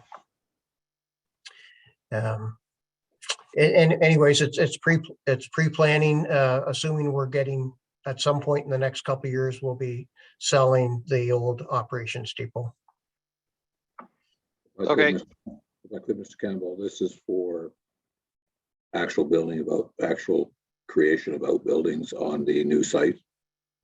Yeah, it'd be a Quonset hut, something like that, that we would, unheated space, just indoor storage for all the lawnmowers and other pieces of equipment that need winter storage and things like that. Thank you. Councilor All Gordon? right, so pulling this, it's not gonna have any impact at all on our taxes right now. Are you gonna spend this money this year? You're on mute. If council was to approve it, we have to likely get building permits, just go to tender for something, whether it would get to actual installation this year. It might not, but again, getting the project approved allows us to start to, do the design, get building permits and move the project along. Okay, well, I'd like to see us approve it in principle, but not actually have you draw against it until a plan's made to sell the old property, because clearly we could use the profits from that sale to actually finance this one. I understand the need and rationale, it makes perfect sense to me, but I think there may be some challenges to us selling that old property, given undoubtedly the state that it's in pollution-wise from years of dripping fuel and oil and whatever else. So I don't think it's something we can just market and flip right away. So maybe I could throw a motion out there that we approve this in principle, but not the actual drawdown of the funds from the reserve until we get closer to inking a deal, knowing we're going to be able to sell our old 4th Street building. If I could suggest, Councillor Gordon, that, that it's approved, and whether you say in principle, but that I'd like to have enough money to do the design work down so we know exactly what we're doing. So we might have to spend some money this year, but you could put a caveat in there that, the tender has to come back to council for approval, or before we go to tender, comes back to council, so that the big expenditure still has another decision point, but we can, do design and get Do to I that. even need a motion for that, or is it enough to, for you to commit that that's the way it's going to happen? We'll certainly commit that we'd come back to council before we actually build anything. I don't have a problem with that. Okay, well, from my perspective, your worship, Mr. Campbell's a man of his word. I don't need to formalize this, and wrap his hands up in it. If that's the way it's going to unfold, then I'm content to take his word for it. Thank you, Councillor. I see Mr. Deneau, and then I have Councillor McGinn, and then Councillor Bain. Don't forget, I got my bus. Thank you, Worship. I'll be brief. Councillor Gordon's question, and just for everyone's benefit, including the public who are watching, if the disposition of this asset potentially is highlighted in those forecasts you see of our reserves. There is some assumptions made on some aspect dispositions we have in the town. So we have some valuable assets that can help contribute to reinforcing our reserve capacity. So I just draw your attention to that, as we go forward through the budget discussions. Using those assets in a market that, is quite attracted to these properties is an important part of our strategy to help reinforce our reserve capacity. Thank you, Mr. Deneau. Councillor McGinn. I got my card up a little bit too late. I was going to say, for the most part, anything that, my understanding is that anything that is going to be built that is an asset to the town of Midland, we were going to find out about, and that we would be spoken to. So I'm very happy with the end result, where the communication with Councillor Gordon, and it was pretty much said what I was going to say. Thank you. And I apologize for all the noise in the background. Can't hear it. Oh, no. I can hear you. I can't hear the noise in the background. Okay. Councillor May. Thank you. I would say, I think we should support investing in the facility. The operation team keeps getting bigger. We keep getting more pieces of equipment, but also importantly, we probably should not couple the discussion between the new building and the old building. I know there's obviously interest in disposition of that asset, and we'll talk about that when it's appropriate. It's very unlikely that it's a wild brownfield. I know there's hydrocarbons, especially fuels, are usually at the surface. Other chemicals are much more of a bigger concern for brownfields. But just to make sure that we're not just going to sell it off, that lot has been kind of flagged for an ideal housing opportunity. So if it's sold or partnered or given to the county, or we have another partner, let's just try to keep those topics separate, because some of these off-the-cuff comments sometimes have reverberating effects. So thank you. Thank you, Councillor. There has been an environmental done. I'm not sure what the results are. Councillor Prost, I see your hand up.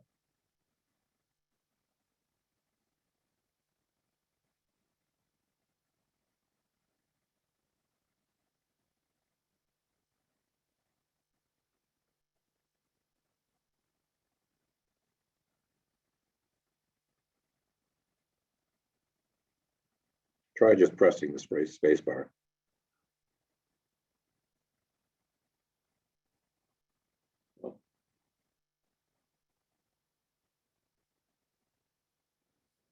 Oh no, she. The hang up button.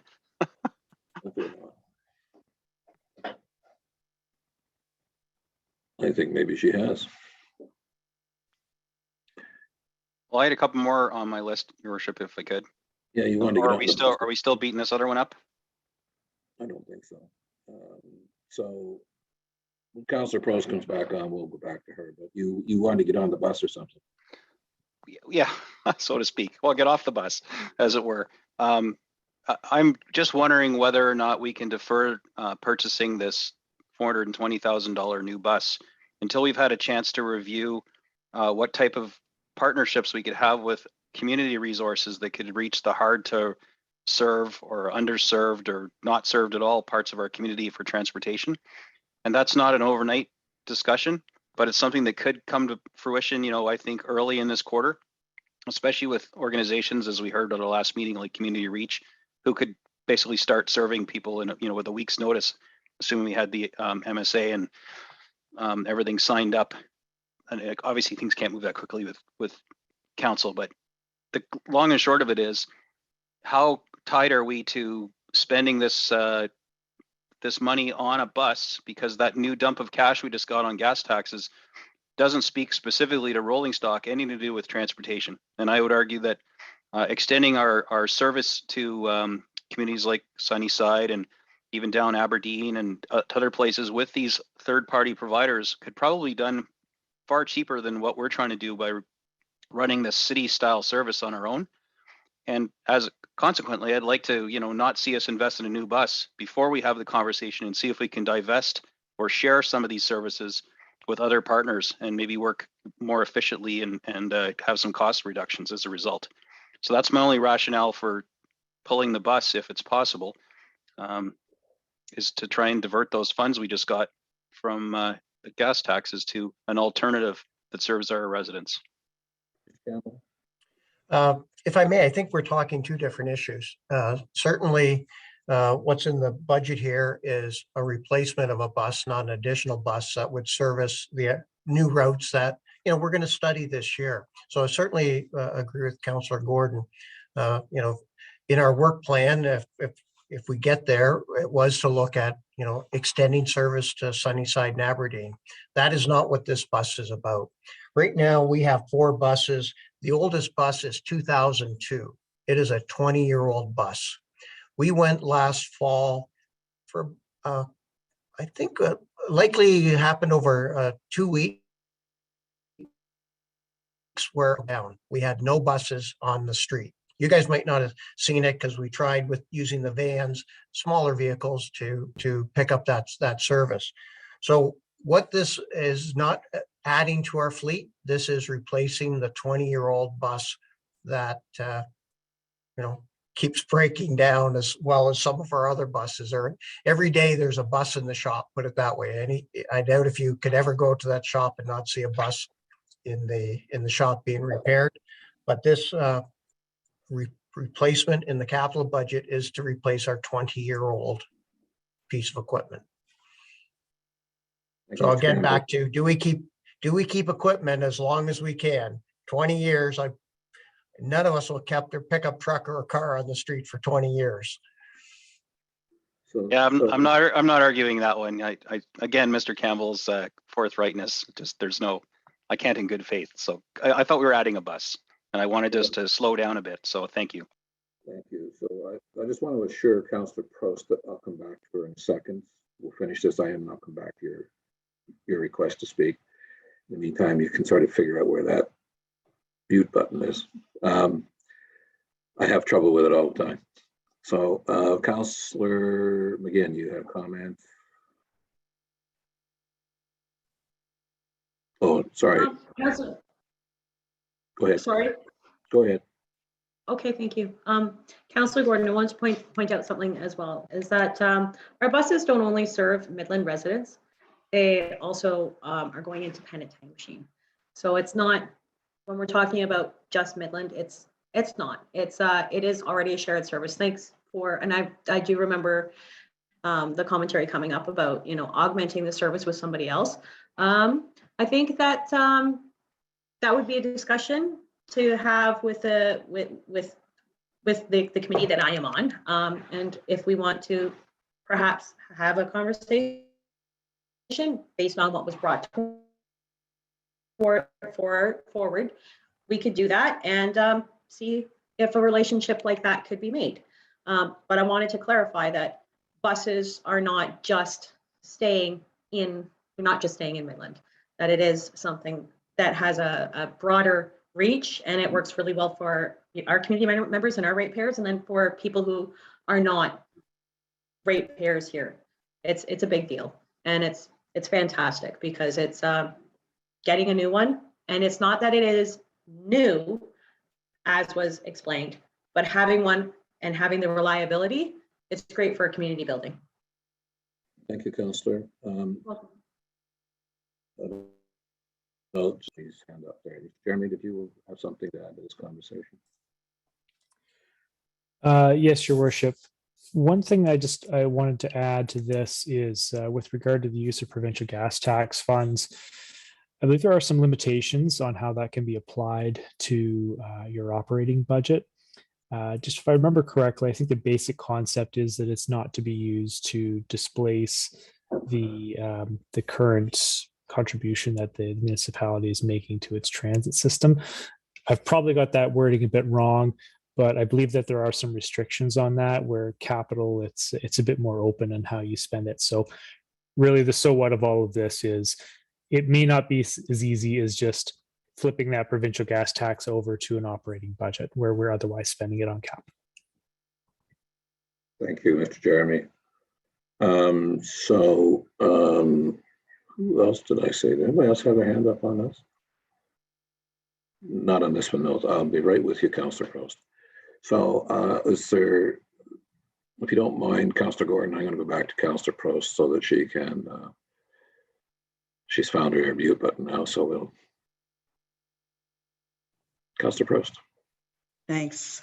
It wasn't the mute button. The whole screen was gone.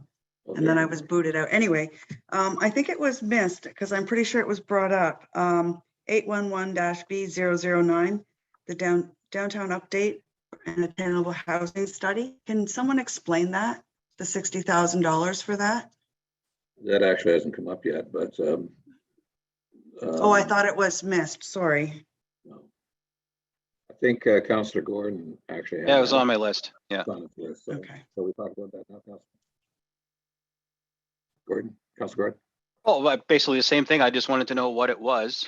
Yeah. It's just kind of an odd title because we just finished updating our downtown. So I just wanted to know what this was earmarked for. Again, coming out of the tax supported reserves. So even if we were to modify this, it doesn't have any impact at all on our current tax rate, but it's still drawing down on those dwindling reserves. Mr. Farr. Through you, Mr. Mayor, Councillor Gordon. This is a project that deals with the community improvement program for the downtown and the proposed community improvement program for dealing with housing. The community improvement program for downtown has a number of programs embedded within it. Those are the facade improvement program, building improvement, and development application relief. And within the CIP, all those programs expired on December 31st, 2021.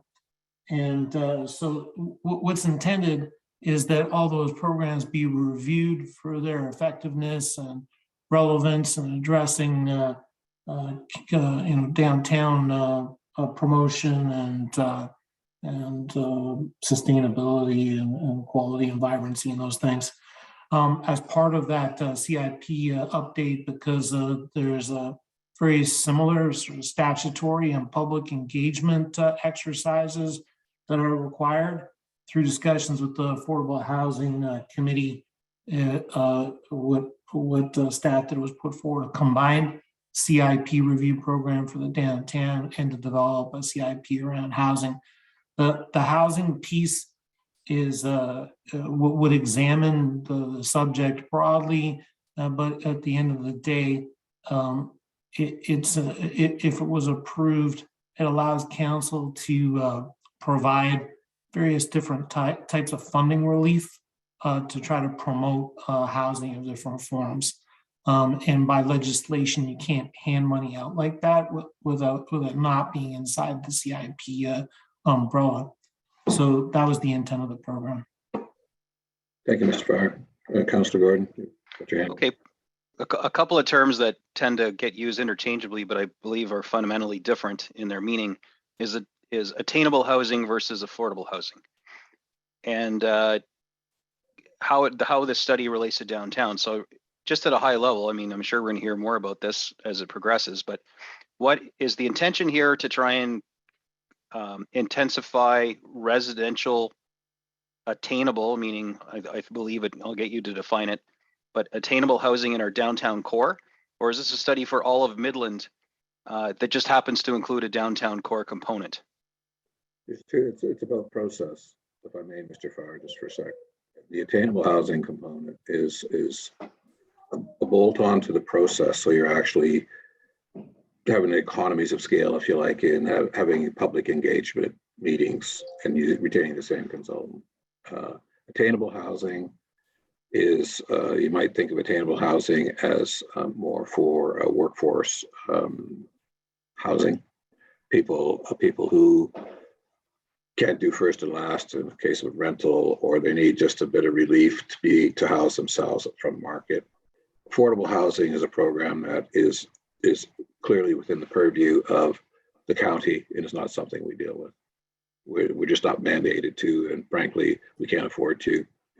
So the attainable piece, and what Mr. Farr is saying is that we, under 106 and 107 of the Municipal Act, we can't, it's called bonusing, and we can't do that. We can't just go, well, here's a bunch of public money and you go knock yourself out. We have to actually do the CIP and get approvals. I think, Mr. Farr, I think at the ministerial level, if I'm not correct, if I'm not mistaken, rather. Yes, Mr. Mayor, that's generally correct.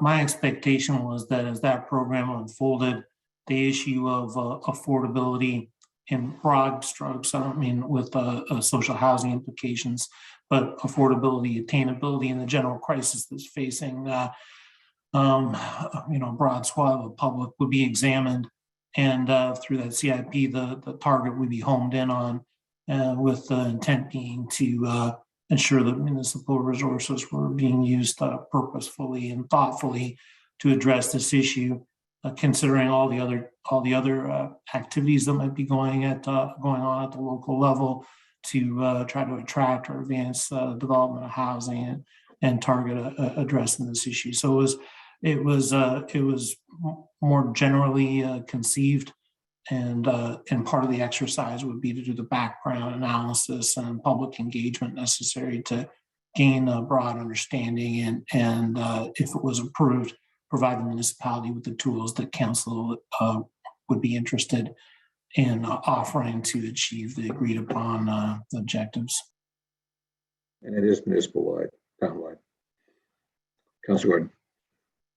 So how does this tie into the proposed 0.75% special levy and the reserve that we're going to be asked to consider? When's that happening? On Friday? Friday. Yeah, is this related at all? I mean, clearly it must be in some form, but that one's termed affordable housing, and this one's attainable housing, or am I mixing it up? They're both attainable? Okay, so is this related, and is this $60,000 for consultants to help us with a study, or is this staff led? And this is just, cost recovery? Through Mr. Mayor, Council Gordon, this would be consultant led.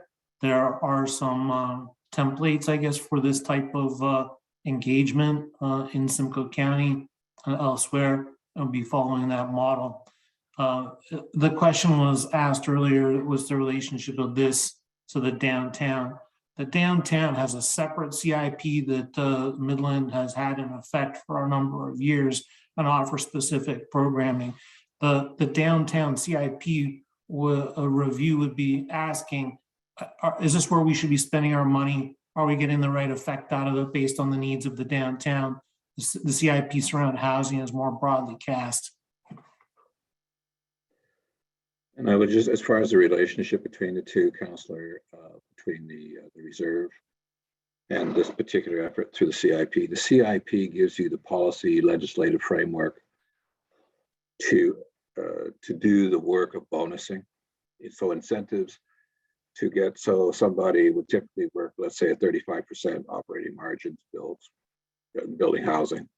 And so we're saying if we want them to come in at some level below that, then we can provide incentives through land or development charge deferral or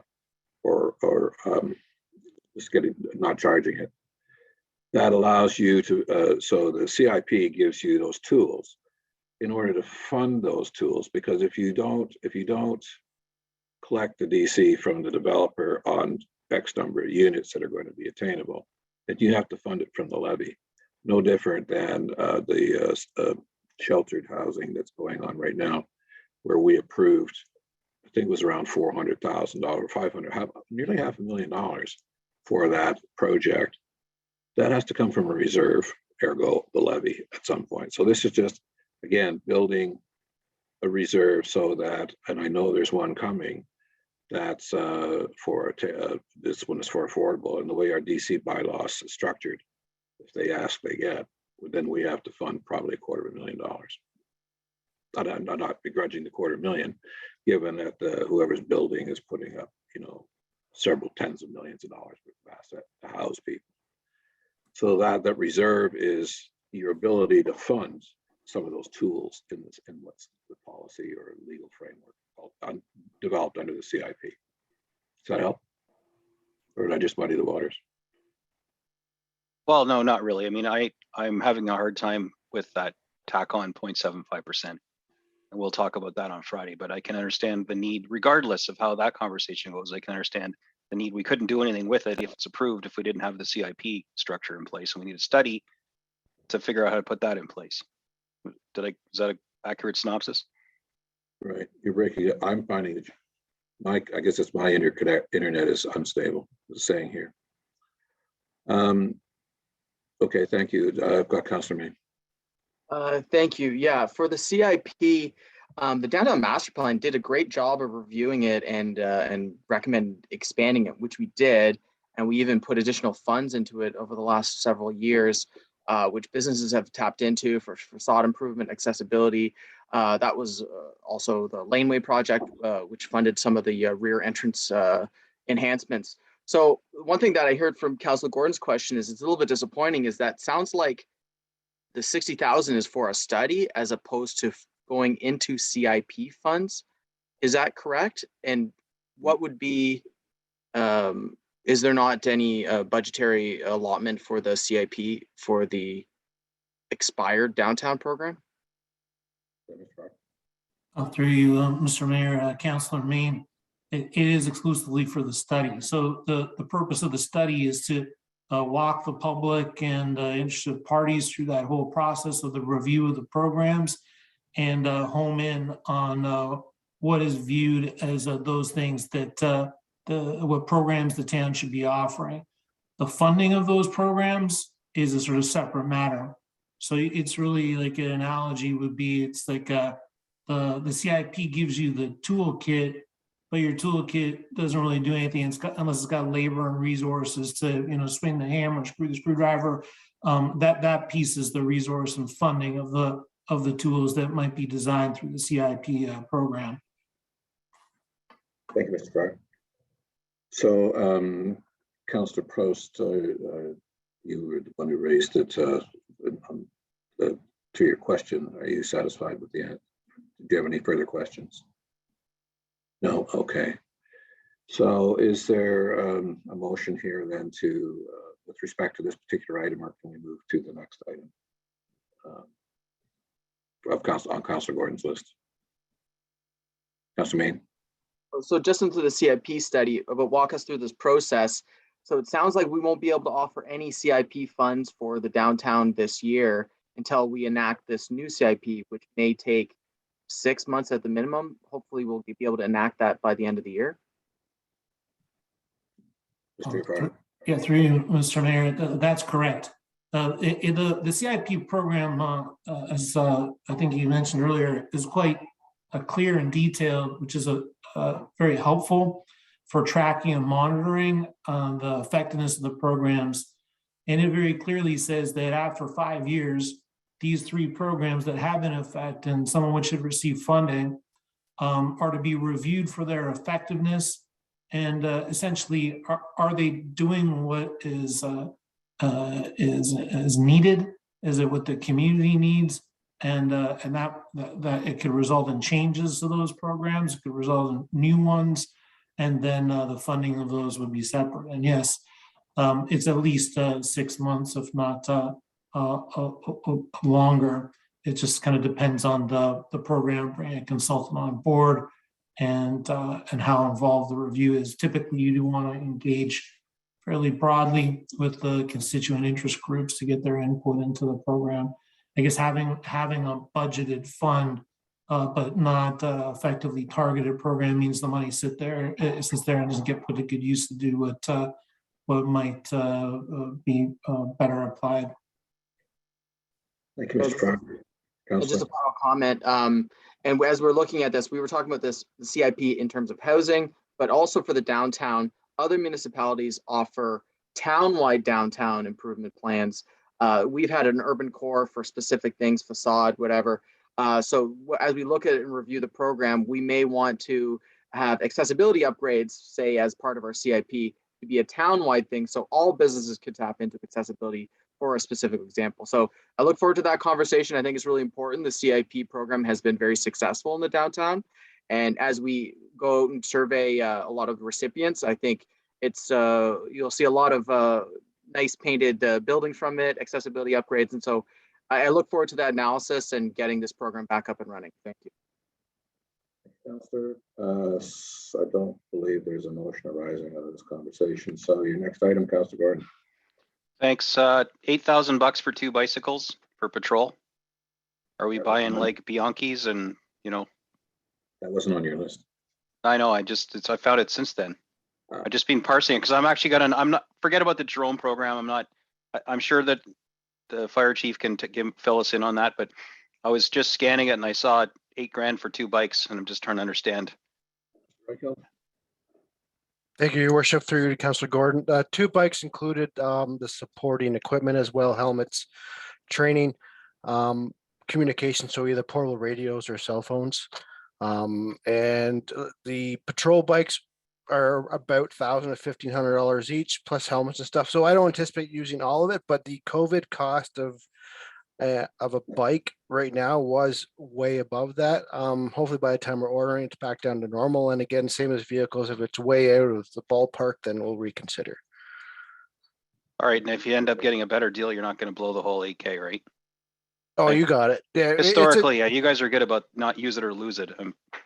No, we're going to stick to the standard that most municipalities use for these bicycles, with the little rack and stuff. It's very similar to the police bikes.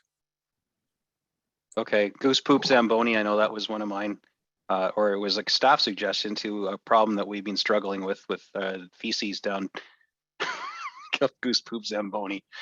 It's not how I pictured it when Mr. Campbell had talked about this thing. I am glad to see there's something in here, but perhaps you could just explain what this is. Because originally when we talked about this or joked about it, it was going to be some kind of contraption that you could also use to clean the sidewalks of non-poop, cigarette butts and garbage downtown. So it would help beautify the downtown as well. Is it still like that, or is this very purpose-built specifically for goose poop?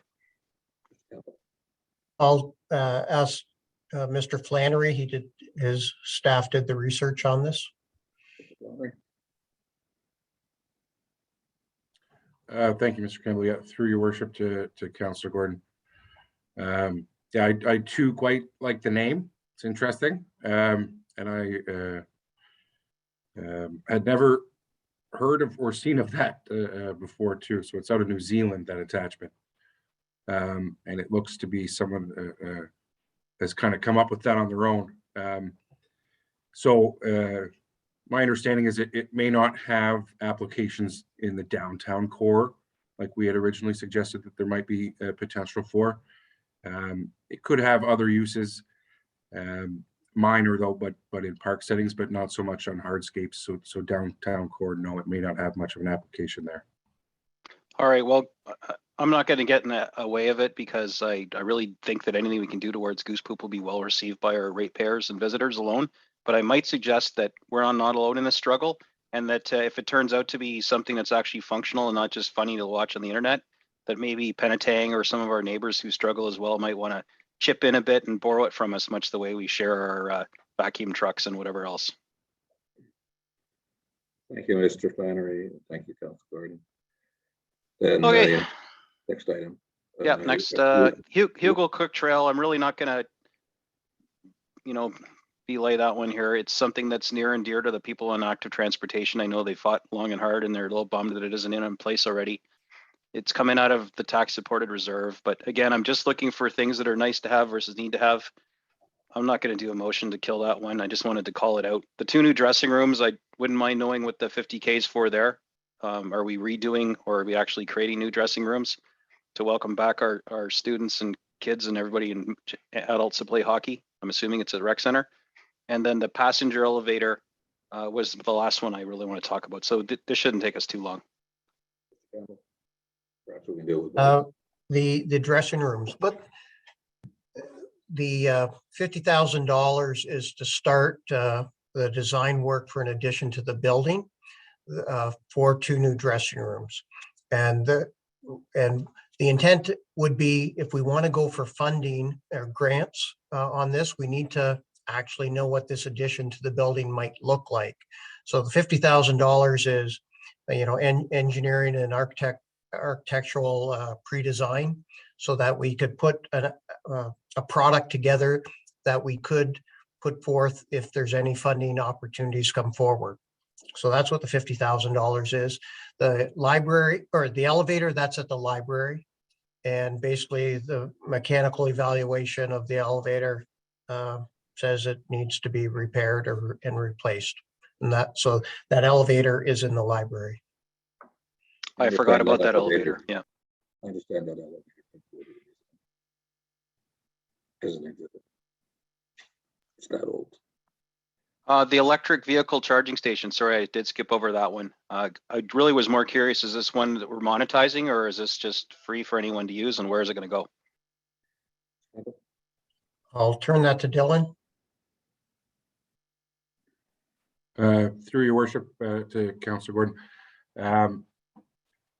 It will be a revenue neutral. So there's a federal program that we'd be applying for to assist in funding. So the town's portion would be the 20,000 you see here in the budget to get this installed. We also, again, would be looking for some federal assistance through a zero emission vehicle infrastructure program. Then it is from there revenue neutral. So our cost is to put it in, and then users would pay for the electricity used. So okay. is this- Yeah, is so this there's a credit card terminal or something there. I haven't necessarily seen the design or we haven't got that far, but I believe so. Thank you. Is this, Mr. Flannery, is this contingent upon the grant? A grant? Yes, I mean, we would This again would be just the town's portion. So we wouldn't necessarily be looking to move forward without being successful on that application. Yeah. Thank you. Thanks. And just in follow-up, have we considered contacting Tesla to see if they'd be interested in putting, I mean, not everyone has a Tesla, and they're notorious for, you know, that their plug doesn't plug in like Councillor Main's Prius, or if you don't know if you still have that one, John. But anyway, have we talked to them? Because sometimes they'll come into a community and put a few stations in to help build their brand, and they do have a retailer in Barrie now. So.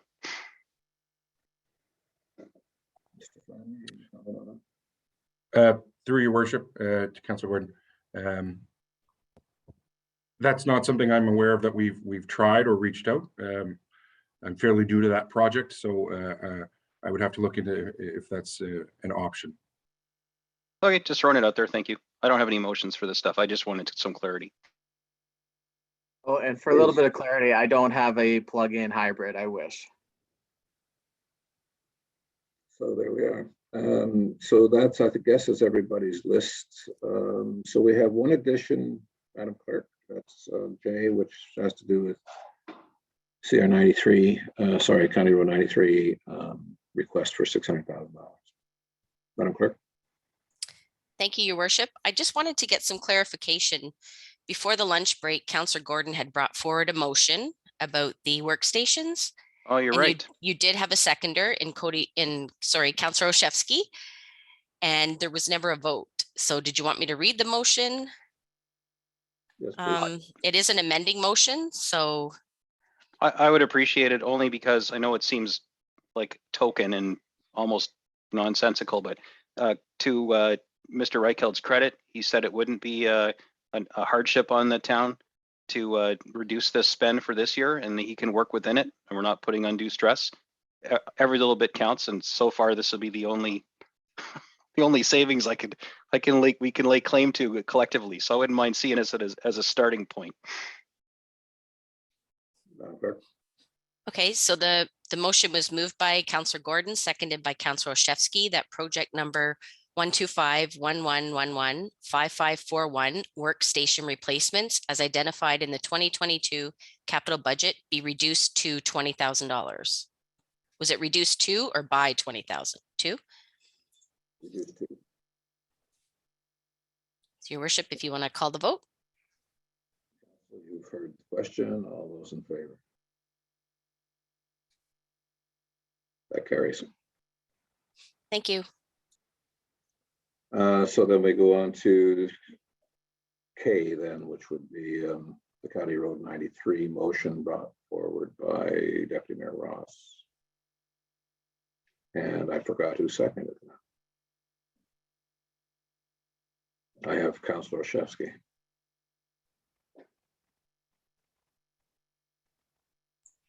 It was seconded by Councillor Prost, and I've included it in the main motion, and it was carried. Was carried. Okay. There we go. So then we go back to the main motion as read. Is that correct? Madam Clerk?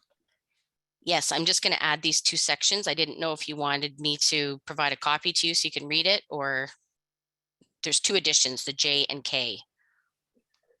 Can we consider them to have been read into the main motion? Yeah, sure. Why don't you send me a copy of it? I'll figure out how I'm going to get that. Okay, it'll just take me a minute. Thank you.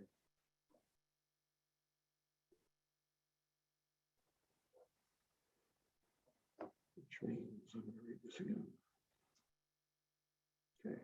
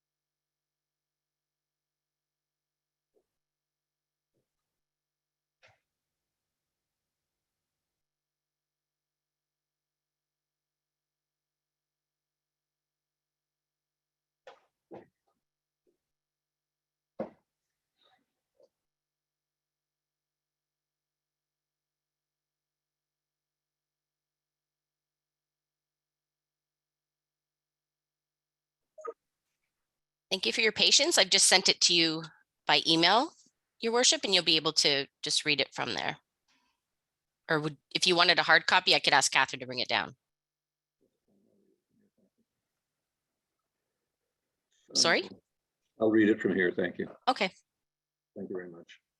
So moved by Councillor Downer, seconded by Councillor Main. The council approves the 2022 municipal capital budget with total gross expenditures of $21,660,183 with the following amendments to reflect changes since the 2022 draft budget was prepared.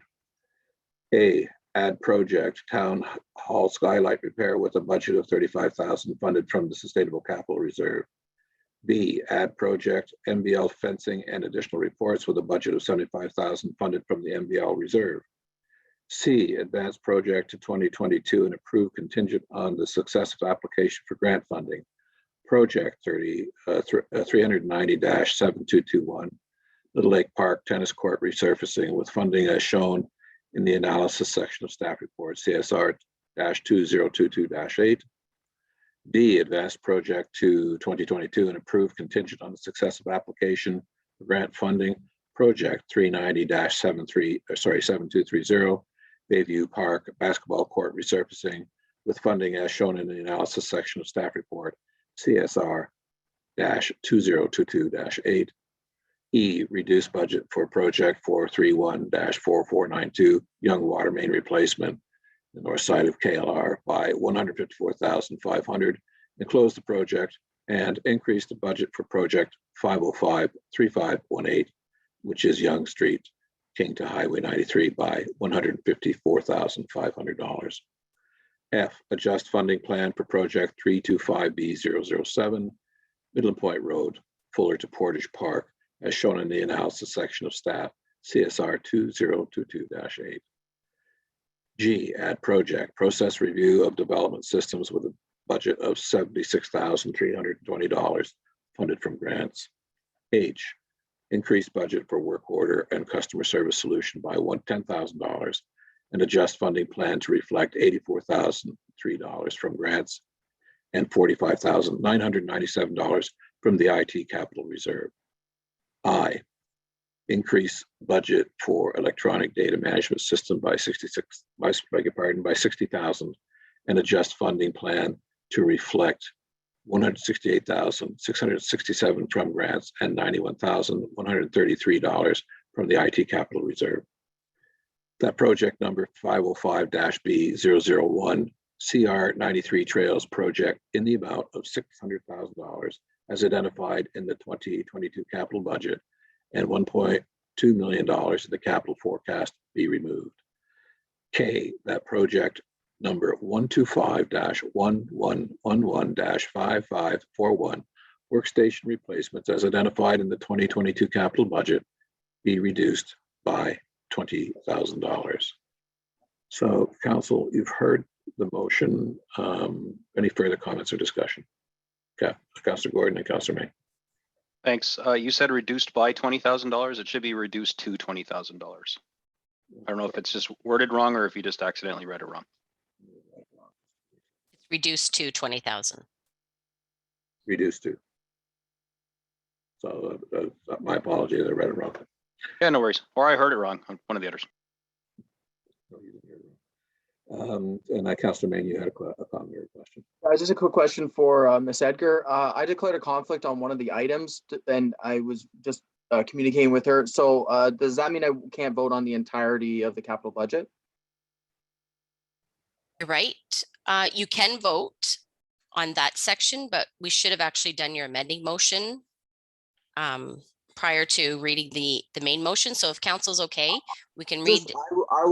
I won't vote on this motion because there's a conflict included, and I think that's probably fair. Well, we can have an amending motion that you just vote on, that council can vote on that public art project, and then you can vote on the main motion. Well, not to hold things up, I think this has broad support. Let's do it right. Okay. Let's do it right. All right, thank you. Madam Clerk, would you do that amending? Sure, if you want to just call for a mover and a seconder, Your Worship. So I've got Councillor Gordon, Deputy Mayor Ross. Moving and seconding. And the motion reads that council approves the 2022 capital budget for project 740B001 bracket public art in the total amount of $120,000 contingent upon receiving grant funding. Thank you, Madam Clerk.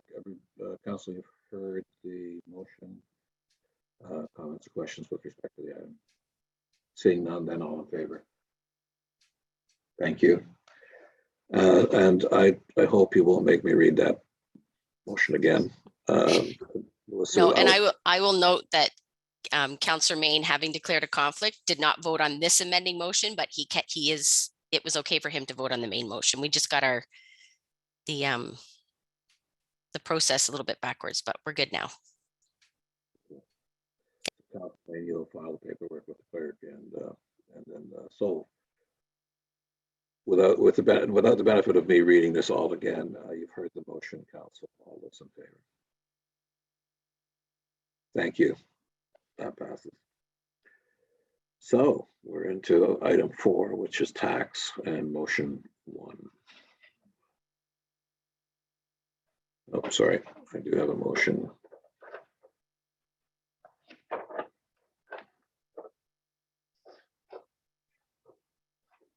Madam Clerk, I have a motion here and I'm not sure what it's for. It's a motion 9. That's the next. Yep, that's the next recommendation, Your Worship. Okay, so moved by Councillor Pro, seconded by Councillor McGinn, that Council approves the capital project adjustments for 2020 carry forward and 2021 approved projects as identified in attachment 1. Where's attachment 1? It's attached to the staff report. Okay. So it's attachment 1 in the report. Should we not have the report number in there? For clarity's sake. Yes, I can include it. I'll add it. Thank you. So, Mr. Jeremy, do you wish to speak to this? Sure, I'll speak to it quickly. So yes, Your Worship, members of council, this particular motion is regarding the capital projects that have already been approved in prior budgets. So 2021 and prior, they already exist, they're already approved, but we're taking this opportunity to essentially clean up some of the projects where they have we've determined that we can reduce the budget, we've determined that the project can be closed, all that sort of thing. So these are largely housekeeping items that we're doing here. And yeah, separate and apart from the 2022 budget, which is new stuff. Thank you, Mr. Jeremy. Any questions regarding this particular motion? Seeing none, then all those in favor? Thank you. That carries unanimously. So a little slower than we anticipated, but there we are at item 4, and that's tax-related items by division or department. So I'm going to read the motion into the record so that we can then have a conversation around the items that you see on the is laid out in the schedule. Excuse me. Moved by Councillor Gordon, seconded by Councillor Main. The council approves the 2022 tax supported base operating budget with total gross expenditures of $33,335,801 and a net property tax levy requirement of $25,083,032 with the following amendments to reflect changes since the 2022 draft budget was prepared. A, insurance, $39,968 increase. Midland Bay Landing Development Corporation net increase of $961 and a $105,000 draw from the MBL reserve. And C, North Shore Family Health Team $3,000 increase for virtual care clinic.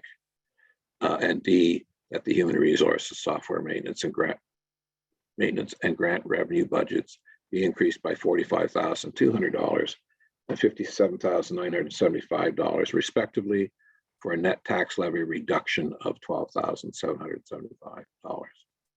So that's the motion, and Did I see you have a request to speak, Deputy Mayor? I do, thank you. Through your worship. I wonder if we could get an update on the North Simcoe Family Health Team $3,000 increase for virtual care clinic. It's a $3,000 increase. Where's the line? I couldn't find it. Do we already give money? We did last year, Councillor, sorry, Deputy Mayor. We provided funds. The purpose of this funding, well, I see Mr. Jeremy here. I'll let him speak to him. Okay, Deputy Mayor Ross, through your worship. I would have to take a look into the details of the budget to find out a little bit more about the North Simcoe Family Health Team. There is a number that's coming to mind. I'm just not sure if it was this or if it was some other like physician recruitment or something. It's just not coming to me right now as to exactly what it was. I had initially put my screen on because I was going to kind of give you the lay of the land on where the tax rate increase stands and why these amendments are there. Okay, so I can speak to the. I thought maybe you want to speak to that. Family physician, the family health team created a virtual clinic. You'll see in the letter that they provided that and it's in the report. They've requested $3,000 from each of the municipalities, or $12,000 in total, in order to continue the program on a full-time basis. It's just increased cost. So if I could find the report.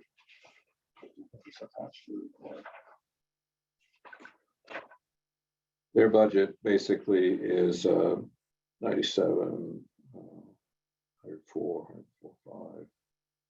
They're putting in approximately $110,000 to keep this on a full-time basis. Otherwise, they'll have to cut back. And what they found is they have somewhere in the order of 600 individuals who then subsequently been able to use this online service. And those individuals then, as they recruit a physician locally, are then ported into the care of a physician. And the physician, we continue to see retirements as physicians age and of course are moving out of the system. And a lot of these physicians supported up to 2,500 patients. New physicians coming in, when they hit a ceiling of 700 patients, they can opt not to have any more patients. So the metric basically is for every retiring physician, you require 3 physicians, more or less, to replace them. This virtual physicians clinic allows you to capture those individuals who are in dire need of. You don't want them going to the emergency room, and certainly not the operating room. And so this gives them the ability to come under care of physicians mostly in Toronto. So I believe the other 3 municipalities have already supported this ask. It's very cost effective. They've demonstrated that through the operation of the program last year. What this does is it just gives you another day of access, a full-time access. So that's what it's about. Okay. Thank you. You're welcome. So Mr. Jeremy, do you want to give us an update? Certainly, Your Worship. So as you'll recall, and most folks have seen in the budget binder, the draft budget came in with a town supporting tax rate increase of 6.3% overall. So that's the all-in number, which blended is down to 4.82. The initial information that we had in the staff report would have actually increased that to a 4.95% blended. However, since the time we were able to do the staff report, we have had yet more information come in, which is that one additional point D that the mayor had mentioned, which brings it back down to 4.88. So that's where we're kind of starting things off at. With regard to the specific points that are in here, the insurance Why is that coming in at $39,968? That precise number, that comes down to, we got our renewal notice, we have the invoice, we know what our insurance is going to cost us for our premiums anyways, going into 2022. So we've trued up that number. With regard to Midland Bay Landing Development Corp, that $961 increase and the $105,000 draw from the Midland Bay Landing Reserve, that comes down to truing up to the budget presentation that you received from Midland Bay Landing back in December. Just a timing difference between when we had prepared the budget document and when that budget request came through. We've already talked about the North Shore Family Health Team. And then the last one that the mayor had mentioned, that's regarding more information that we've received on some grant applications that we are not providing any additional information on at this time because of we're not to be giving public notices on things. Thank you, Mr. Jeremy. I see Councillor Gordon. Sorry, Mr. Jeremy, I was trying to keep track of all the numbers as you're rhyming them off. What is our, I mean, notwithstanding the minutia we just took out of the draw from reserves for the laptops and stuff, what is our tax rate currently at right now if we just rubber stamp the rest of this budget and went home? What are we at? You're starting off at blended 4.88 and working from there. But not without blended. Without blended. That's really what we're here to talk about, right? So yes. Yeah, I guess it depends how you want to look perspective. at that. I get it. Yeah. Just one moment. 6.4. Okay, so up 0.2 from original. Okay, that's disheartening, but I appreciate you're just the bean counter here and you're bringing us the facts, so I appreciate that. Well, you're hitting home. Yeah, now the work is for us. So it's 2:55. I've run out of coffee, so my throat's getting dry. I'm going to go grab some water. I would suggest let's take a 15-minute bio break, and then we'll come back. I'm going to also suggest we go to, instead of 4:30, if everybody's okay with that, and I'll ask the clerk whether we need a motion to exceed the time in the meantime. So let's. My clock says 2:55. Let's come back here at 3:10. Your worship, just before. So welcome back, folks. I'm sure the others will trickle in. Oh, here we go. More coming up now. So we'll reconvene today's session of special meeting of council read budget. We are at item 4. I did read the motion in prior to recess, and I think at this point, I'll just see where the first item we're going to talk about is the administration budget. I'm just trying to figure out what page that's on. 55. 55. Thank you, Councillor Gordon. Now, if I just get my mouse to work properly.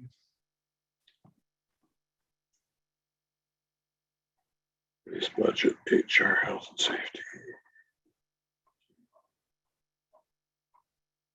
Mr. Deneau, would you like to speak to the administration budget? Yes, thank you, Your Worship, and to members of council. As was indicated, we're looking at page 55, which is the summary of the base budget change report for all of administration. What I'd suggest we do is we move forward to page, I believe it's page 61. If we start with page 61, we'll go through the 3 sections that comprise administration. So the first section we'll talk to is CAO, CXO. And then Angela and myself will speak to that part. The second section we'll speak to is the fire section, and Chief Ryan is here to speak to any details there. And then the third section will be HR, and I'll handle that one as well. So with your permission, well, on page 61, I'll make some just general comments, and then obviously any questions you have, be happy to address those. So in general, on the CAO, CXO budget, you can see where we stand overall. And if I draw your attention to the percentage increases on the right, I think those are the areas where perhaps there'll be some questions around. The ones I'll speak to, I think, are the obvious ones around salaries and benefits. You see a 74% increase there. And let me assure you, because it tends to come up every time, I have not taken a pay increase.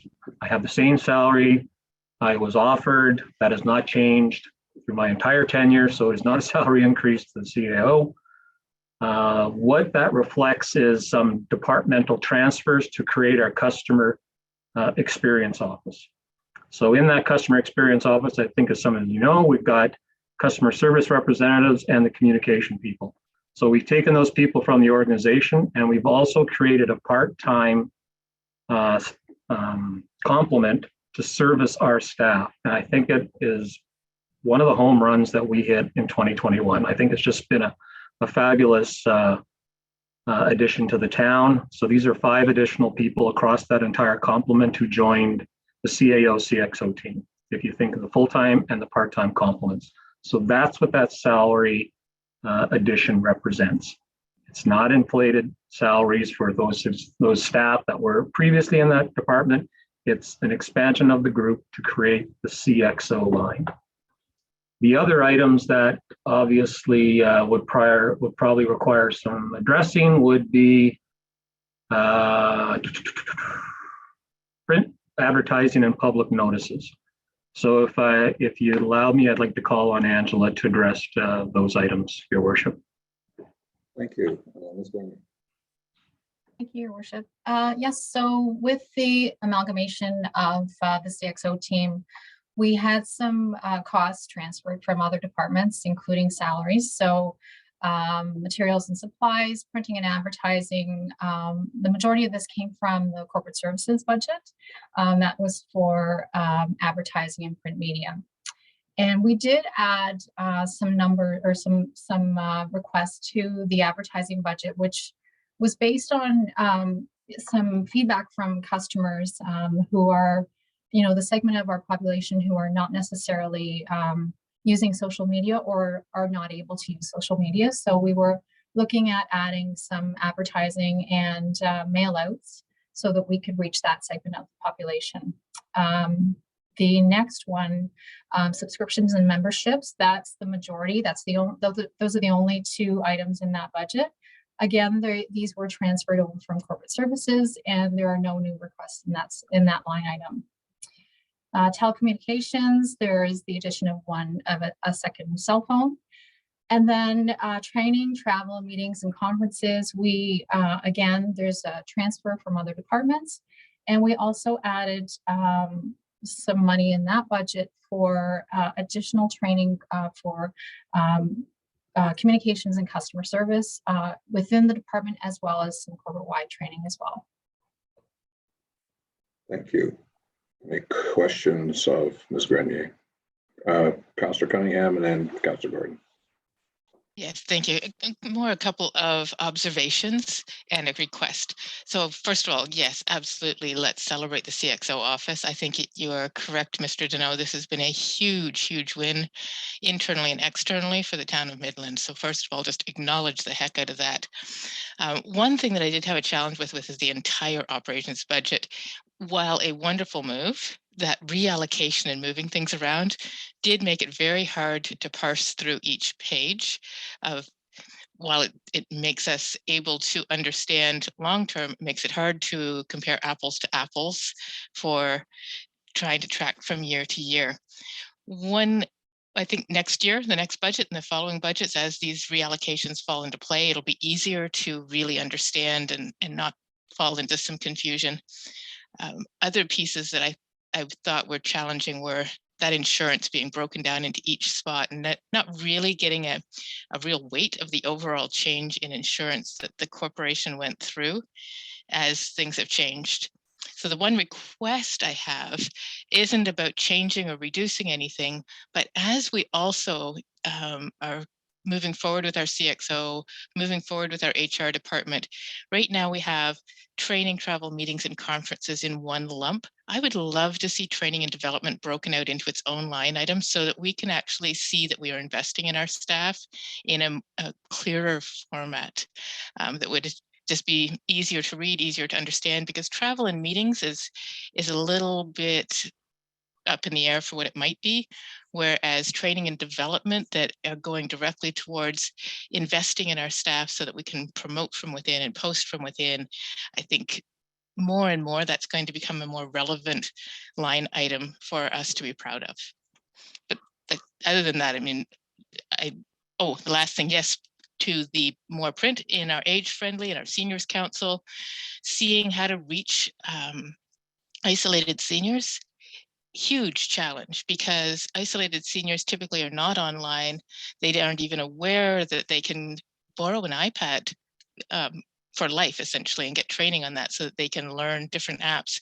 So they need to have that print and that mail out that has a trusted Town of Midland on the return address, so they can open up and see what's happening and tap into some of the services that they probably don't even realize we have. I think that was the biggest thing that we discovered with our age-friendly study last year, and with some of the age-friendly studies coming in through March of Dimes and every municipality, is that we have a lot that our community members don't even know that we have, and they're identifying it as gap.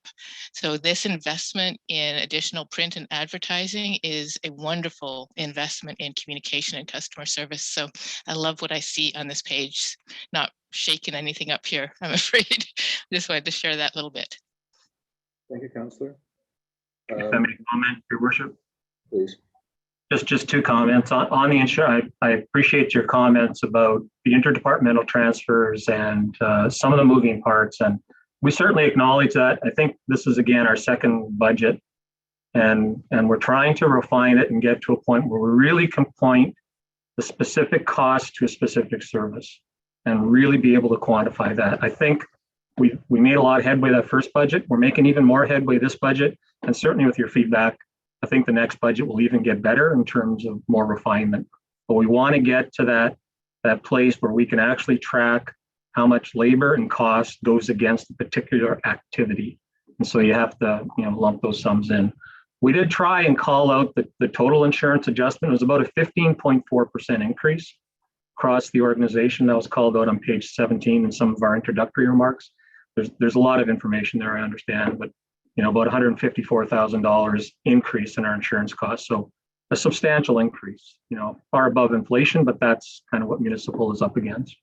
And certainly what you reflected about customer service, before we started with it, there were no people technically charged with providing customer service. Everyone was doing it off the edge of their desk and trying to do the best they can to focus it in one area with people that the community can begin to recognize and have familiarity with, and become the point where we can have a collection of data and information that we can use to anticipate what our customers are feeling, let council know when we see things going sideways, just makes it better. So I'm really pleased with the work that Angela and her team have done to represent that area.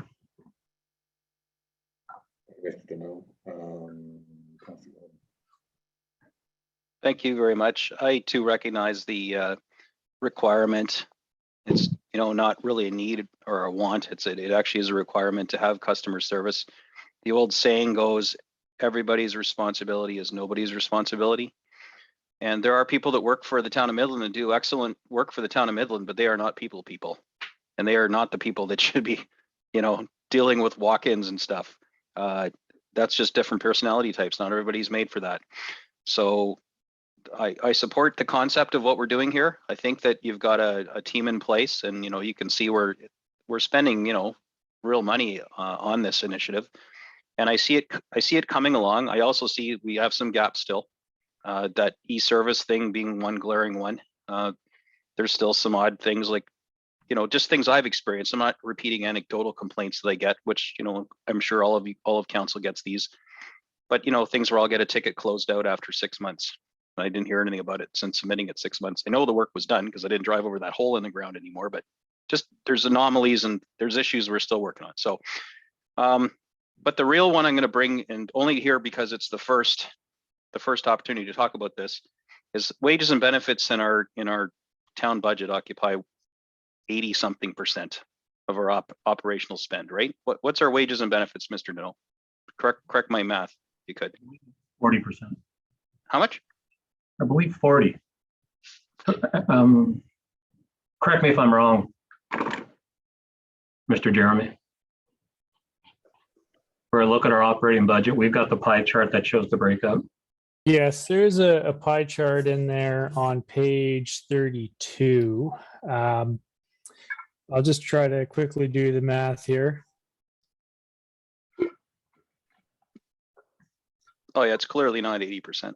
Yeah, it's a little under 40%, like 30, high 30s, something like that, which is to be largely expected. I mean, the town's here to provide services, and the services are provided by people. We don't have services without the people to provide them. So it's naturally a substantial portion of any municipality's budget is going to be the people. So that makes sense. I mean, clearly you need people to provide services, but the people have a real cost as well. And I was reminded over the past couple of days about pledges that you know, for example, our mayor and deputy mayor and other people on previous council terms made to try and reducing our human capital, or at least controlling the growth. I won't call it bloat, but the growth. And so one thing I committed to doing right now is, because there is an ask to increase some more head space in our organization. And rather than dealing with it all like department by department, I wanted to put a motion on the floor that we effectively enact a hiring freeze for 2022 and see how that would look to help control some of our costs. Clearly, we've had some gutting of some departments, a lot of churn, and I think the organization has responded pretty well in trying to fill those vacancies. You know, we had basically no planning department for a while, and now through a lot of effort, obviously, we've headhunted and found some able people to handle that in-house. We're not outsourcing, but right now we're at 6.4%. We need to find some places to save some money in 2022. We obviously have lots of collective agreements. We can't just, you know, terminate people, nor would I suggest that. But I'm just saying, do we really need to add more people to the organization in this year when this is an unprecedented increase that our ratepayers are faced with? And human capital is a very expensive component. And once they're in the unions and signed up for benefits, they are very difficult to detach from. So throwing it out there, is there any appetite amongst my peers? That this is an item that comes up very clearly in on day 3 under the service level changes. And I would suggest that if you want to make that motion, then none of those, I believe, are actually, I don't believe they're actually reflected in this base budget or they are. Am I correct there, Mr. Jeremy? Are they actually reflected in these individual? Your worship, the service level change request where we have additional staff requests, those are not reflected in the base budget. They are over and above that. Thank you. Can I, oh, never mind, carry on. So these increases that we're looking at are interdepartmental transfers, moving what were salaries and benefits from some other department into the administration tranche, basically. And that's why we see this major increase. This isn't in anticipation of new hires coming later. The increase is that, sorry, so let's talk about what's going on with people. So the number of FTEs in the base budget hasn't changed. That comes with the service level increases on Friday. What you see here is the impact of reorganization. So you see people moving, for example, those folks that have moved into the CXO's office, and that in underneath the chief administrative officer, for example. So there are no new bodies there. They just changed reporting structure. And they've been given, in the case of CXO, a clear mandate to address, so to, as you put it, it's their problem, not everybody's problem. They're tasked with dealing with coming up with those solutions, and they're doing, I think, a good job. The additional FTEs that are going to, that's the above the line, that's the 3.5%. The additional items are below the line. and particularly with respect to service level changes. So if you want to hold that motion until we get to that, so if you don't mind. Oh, no, that's fair. Yeah, no problem at all. I just, now that makes sense to me that this is a like lateral movement. So that makes perfect sense. So then we would expect to see wherever these staff came from, we would see a decrease then in the salaries and benefits in that department commensurate with this one. Because when they come over, they're not getting a new title and a 20 grand a year more. Welcome to CXO. Here's your gold coffee mug, right? They're just, here's a new job. Yeah, if I may, that's correct. And that, that gets to Councillor Cunningham's point where, there is a number of interdepartmental transfers. You're seeing some wage movement within some of the base budgets of some other departments, and that can be a little bit difficult to follow. And again, that's as our organization settles. So hopefully those will remain static year to year. If I could comment though, because I appreciate the sentiment that you expressed, Councillor Gordon, and how people feel about the cost of people. And as we said, it's a little less than 40% of the cost, which isn't abnormal at all. There is one fact though, I think, that people need to understand as well is we have less people serving the town of Midland than we did 10 years ago. 10 years ago, there was about 121 individuals. There's 118 FTEs in Midland today. We have not filled all those jobs today. So there aren't people in all of those jobs. There's 118 FTEs. 10 years ago, there was 121. 10 years ago, there's probably 16,000 people, maybe in Midland. Today in Midland, I think we're estimating around 19,000. We'll see on February 9th when Stats Canada comes out, supporting a larger amount of people. So there's efficiencies being driven, certainly. The other fact that's in this budget and was in last year's budget is that staff complement is driving $400,000 of tax levy relief because of wage gap. So although we haven't filled all those positions, the savings that are resulting from that contribute to $400,000 a year of tax levy relief. And then I think you can all understand the point. That's almost 2% of reduction to the tax levy because of wage gap. So less people than 10 years ago today, $400,000 of savings being offered by it. I see Mr. Jeremy's patiently had his hand up there for a while, and then I'll go to Deputy Mayor Ross. No problem. I was just going to offer a real example of these lateral movements. When we eventually get to my budget, the finance budget, you'll see a reduction in staffing costs there. That's not because I've done anything with respect to my staff. It's because we transferred some staff over to the CXO office. So that's a component of why you would be seeing the finance salaries and benefits line going down. Thank you, Mr. Jeremy. So Deputy Mayor Ross. Thank you, Your Worship. Through you to Mr. Jeremy, maybe to piggyback on Councillor Gordon, maybe I could give you a tiny bit of homework for tonight. And if you could give us just a quick spreadsheet for tomorrow morning, just with, I'd love to be able to see wages 2020, wages 2021, wages projection for 2022, just so we can have an idea. I get that there's a bunch of people moving around, but it would be nice to just see, okay, we spent this in 2020, this in 2021, and here's what's projected for 2022. Give us more just to realize, and I get that people are moving around and you're trying to get different people in line and giving more different responsibilities, but if that is possible, that would help me. I'm not sure if that's the type of thing you're looking for, Councillor Gordon. I don't mean to put words in your mouth, but it would help me, that's for sure. Thank you. So just, that's the budget for salaries and benefits for 2020, 2021, and yeah, it'd be great if we could just get a quick spreadsheet for tomorrow. That'd be fantastic in the morning.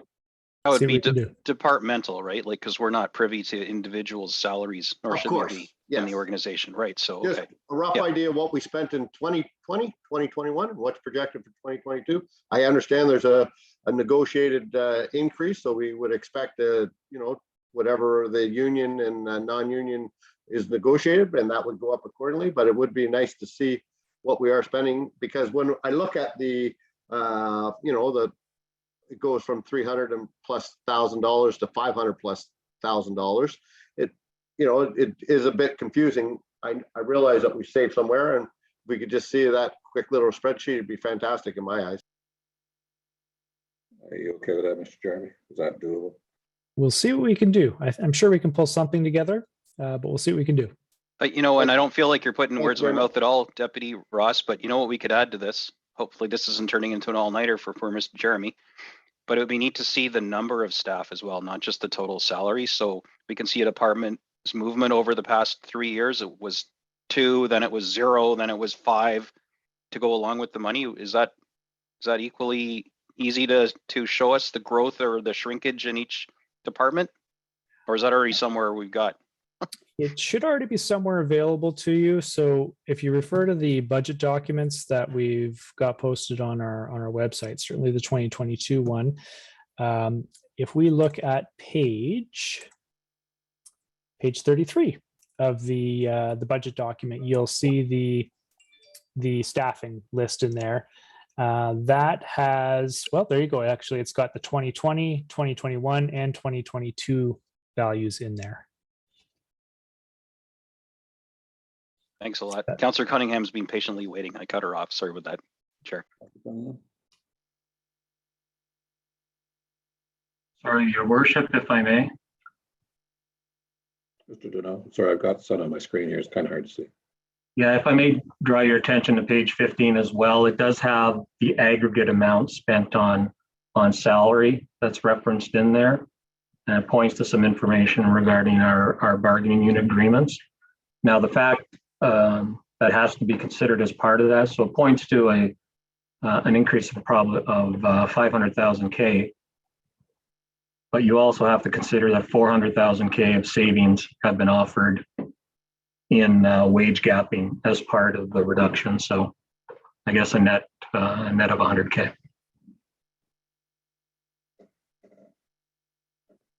Councillor Cunningham.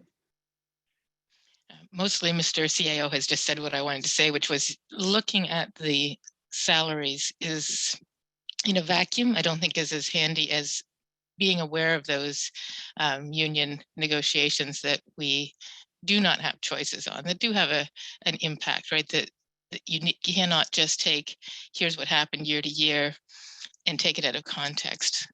I also, to Councillor Gordon's, it would be interesting to see how the departments have changed, but not from a standpoint of decision making so much as look at how we have restructured the organization to be more valuable, to be more on point, because a lot has shifted around in response to some challenges that were there. So whether a department has grown or shrank was driven not by money, but by service, not in exclusion, of course. The other thing, though, that I did want to hear, and it's just me needing to hear it in different English, I think, that impact of the 400,000 reducing our levy by 2%. Where do we see that show up? Or because I wasn't sure if that ends up in a reserve and whether it actually has an impact on the levy or not. So how do we get to see that show it off? Is it just a page I'm not looking at as clearly as Mr. Deneau said it was like a net 100,000, but I wasn't aware of where that calculation shows up. Or Mr. Jeremy, I see you there. Councillor Cunningham, through your worship, I can take a first run at it. And if Mr. Deneau would like to add anything to it, by all means. We introduced the $400,000 salary gapping provision as part of the 2021 budget. That was intended to recognize the impact of the natural churn of employees. You hire, you have somebody that's perhaps being paid at the top rate because they've been with the town for years and years. They may retire. It may take time to hire a new person. That person may come in at a lower level on the pay scale. As a result, you have a discrepancy between the amount that you would have budgeted and the amount that you're ultimately paying that person. So there's a natural churn that has an impact on your budget versus actual. So what we were trying to achieve with that salary gapping number is to recognize that. And instead of raising that through the tax levy, we were going to essentially put in a contra expense to reduce the amount that we're levying. And we did that in 2021. It is still there in 2022. Now, where you find that is just in we have, I believe it's under our taxation in general. It's in there somewhere. It's sort of an area where we put some of the costs or the revenue lines that aren't easily attributable to individual services. So what we have not done, that 400K is not distributed across all the town services, because we really don't know where that benefit's going to materialize. We know from looking at historically that it'll happen, but we don't know where or when. So we just keep it centrally in one place. I hope that helps. I don't know if Mr. Deneau has anything to add to that. Mr. Deneau? No. Did you follow that, Councillor Cunningham? I followed it. I understood the rationale. I just don't know what page I would find it on. Is it on page 166? Salaries and benefits negative 400,000. Is that where we see it? That is the one. Yes. Thank you.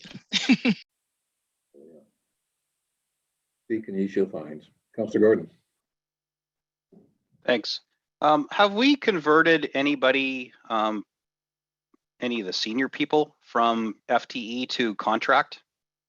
Like I know for example, our old CAO wasn't an employee of the town. He was a contract with his company.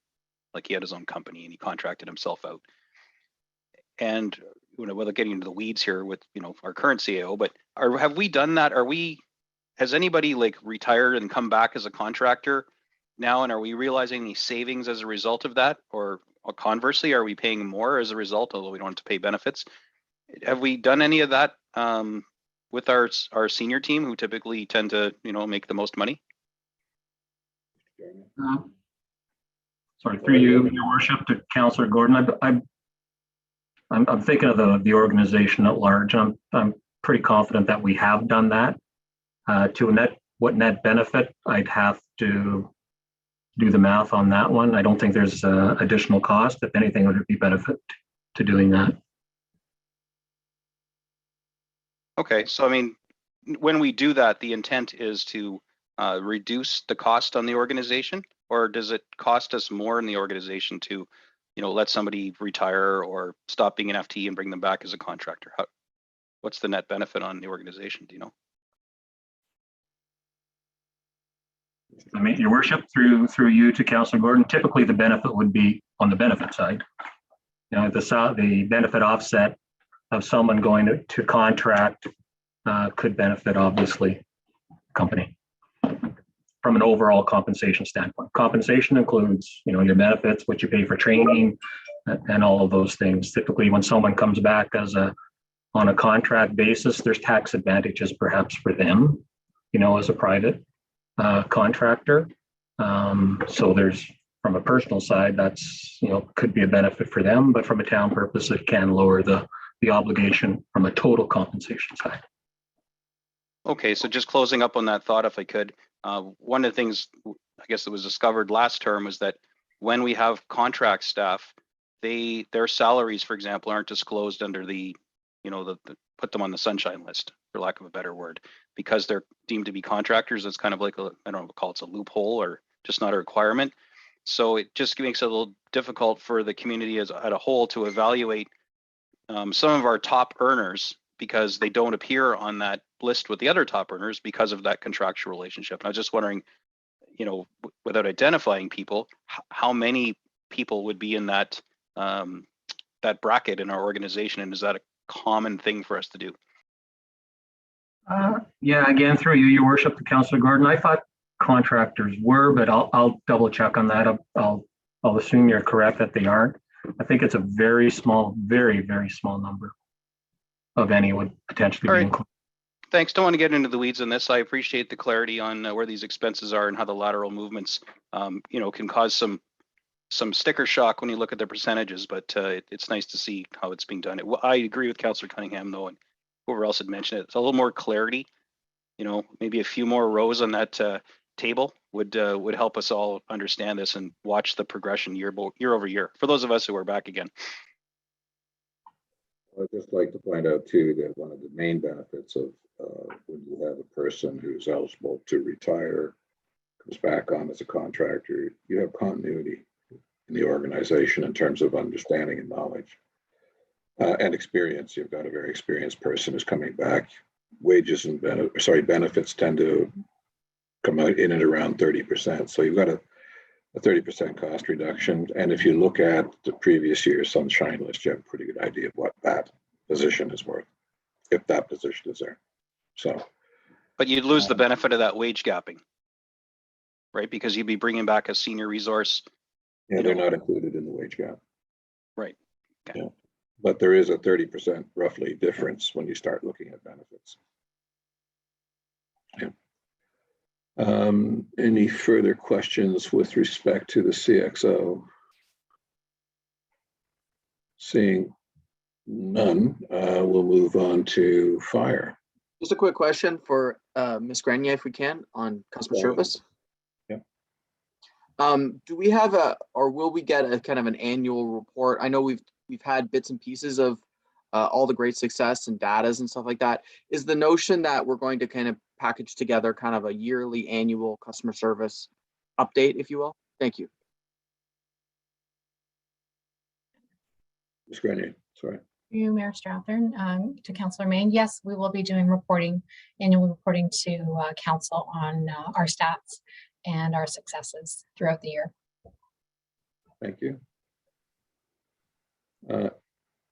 Deputy Mayor. Your worship, through you, I apologize. I know we're going to extend this meeting to 4:30.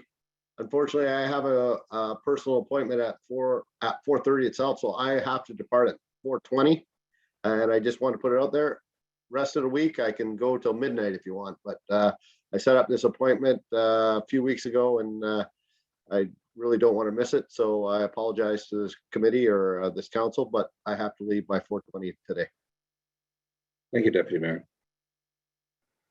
So we'll move on to fire at this point, and I guess Chief Ryan, if he's on, or Mr. Janot, will you be handling that? No, Chief Ryan, there we are. I'll turn it over to Chief Ryan. I think we'll draw your attention to page 65. Thank you. Afternoon, Council. Thanks very much for the opportunity. So you'll see that there are some increases and some decreases in our request for an operating budget for 2022. Some of the highlights that obviously some like other departments, we've got some utility increases and things like that are driving it. We've increased our labor relations budget. We're hoping that this year we're still negotiating 2 collective agreements with our career staff and our volunteers. We're hoping that we're able to freely negotiate a deal with our Professional Firefighters Association and avoid arbitration. So that's an increase. You'll see there's a one-time request for some training money, and that's to deliver the training for the drone program. So that's just in for 2022. And I think those are some of the bigger highlights, unless council has specific questions related to the operating budget. Any questions from council? Councilor Gordon. Thank you very much, Chief Ryan. I've got a couple for you. One is, I was just curious about the drone program. If you could just share with us what this is and how we're sharing with Penetang and what the net benefit is to the residents.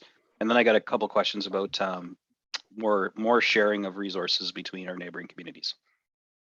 Okay, sure. So the shared drone program has been on the books for a few years for us. So what it does is it allows us to send the drone into certain situations that would be dangerous to without sending firefighters in first. So I'll use an example. It could be search and rescue. It could be used in a collapsed building. Natural disasters come through. Could be last year we had 3 human perceived ice water rescue emergencies that people called, and both Penetang and Midland were deployed. So we actually put people in the suits and out they go, which could be dangerous. The drone would allow us to fly out, see what's going on while crews are getting ready actually to go do the rescue. This will have infrared for at night. It has a spotlight. It has the ability to talk. fire prevention in some of our older commercial buildings. Not if we had to go up to the roof for that, we could. If we had a building collapse, it can go into there without sending firefighters, in first. It could be used for arson investigations and things like that, without, compromising human resources in that building at the start. So I hope that kind of answers your question. Thank you, Chief. Councilor Gordon. Thanks. So it's not pulling a hose up and doing fire suppression from 50 feet in the air. No, I think when that technology comes, I hope I'm long retired, and that's going to cost millions of dollars. I don't want to fight that battle. All right. So moving on to the human capital side. This hit our emails, so I'm assuming that it's meant to be. I think you have a retirement announcement that just came over the wire. Is that right? That is correct. Can we talk about that, or is it secret? Well, I don't think it's secret. After 32 years, our fire prevention officer, Ken Corbo, is decided to join the Mr. Omer's Club, as I like to joke about it, and retire. And, we wish him and his wife, Cheryl, and their family all the best in his retirement. And Ken started out as a volunteer and then became a career firefighter in suppression. And from there moved on to being our fire prevention officer. And one of the instrumental things just before Ken's career ended was, I know his worship and the CAO attended, but we have a new fire safety station house here at the fire hall. And that was truly came to light with a great a relationship that Ken had developed with Community Living Huronia and one of their residents. And, we were left some money in the gentleman's estate when he passed away, and we put it to good use. So now when future generations of people come to the fire hall, there's the picture right there behind the CAO. Once COVID ends and we can actually get back to some normality, we have a whole new area for doing public education with the school age kids when they come in. So Ken's been instrumental in plans review and all that as we go, and we're going to miss him. But yes, we'll have a recruitment coming up to fill that void. That's great news to hear. Good luck to his retirement. I'm sure at a council meeting when we normally form and acknowledge our retirees, we'll get you to do the spiel again, and we'll hope, with any luck, we'll be able to fist bump him or something.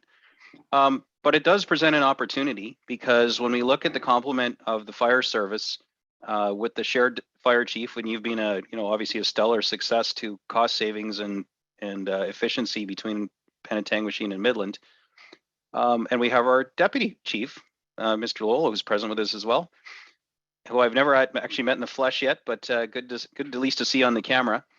What opportunities do you see as you create this new fire service master plan that's we're happily going to receive now, or at some point?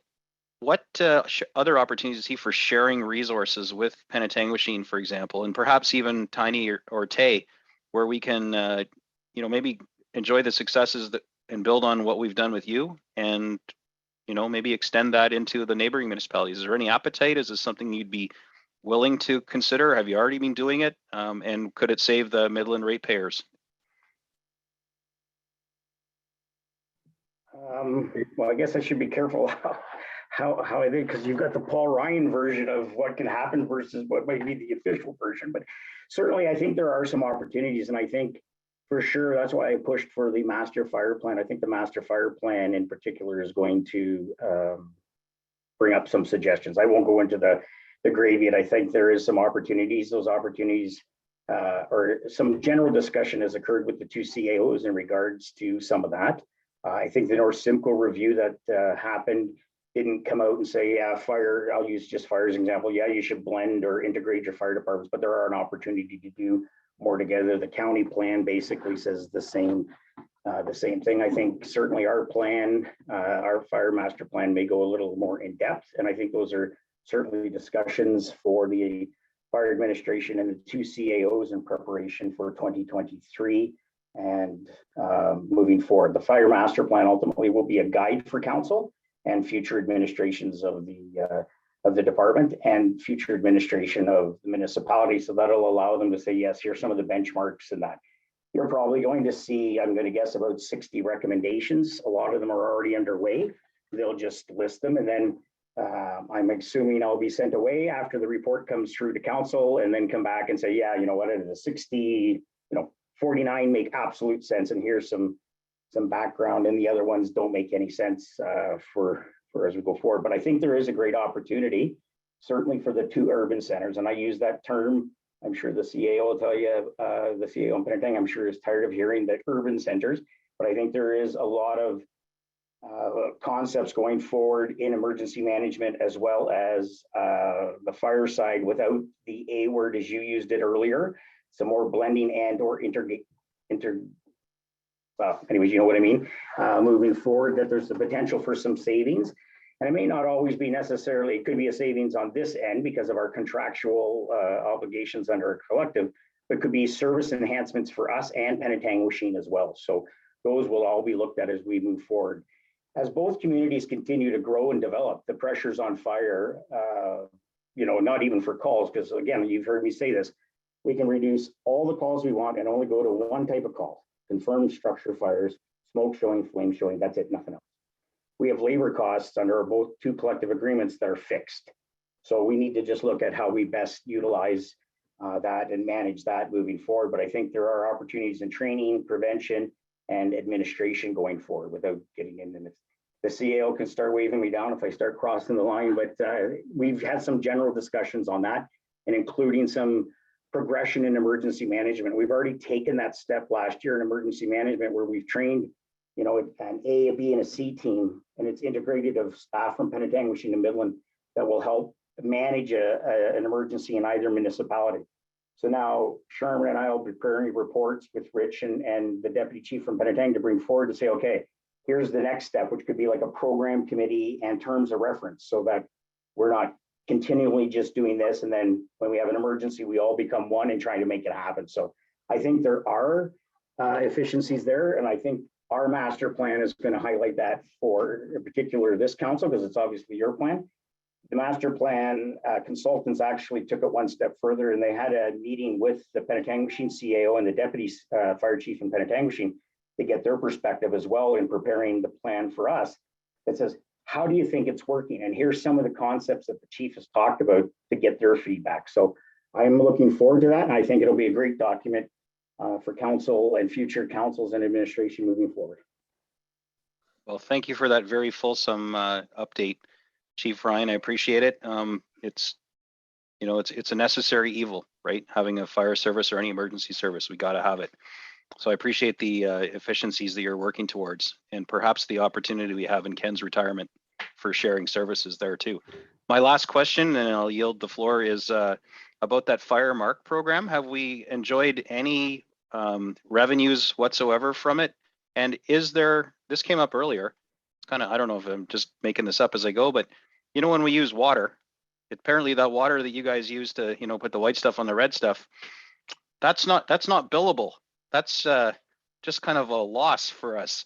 So, I mean, is there any organizations out there that actually bill the number of estimated gallons or whatever it is of water to the insurance company used to put out the fire for the house, for example, and do some cost recovery? Is that a whimsical idea, or is it already being done? I'm not sure it's being done. I mean, it's something we can investigate. And I know when Mr. Fitty was here and the executive director of environmental services and infrastructure, I mean, fire takes shots at the water guys and the water guys take shots at us when it comes to the hydrants and things like that. We can take a look at it. I'll touch on that, but I'll be completely honest with council. The fire marquee has fallen off my plate. Now that we have a new deputy chief, I know Rich has been tasked with a bunch of stuff, and that's one of them to move forward, because that is certainly a little bit of money that's getting left on the table. And without a doubt, I bear the responsibility of that, not getting it moved forward in a timely manner. But I know, but every second day I say to Rich, I've got another project for you. But Fire Marquee is certainly at the top of our list moving forward in 2022 to recover. And again, the Fire Marquee will only cover what people's insurance has. So my insurance with my company might have $25,000 worth of costs. So we could look at a formula that may be a billable model that says, you know, we pump X number of gallons of water or estimate water, but it basically covers, you know, the response of apparatus and things like that. But then it's a certain criteria that matches it as well. So that's our goal in 2022, is not to be leaving that on the table. Thank you, Chief Ryan. Any other questions or comments for Chief Ryan with respect to the space budget? Deputy Mayor Ross. Sorry, thank you through you to Chief. I know we've had this conversation before and I'm gonna bring it up again because I like, bringing it up and I need to ask, but I know we respond and it says here that we respond to 1,500 calls a year. We were up and there's no savings whatsoever if we were only to respond to a fire call or a fire station. And if I have a hard time believing, and tell me I'm wrong, but that if we respond to everything, there has to be some, more overtime. I understand there's 4 people full time, but there has to be overtime that occurs when we respond to 1,500 calls a year. Am I wrong? Or so you have to take into consideration that what we have is we have 2 sets of calls. We have general calls. That's where volunteers, the off-duty firefighters are all called back. So that's like activated alarm, structure fires, where it requires more than who's on duty. But we also have a number of calls that are only handled by the duty crew. So if you use medical as an example, those are only calls that are handled by the duty crew. We don't call back anybody else for that. So intermittent alarms, single vehicle car accidents, natural gas, a hydro line down, flooding into a basement, like if a water pipe breaks and they call us, just trying to think, CO, carbon monoxide, things, medicals, and that, those are all calls that are handled just by the duty crew. So there's no overtime incurred for those. So our calls were climbing up based on a model and a response from the previous administration. However, during the pandemic, we've changed our response. So our calls have literally been cut in half. But at the end of the day, the labor costs associated with our collective agreement and what's in the collective agreement, they don't go away. They're still there. So down the road, I think when the fire master plan comes out, there is a model that was set back in 2016, or I shouldn't say a model, but there was a proposal that was viewed by the CAO of the day.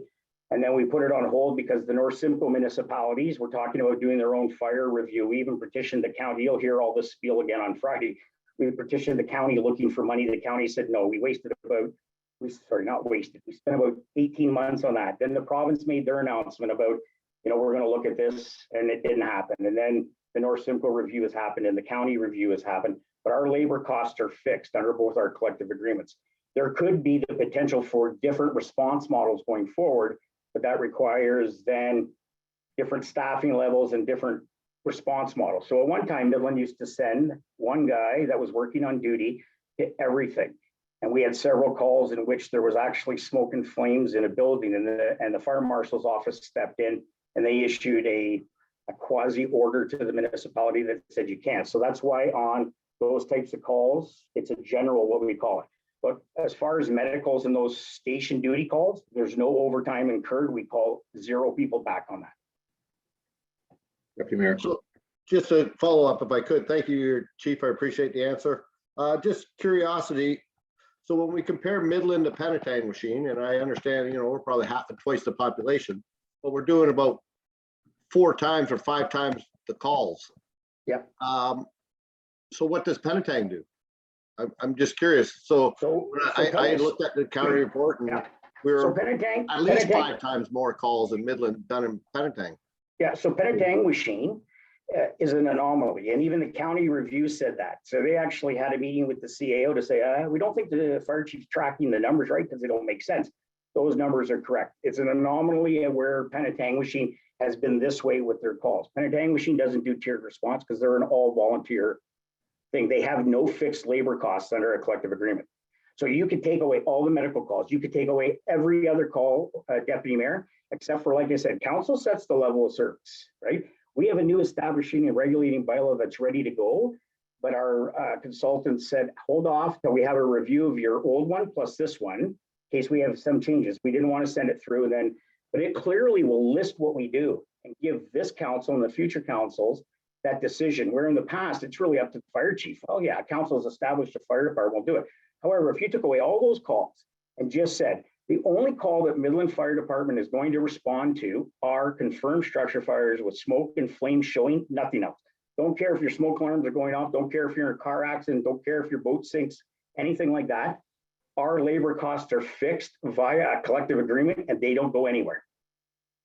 So we've picked, and past administrations have picked services and that through council that we provide because we have fixed labor costs. So if we have a year where we have, let's God forbid, 50 structure fires, then yes, there would be overtime, there would be things like that for those callbacks. But the station requirements under our collective agreement and our staffing things are fixed. They're there no matter what the calls are. I don't know if that helps it, or it really is a puzzle the way the collectives work in fire, but our fixed labor costs are always there. Thank you. Thank you, Chief. And I think that I hope everybody remembers this for Friday's conversation. This I think was probably a little more appropriate for the once we see the fire master plan come down. But anyway, interesting discussion. Anybody else have something for the chief? Councillor Gordon? And pertaining to the budget. Yep. So we may as well just ask this because I mean it's part of the budget anyway, or it could be a huge savings. I think I know that this is not possible, and for my firefighting colleagues, I hope they don't hate me for asking this, but I think it's probably best that we ask it and get the chief to explain it how it's probably just not possible. To Deputy Mayor's point, Penetanguishene, smaller community, half the size, gets away with all volunteer department with the exception of you. When we share your costs. What is it that compels Midland to keep?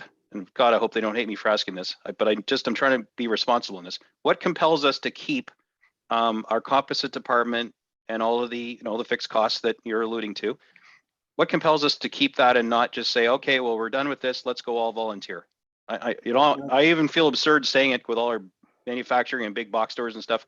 But what compels us to stay where we are? Because that would be like a ridiculous savings for the fire service. But is it even realistic? Here, Councillor, this is getting into the realm of the fire master plan and all the recommendations and so on, and whether or not we should have a composite service or volunteer service, all the rest of that. That's really not going to change anytime soon with respect to this budget. I understand the rationale for the question. I'd save that one for when we see the actual fire master plan, because that just does. That's so far out in the future, it's not going to affect this budget. Fair enough. I get what you're saying. Yeah. I don't think it's realistic, possible, or even responsible, but again, we need to hear that. And I guess that's what the master plan will come forward with. So any other questions for the chief? Councillor Main. Thank you. Just a quick question on the drone program. We've seen other emergency services roll out those drone defibrillator programs. I think Pembroke was looking at doing that. So, but that's probably not in the purview of the fire department drone program. You guys are talking about, like you're saying, remote sensing with infrared, so you can see in night, different features or whatever. So the defibrillator was probably more of a county emergency services type of pilot program. Thank you. I would suggest it is. However, there could be an opportunity in the future with a, you can buy those home defibrillators. There could be an opportunity down the road that our drone or the shared drone between the two municipalities could be used in an emergency where something like that had to be delivered. I'm just trying to think where, but there could be that opportunity. But most of those programs would start at the upper tier where the paramedics work out of. In fact, there is a program pilot, pardon the expression, for drones for delivery of defibrillators, I think on the books for this year. Councillor Gordon. This is definitely related to the budget. I have this on my sticky notes here. As I understand, we charge in your budget, Chief, for clearing the snow around fire hydrants in our municipality. And year after year, I'm not picking on this year's crew, we seem to fail miserably at that task, as there are mountains of snow and nothing but a little sign sticking out of a snowbank. Are we still charging you for clearing the, around the fire hydrants in the municipality? And do you feel you're getting bang for the buck, or is this something we should just put back to you and you hire an army of students and shovels? Because there's a lot of buried hydrants right now. Comment, Chief? I see Mr. Well, Campbell. I think, there is a cost that is billed to fire. That we pay the water department, water and wastewater department to do. When we get a complaint about a hydrant, we pass it along to them. Basically it's their system, and they're passing on a fee for maintaining the flows and the color coordinating and the testing and snow removal and things like that. So I'm not so sure that even contracting it out for the snow removal is going to save us anything, because I mean there are components attached to that as well when it comes to the maintenance of it, the annual testing, color coordinating for the NFPA standard and things like that. So the director of environmental services and infrastructure may have some additional, but I kind of think that sums it up.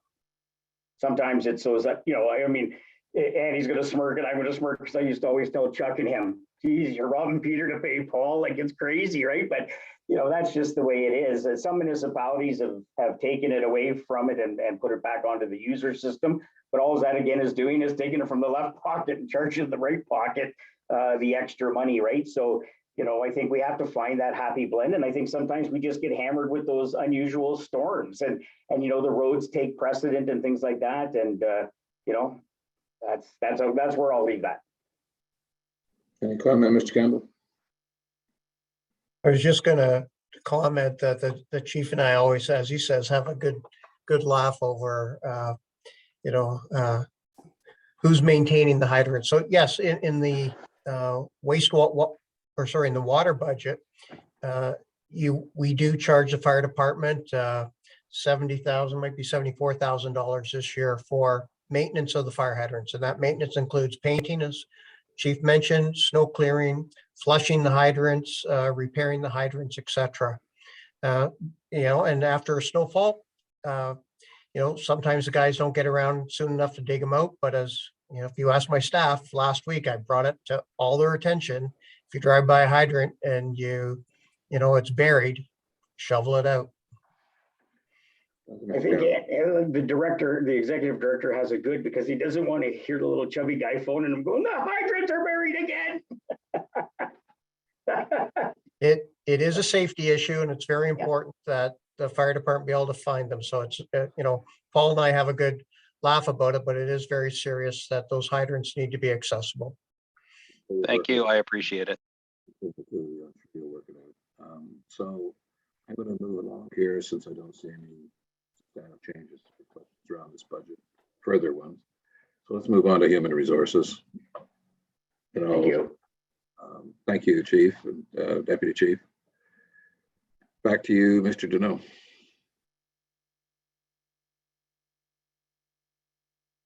You're on mute.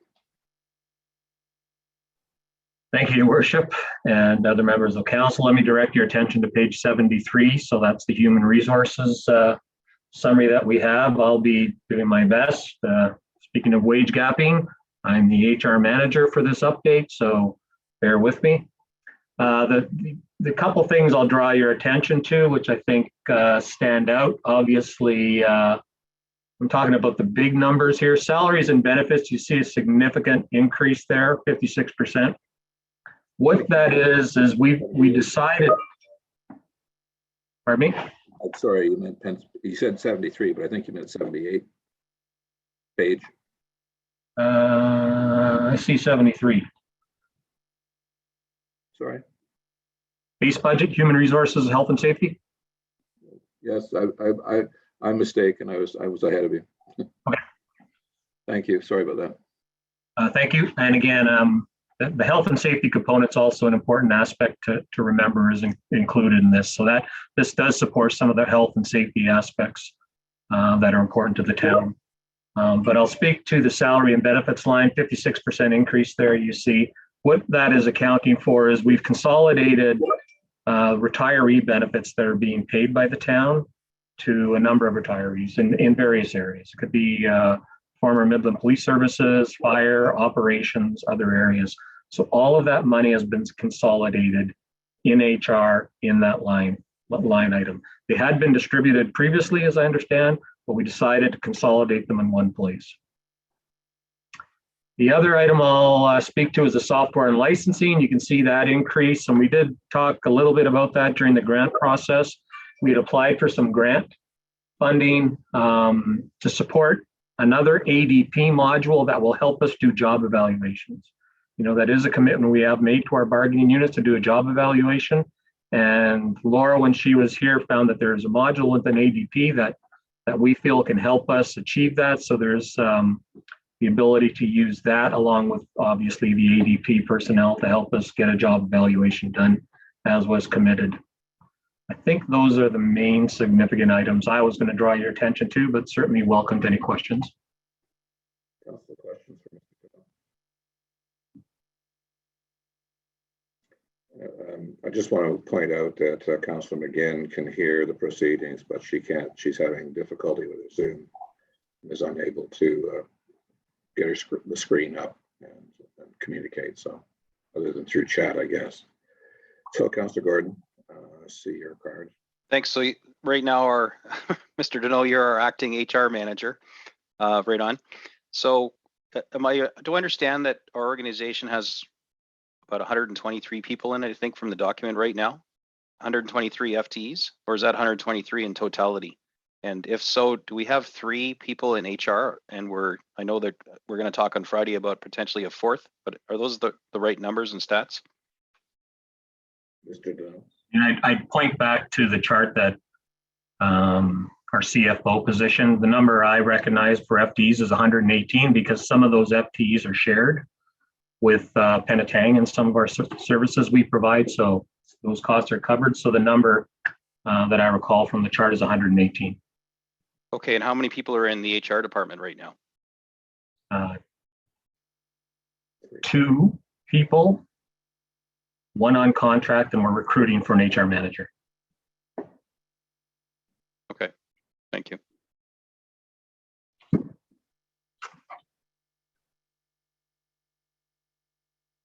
Any other questions?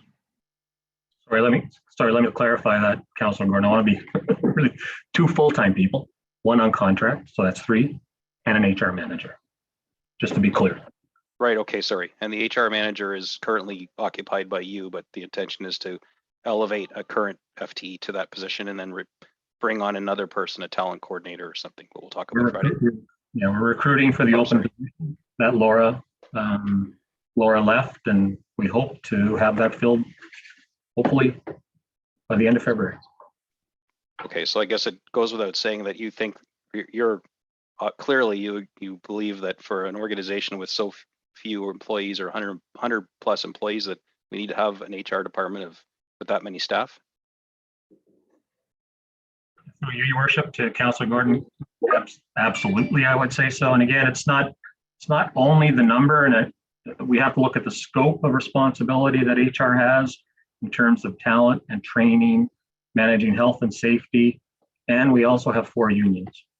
So managing the process with 4 unions is required. Certainly part of our budget this year is anticipating negotiations with our fire union to do that.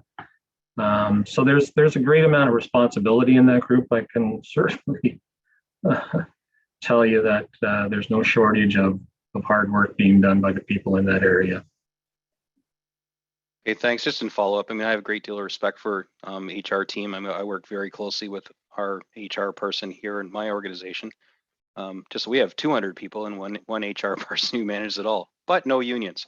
But that being said, is there any opportunity could this be another opportunity for sharing services with Penetang, perhaps sharing one of their HR personnel that could work with Midland part-time? We then share the burden of their cost and we gain the benefit of their skills and knowledge, knowing our area and our workforce, et cetera. Yeah, thank you again through you, Your Worship, to Councilor Gordon. There's a number of areas that the CAOs have talked about. We committed to getting back to council on a number of areas that we're looking at to explore for shared services. HR was one of them. Legal. There's a few of them that we continue to look at. We haven't made any final determination, but we have seen fire just before this presentation is a great example of one of those areas that is working well, and can we potentially expand that? Building and planning, we know how how that's or the building area is another area that we've looked at. So we're going to continue to see where there might be some advantages to do that. But that is anything that's a shared service is one of those areas that we're going to, take a look at. Thank you. Just seems like the time is opportunistic. Right now, we have this vacancy that you're looking to recruit. Maybe it would be worth advancing that as a focal point between the two communities. That's just my impression. So any further questions? We're running out of time. Deputy Mayor will be going into a couple of minutes. Thank you. So we'll move on to seeing no other comments or questions. We'll move on to planning services. And that would be Mr. Farr. Your Worship, given that our Deputy Mayor needs to leave, is there, I know we have a printed order here of planning, building, and bylaw / parking. I have a sneaking suspicion that our Deputy Mayor has input on the bylaw / parking. Perhaps we can change the order to accommodate him before he has to vanish. I thought we were going to get the bylaw / parking today. We've got 10 minutes left. I think we'll call it quits at that point, but I appreciate the suggestion. So we'll save your comments and questions for tomorrow, Deputy Mayor, and sleep on it. Well, I apologize, everyone. I unfortunately have to run, but I wish you best in the next 10 minutes, and we'll see you tomorrow morning at 10. Thank you. Have a great evening. Thank you, everyone. Sorry about that. We'll see you tomorrow. Yeah. Thank you for the suggestion, Councillor. But I don't think we're going to get there. We'll probably get through the planning. We might even do building services in the next 10 minutes, but given the questions, we may not. So, Mr. Farr, if you wish to address the planning component, please. Thank you, Mr. Mayor. One moment, please. So thanks again. Thanks for the opportunity to present this budget information today. I have a management team that's waiting in the wings. It's made up of building division, Terry Paquette, who's our chief building official, Mike Campitelli, who's the incumbent chief building official, who will be taking over for Terry when he leaves upon his retirement. Steve Farquharson, who's the manager of planning, and with bylaw, our new supervisor of bylaw, David Smiley, and Jim Reichel, who's moved on to another position in the organization that continues to provide valued assistance to the team. So I'm going to provide a general overview of the services in each division, and then home in on the particular budget. So as I heard Mr. Mayor, what I might do is just deal with it in sequence. So I'll do a little overview of planning, and then we can have a discussion, then move on. So in 2022, generally speaking, pending budget approval, the division is going to continue to seek to stabilize the town's planning services function. We are encountering a significant backlog, if you will, of legacy files that have emerged during this period of a disruption in planning services that had occurred in Midland. And we're also seeing related issues start to emerge from older files, which when viewed with sort of fresh eyes, you see some matters of interest around balanced community planning and matters of interest to council. And also we have a number of appeals in Midland at this time. There are 9 appeals, all of those predating the current planning team's tenure. So we're intending to review our service delivery to update processes and implement the development approvals and review program. We're trying to kind of institutionalize processes and policies that will stand Midland in good stead for many years to come. We're also working on advancing various policy matters, including addressing official plan implementation issues, the town's participation on the county municipal comprehensive review. We're intending to initiate a zoning bylaw update. And as you heard earlier, there's a number of capital projects. Here are capital projects include a planning fee review and depending again on budget approval, a proposed downtown CIP update and housing CIP. So I direct you to page 82 of the budget package. which is the planning division's budget. And the noteworthy items on this page include some reductions in expenses that you'll see. The CIP program ended in 2021. So there currently isn't any draw from reserve to fund potential grants that might have been issued from those programs. There's some noted increase in potential development revenue this year. In preparing the budget. Manager Farquharson did a review of potential applications that we thought might come to fruition in 2022. And we did some interim adjustments to our fees to reflect where staff time and resources appeared to be being spent, but weren't being compensated for at all, or were being compensated below full cost recovery.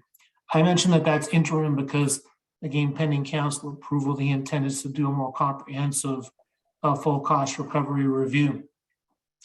There is an increase in the professional services budget, and that increase is associated with the expected potential costs that will emerge from defending the town's position or participating in appeals of planning matters. In Ontario, when it comes to Planning Act applications, these are things like zoning bylaw amendments, subdivisions, minor variance applications, site plans. These are things that people that get involved in development or find themselves in development will deal with. All those applications have appeal rights associated with them that can be triggered by the applicant. And once the appeal right is triggered, then the town has a decision to make in terms of whether or not it's going to participate in those matters, seek to settle those matters, or participate in hearings. And the hearings can be quite costly. So correspondingly, staff increased the budget there. It really is a more effective way of monitoring and providing some predictability. If costs ever exceeded those amounts, we would come to council separately to deal with those issues. There is an increase in the training, travel, meetings, conferences budget. There is one more staff member than there have been previously budgeted for. We have we're the beneficiary of a past council decision in that regard, and increased training accordingly. There's also, we're seeing other divisions increase mileage costs. We do anticipate, with the lifting of the pandemic, a return to some in-person training opportunities. As professional planning staff, there is a certification maintenance requirements that need to be met. And frankly, in Midland's planning issues are quite complex, and attending professional training opportunities prepares your staff to be able to address the varied issues that come across their paths. So those were the noteworthy items. Again, in the budget package, and as discussed earlier, there's a planning fee review project proposed as part of the capital package and the CIP program. So I'd be pleased to take any questions now. Council questions for Mr. Farr. Council Main.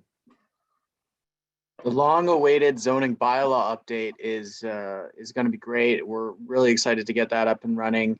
I'm guessing that's a multi-month process. It sounds like it'll probably be staff-driven. It doesn't sound like we'll have an ad hoc committee like we did with the official plan. I just had a question about that and the proposed next year's urban design guideline.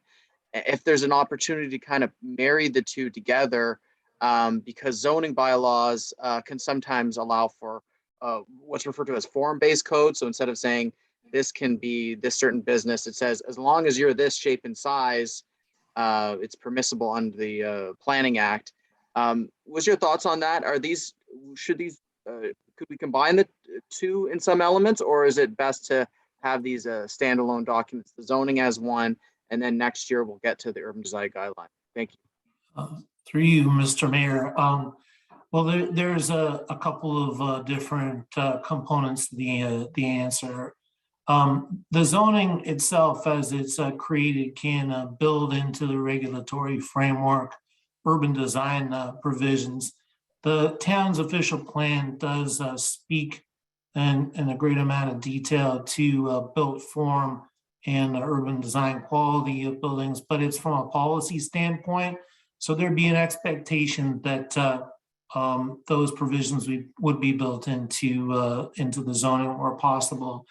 Urban design can be situational, so it doesn't always lend itself to codification in like a zoning bylaw. Having urban design guidelines can provide some additional flexibility. And what you might see from staff in the future is more site-specific zoning bylaws. There's really two approaches in zoning. You take a very general zoning bylaw provision, and you kind of take your chances with the site plan process in terms of what you're going to get at the end. And particularly for high-profile locations, it probably makes better sense to bake into the zoning, if you have the opportunity to do site-specific zoning, some of the urban design provisions. So if you're looking for a step back, for example, to reduce the feeling and sense of the mass of a building, a step back being like, say, a 1 meter setback in the building frontage at the street level, you're not going to get it unless it's captured in the zoning, unless the developer voluntarily agrees to it.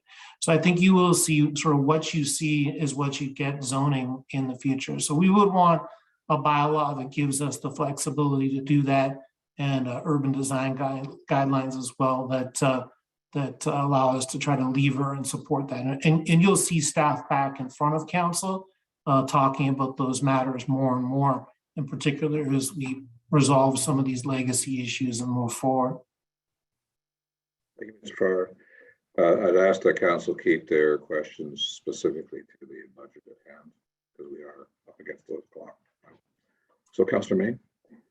I guess I shouldn't ask the question. It was about second units and whether that was included as part of this zoning bylaw review, but that's probably an appropriate question for you.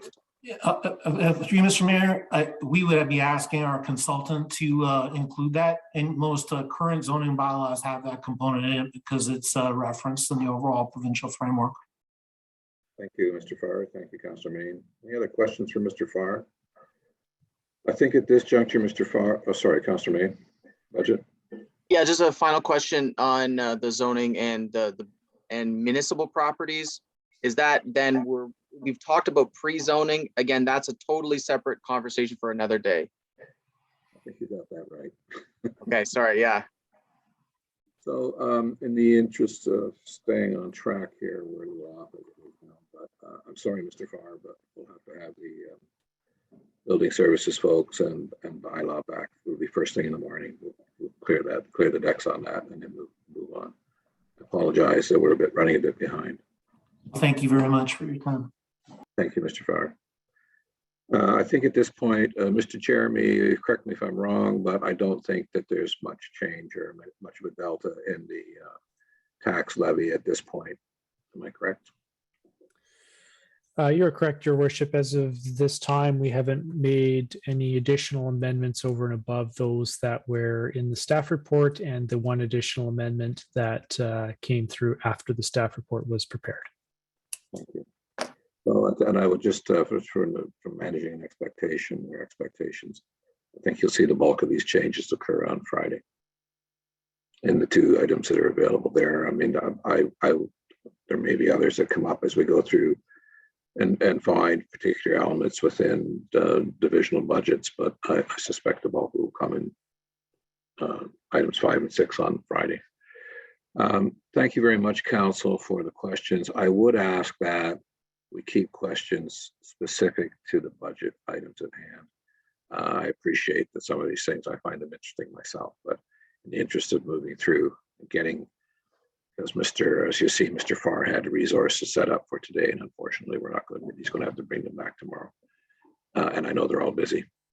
So with that, thank you for your comments and questions, Council. It's been enlightening, and I hope that it's also enlightening for those who are listening. not on the panel. I'm going to read a motion then to take us out of the meeting recess for today. It's moved by Councillor Shesky, seconded by Councillor Gordon. The special meeting of council regarding the 2022 budget held on January 26, 2022, recess at 4:33 p.m. and resume tomorrow, January 27th, 2022 at 10 a.m. May I have a show of hands and support in favor? Thank you. That's unanimous again.